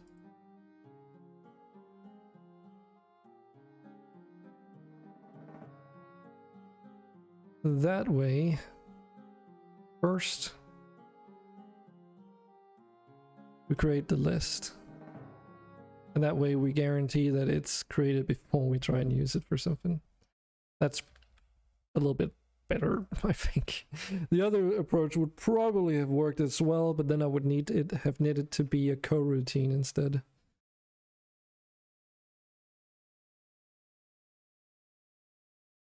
So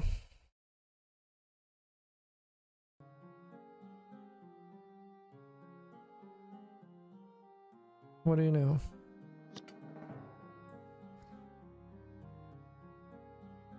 Yeah, so this is what I selected last, I think. If I reset the defaults, it did nothing. Oh, you can see the variables here in runtime, that's cool. The object variables for Bolt.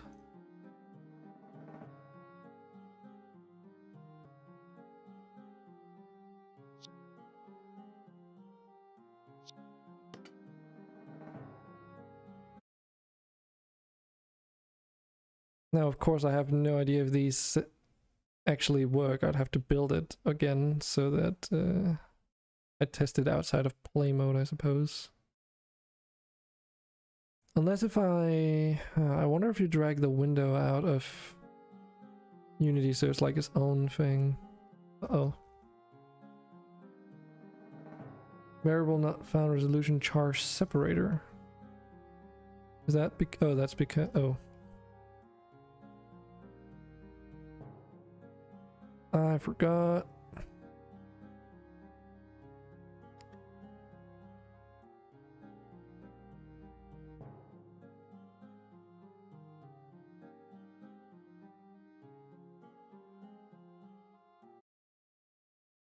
That one was pretty important.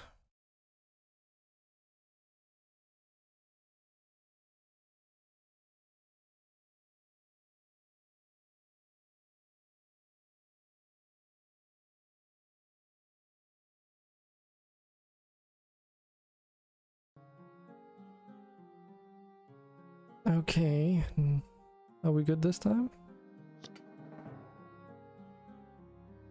And also notice how it saved that setting so that is selected correctly. It also says the right thing in the inspector.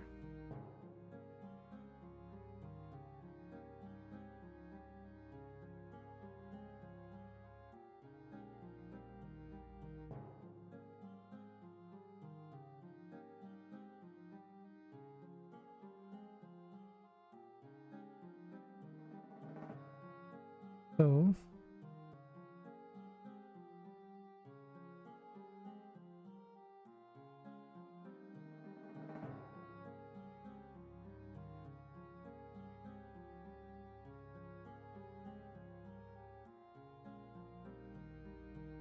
index was out of range, must be non-negative and be less size of the here. So should have the resolutions list here.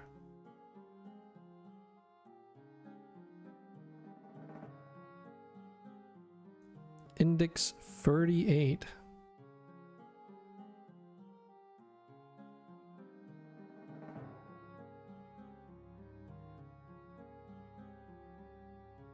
This does not seem like 38 indices.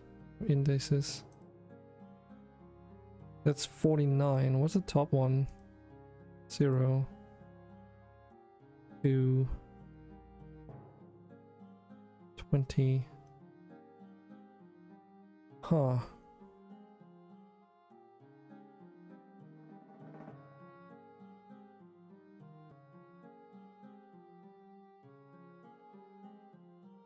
Oh, wait a second.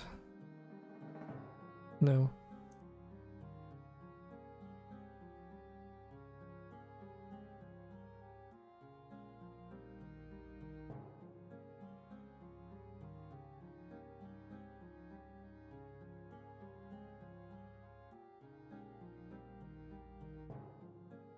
So is this in fact the same list? I mean, the bottom variable here, number 1280 by 1440, is the same as the one in this list.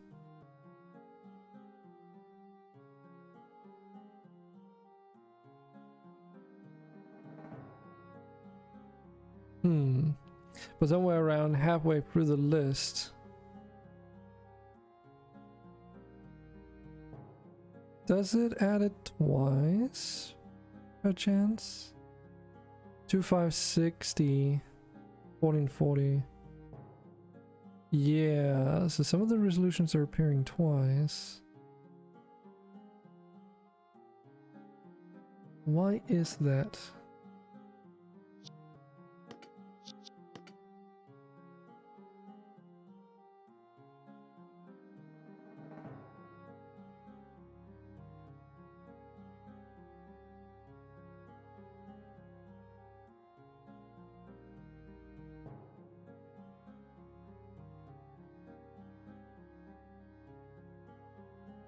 No wonder it's so big if it's like added all the resolutions twice.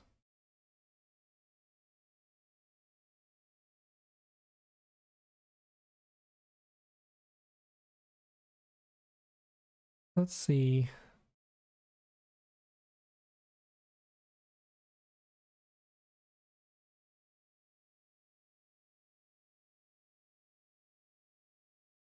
On enable, resolutions list gets set here as an empty.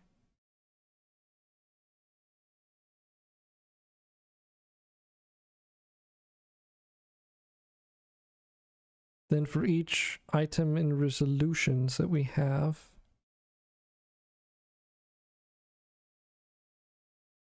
we convert that to a string and add that to this empty list over here.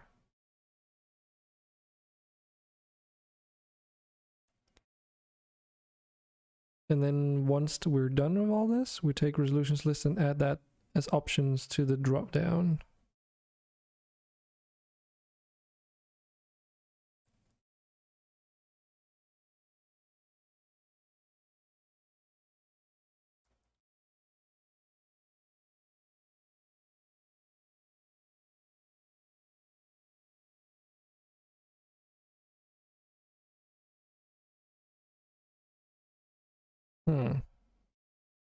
Okay.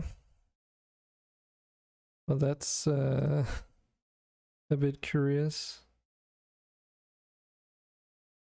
Okay, let's try and just play in and see which options we get in the actual drop down element.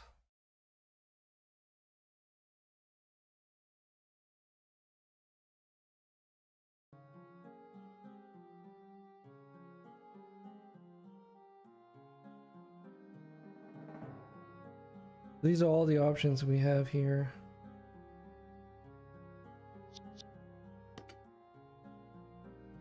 Oh.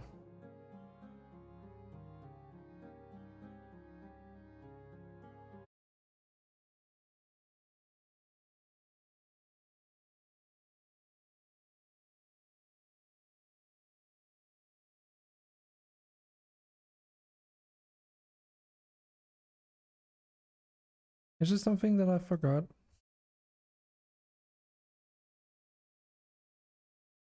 Do I actually not need this?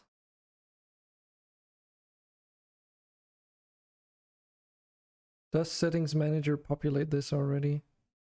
And I've just like done a monkey see, monkey do kind of thing.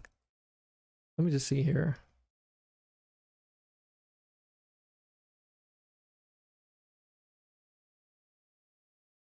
But no. This doesn't sound right because I'm not setting the I'm not populating the drop down menu from here, so how does that get populated, I wonder? Let's do a quick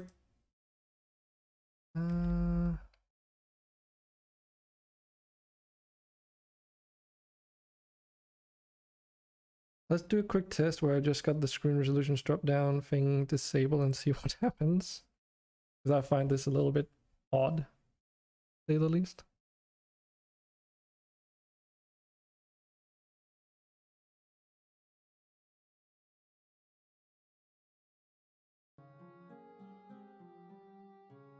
Yeah, so it's not being populated now at all. Now it's just completely blank. Eh? Oh. I'm an idiot. I can't use fucking on enable here. Because it gets enabled and disabled at will, willy-nilly. What was I thinking? That explains it, because it starts out enabled and then it gets disabled and then it gets in wait, so every time I went back and forth from between the menu and the settings menu, like the main menu and settings menu, it was adding a duplicate of everything, maybe? Wait, shit, did I forget?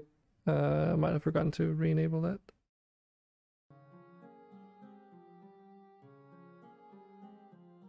No, I did. And now it's of course empty until you click in on it.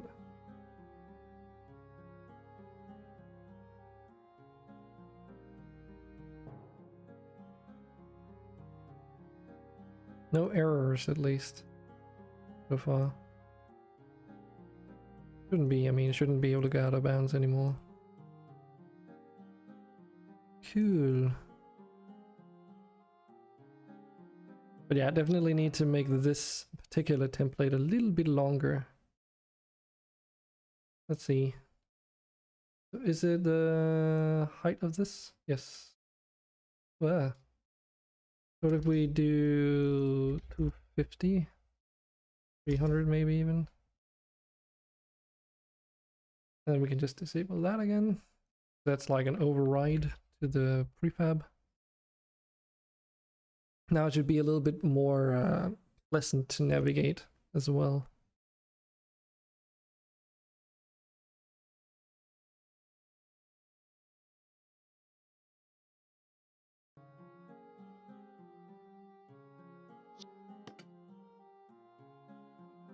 Yeah, this is way better. Cool.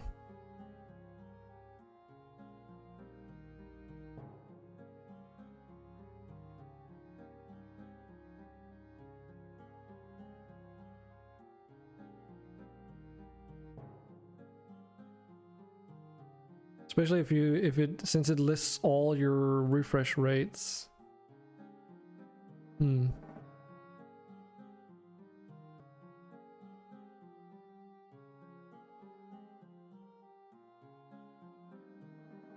Yeah, might need a little bit more work.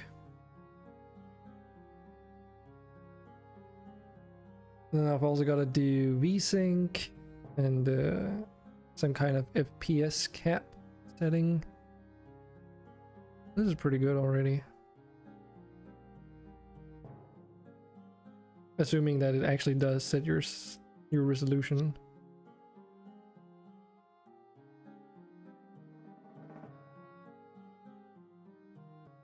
Yeah, as expected, it doesn't work in play mode. Or at least seemingly doesn't work in play mode.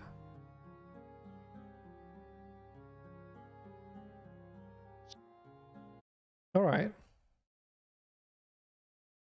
Oh shoot, I forgot to test the reset to defaults button. I think it was set up correctly.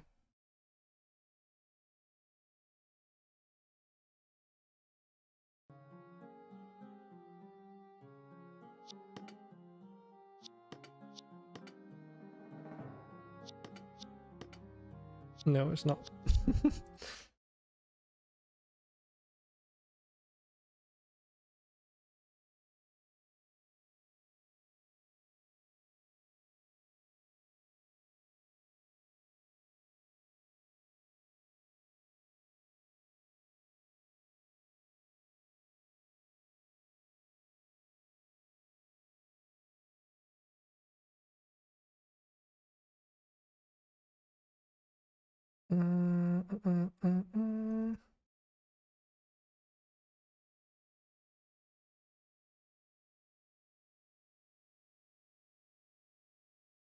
Slider, so that would be the drop down. I had to like use a reference because I couldn't remember which game objects get put in there. That should at least allow it to reset that setting as well. And the default's always going to be your default screen's resolution whenever you start the game, so that should be pretty good.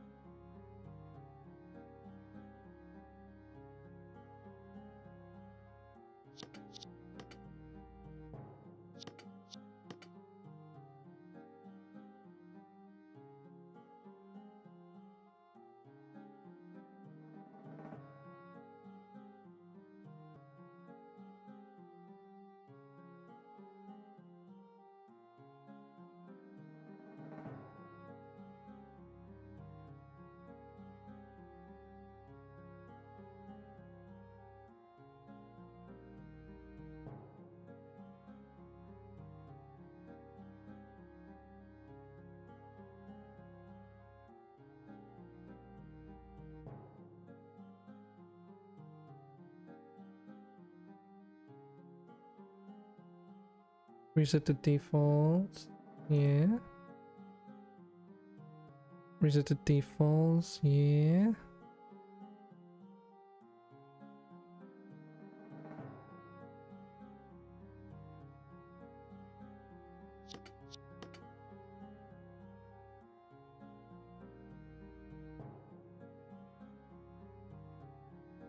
Okay, it says it doesn't exist.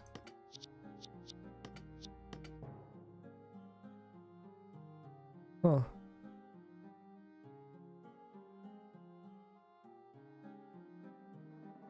Is that true now?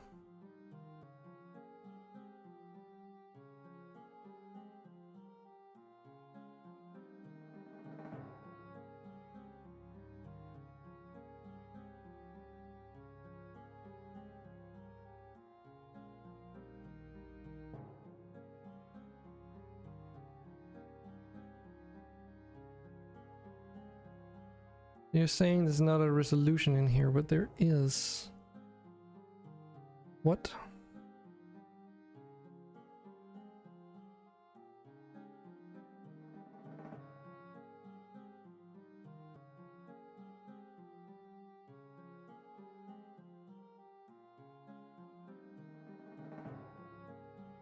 Hmm? But it exists, so why are you saying it doesn't exist when I press this button?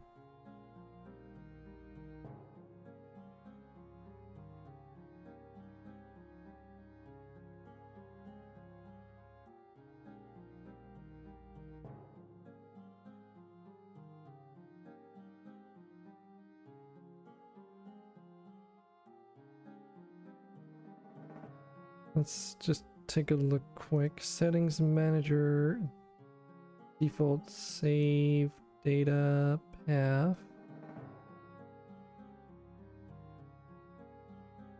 Oh, is it because there's no... Oh, that could actually be. There's no resolution in defaults. And why is that?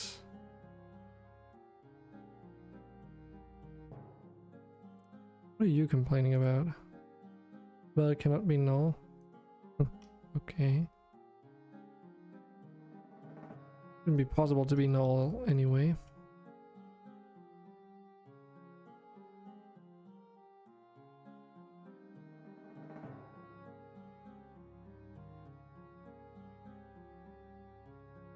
Do we have a save setting true?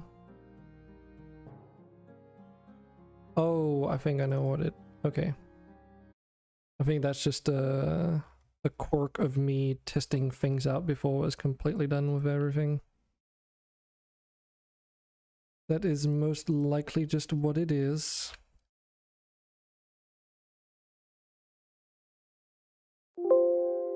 Because when it checks whether or not there is a saved configuration setting and it doesn't find one, then it creates the default settings instead. So that means if it had already created a saved thing without having a default settings, then yeah, it kind of messes it up.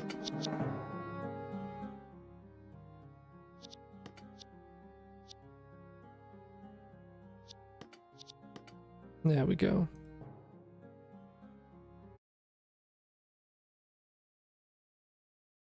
Oh, right. I forget. You click on the main menu to save the settings down. But now it has to re-import all those save files because I saved them in the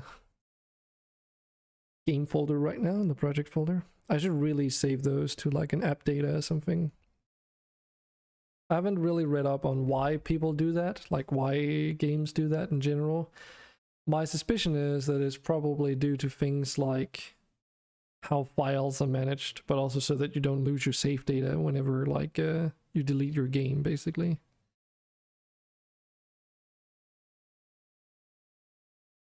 And obviously for Unity it might also work out if I don't have to re-import all those individual save files every time.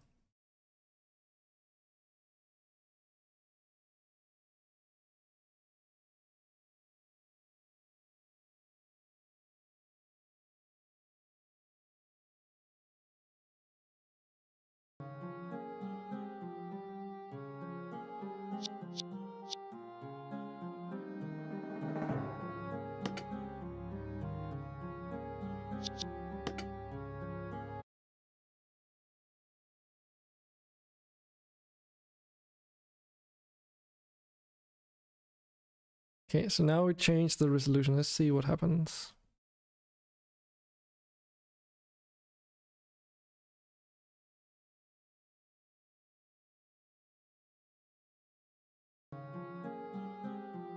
If it will still say 2000 something something. Nope. Good.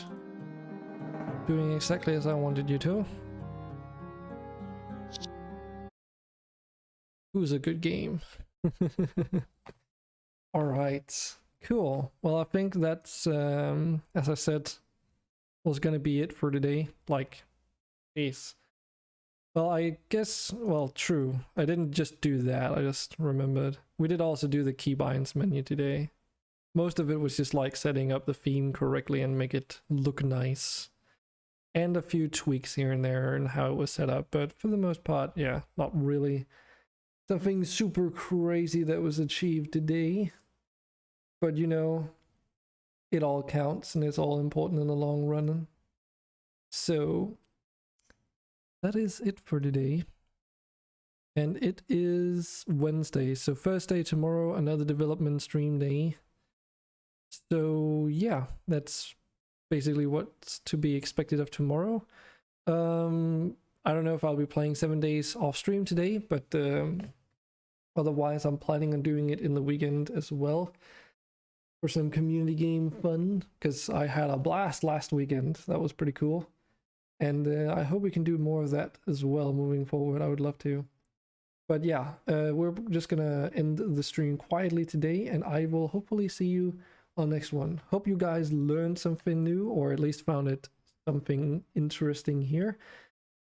Thanks for the follows today, and I will see you all on the next one. Have a good rest of your day, or whatever you, whenever you are, and I will see you all later. Bye bye.